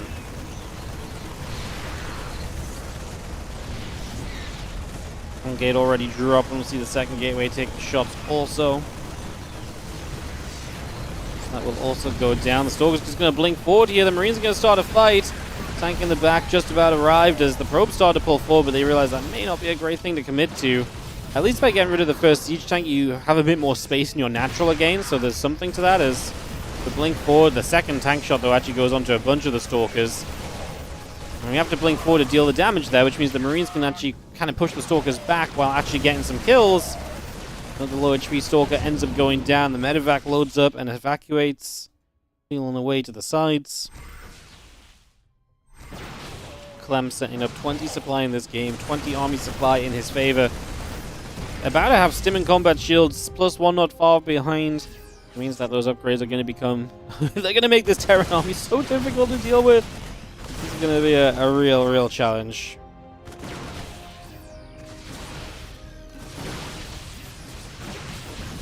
Oh, Bio will chase. The Stalker's taking damage.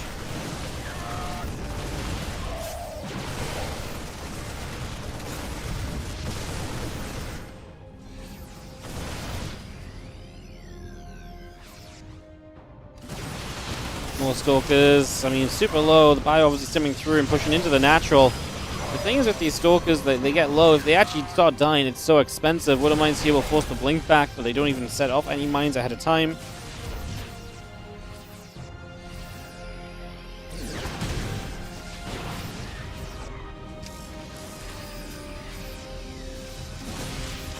Doing a good job of forcing the Stalkers to stay, blinking backwards so far. It's fair to say that we are pretty much on the verge of CLEM running away with this. I mean, Hero is about to hit charge. What is his road back into this game? Down 5-6 workers, down double the army supply, or half the army supply. I mean, he is no upgrade as well. Everything you look at is in CLEM's favor. I want to say, like, you hit a really good run by and hope that CLEM forgets how to defend anything. I mean, maybe you just let CLEM attack into you and you just do your absolute best with these Stalkers, a few Zealots to tank, and you just try and find value defensively and just hope that that's good enough while you get your third base up. The thing is, it probably isn't, right? And that's the thing, is like, trying to find an answer right now is very difficult because there's not really an answer for this situation, because being in this situation is usually just so bad. And I think that's the issue, is these Zealots are melting as well. The +1's going to do some work there. We can kite back into these Widow Mines if you need more help. So CLEM can do that too, as he looks to close out the Rex March Madness with a victory on the board for himself. CLEM still about double the supply of his opponent here, as we do see Zealots just melting away. We don't even need the Widow Mines, which is terrifying, because now as the Widow Mines get to burrow, there's a Widow Mine for every Zealot in the game. And even then, one of them double kills, so we don't even need it. You know, there's one for the Zealots about to warp in even. Third next is going to go down. Obviously, the third had to hold.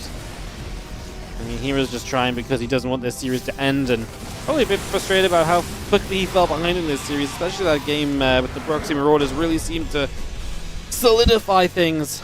CLEM will close it out. 4-2 victory. I mean, that previous game was rough from CLEM, but otherwise a very convincing tournament from him. I mean, CLEM throughout this event was actually very good. 2-0, 4-0 in the groups against Bjorn and against Shin. I mean, obviously the semi-final against MaxPax must be the highlight, because that was actually very back and forth and felt like it could have maybe gone either way, as Hero just didn't quite contend well enough today. GG's. And that is it, guys. Another tournament done. The Rex March Madness. Very fun. Great to have Rex run a tournament. Hope he had a good time. Hope it was good for him. As we appreciate him, allowing us to cast it. Obviously, shout out to Rex. Appreciate him. And, yeah, guys, that is it for today's StarCraft 2. We actually, had a pretty decent length of stream in the end. I was always scared about the 2 best of 5s and a best of 7, but it turns out okay. Lovely. Alrighty, guys. That's it for us today. I appreciate you guys. Let's ladder Wardy. You will sub for a nuke. If you think there's a chance I can build a nuke in a game of StarCraft 2, you're crazy. I will die before I get a nuke off. You don't think so?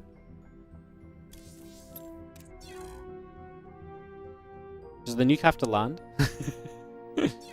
Look. You guys can have a rare Wardy ladder game. Sure. The nuke, one base nuke rush. Sure, why not? Sub for Ghost Academy. Yeah, is that the route that we're going down? I'm gonna die in like 10 seconds, I can already tell. Not like this.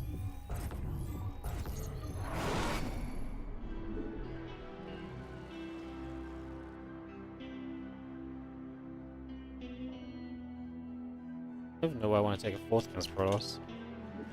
It's okay, it's not gonna come down to that. That'll cost more minerals. Can't build there. Slow the bar a bit. Yeah, something realistic, please. We could have like proxy ghost rushed or something, you know. A nuke? Nuke stuff. A Additional supply depots required. Need more minerals for that.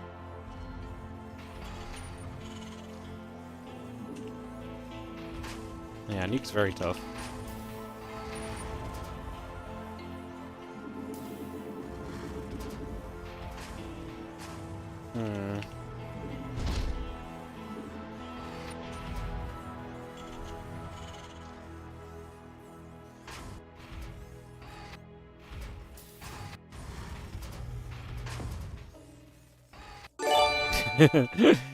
Methium, thank you so much for the sub.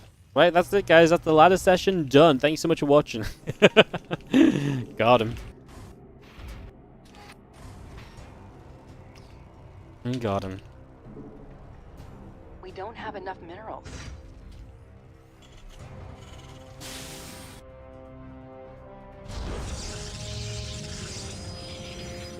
What's he doing? Oh no.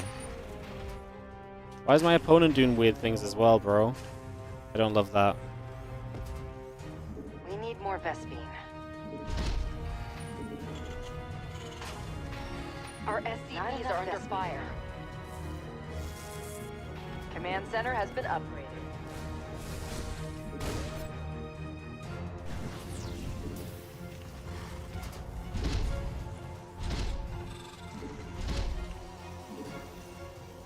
I just think we survive until we get a nuke if I just don't build any other units right now.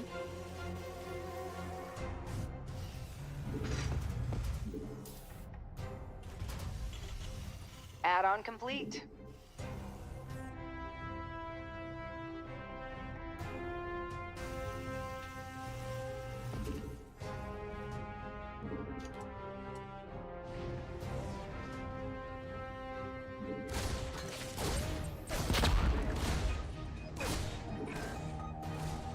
That's going to require more gas.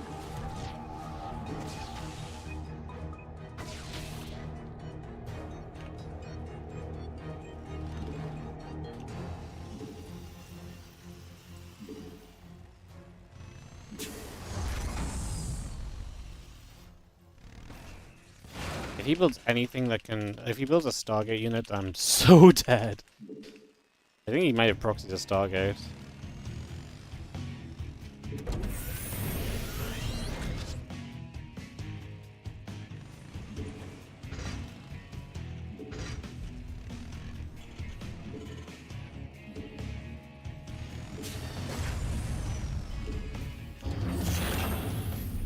We'll need more supply depots for that. Can't build there.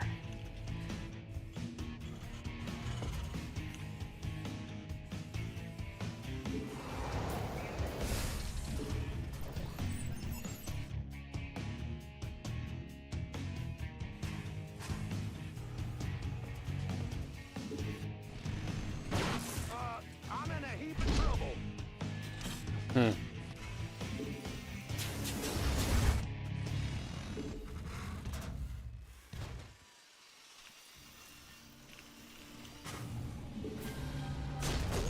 No, he spotted me. Add-on is up and It's not running. great, guys. I'm not gonna lie. We're done with the research. Alright. Can't They build expand there. out of the nuke tech.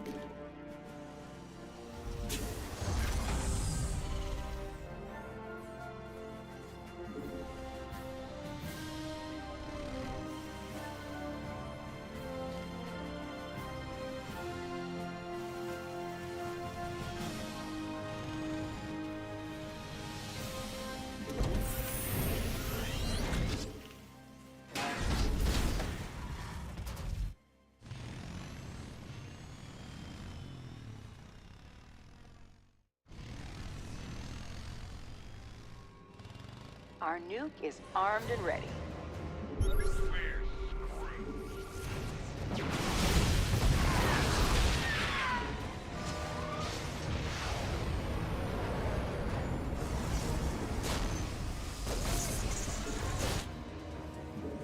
That's going to require more gas. Huge.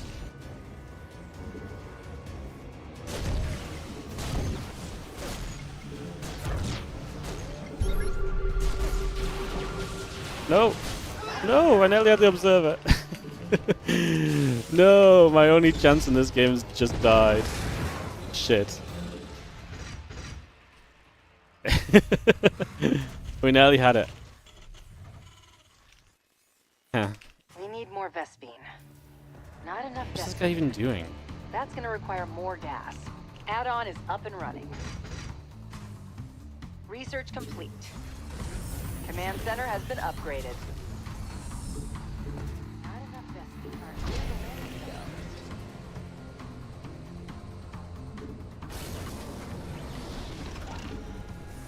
Add-on complete.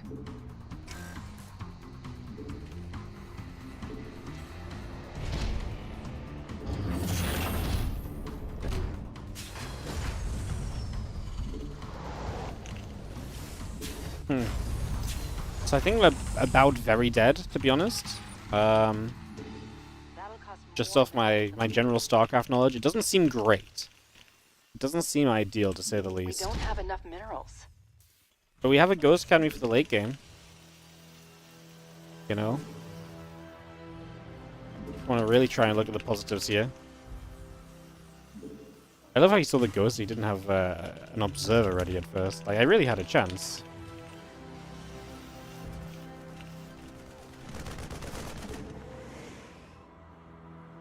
Add-on complete.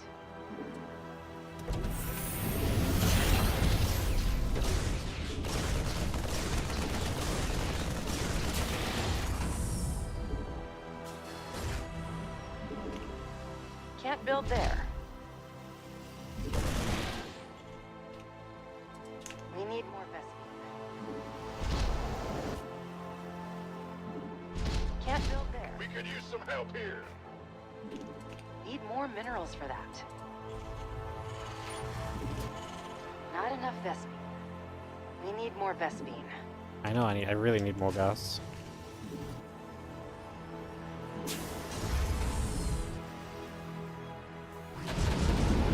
Mineral research complete. That's gonna require more gas.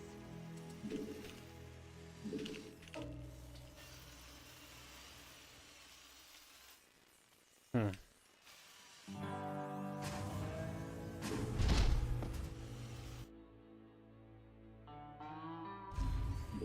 We don't have enough minerals. That'll cost more minerals than we have. Need more minerals for that. We don't have enough minerals. Not enough Vespine.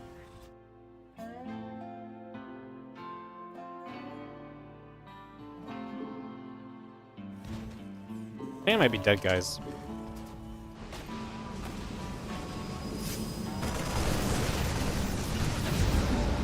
Add-on is up and running.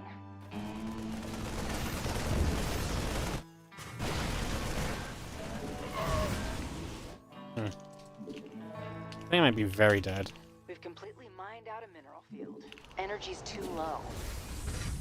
Add-on is up and running.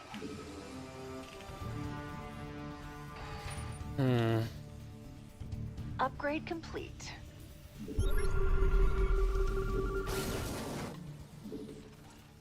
Need more minerals for that. I need ghosts, actually. We need more Vespine. That's gonna require more gas. Ghosts are so expensive, bro. What the hell? Is this unit, like, good or something? Oh god.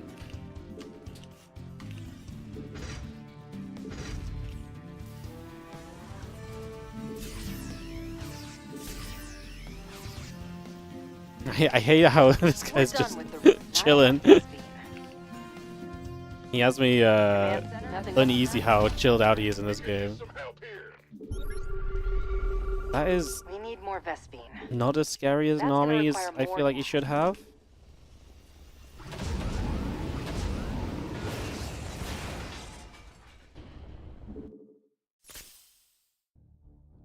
We've completely mined out a mineral field.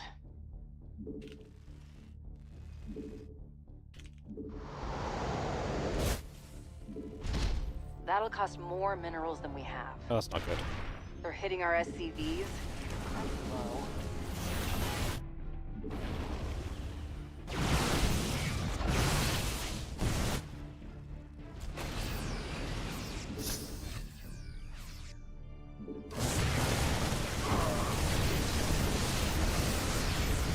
Our SCBs are under fire.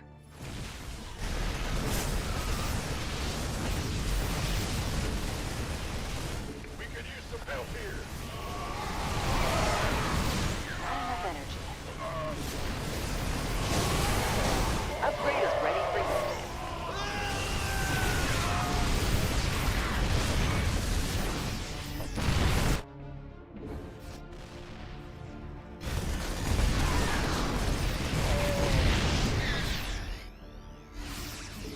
Energy's too low.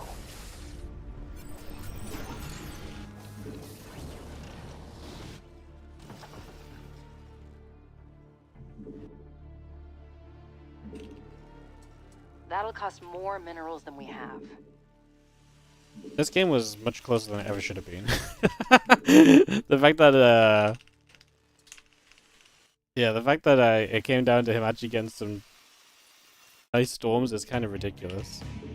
Need more minerals for that. Energy's too low. He's smart though, he's playing for all of the,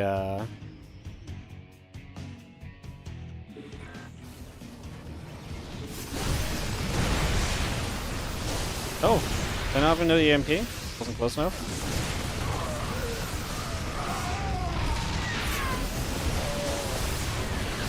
Mineral field depleted.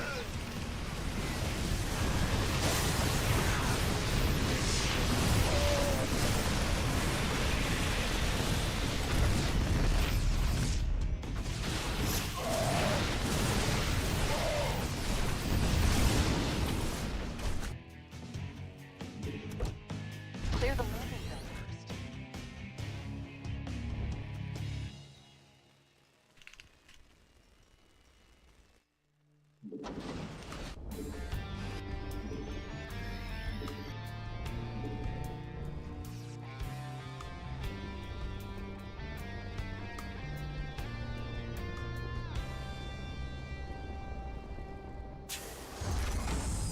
Not enough energy.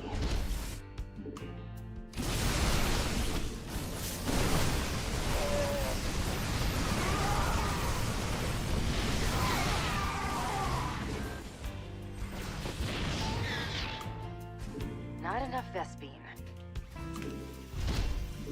Not enough energy.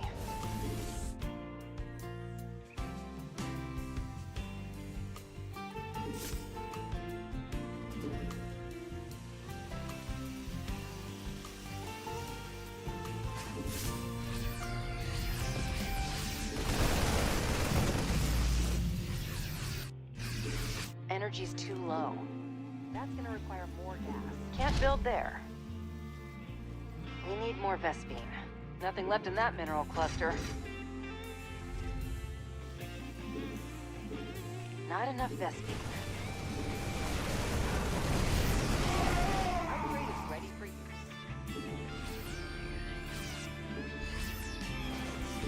Nothing left in that mineral cluster.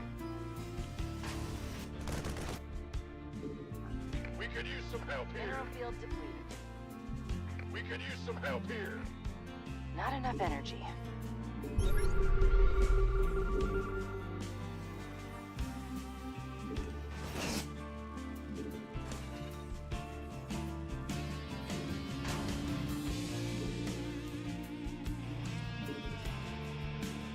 Why did I put my other engineering there? Did I lose it? I lost it.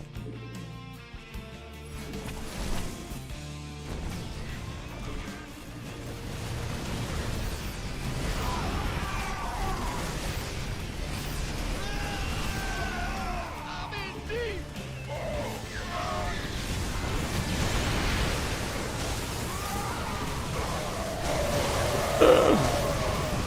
My EMPs didn't hit, guys. Hitting our SCBs. Why is it so close? Why does he have like 5 units left? I took the worst fight ever. Oh my god. I'm sorry, but this was very sad. Oh my god. We should have won this game so hard. Like, why is the game so close when I opened triple ghost, nuke, did nothing? I killed like 5 workers. Oh my god, I didn't have my army hotkey ready to take a fight. If I actually land any EMPs in the fight, I think I just win. Jesus, this was horrendous. This was so bad. Actually embarrassing. That was such a bad game. Like, why is he not winning? When I literally did one base triple ghost, nuked, and like I must have killed like 4 workers on the ghosts. In what world do we not die?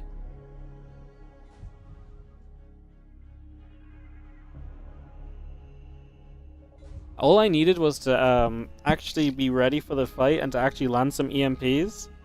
If I landed like an EMP on the High Templars, I think he loses. That's so ridiculous. Jesus, my MMR is so bad right now. It's actually embarrassing. My MMR is so bad. Holy shit. Crazy.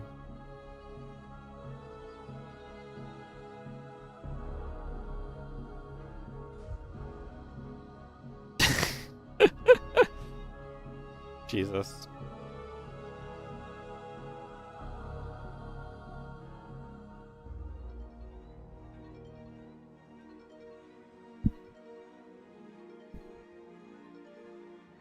Oh, all right. GG's, guys. My APM mechanics are solid even now. When my mechanics are solid?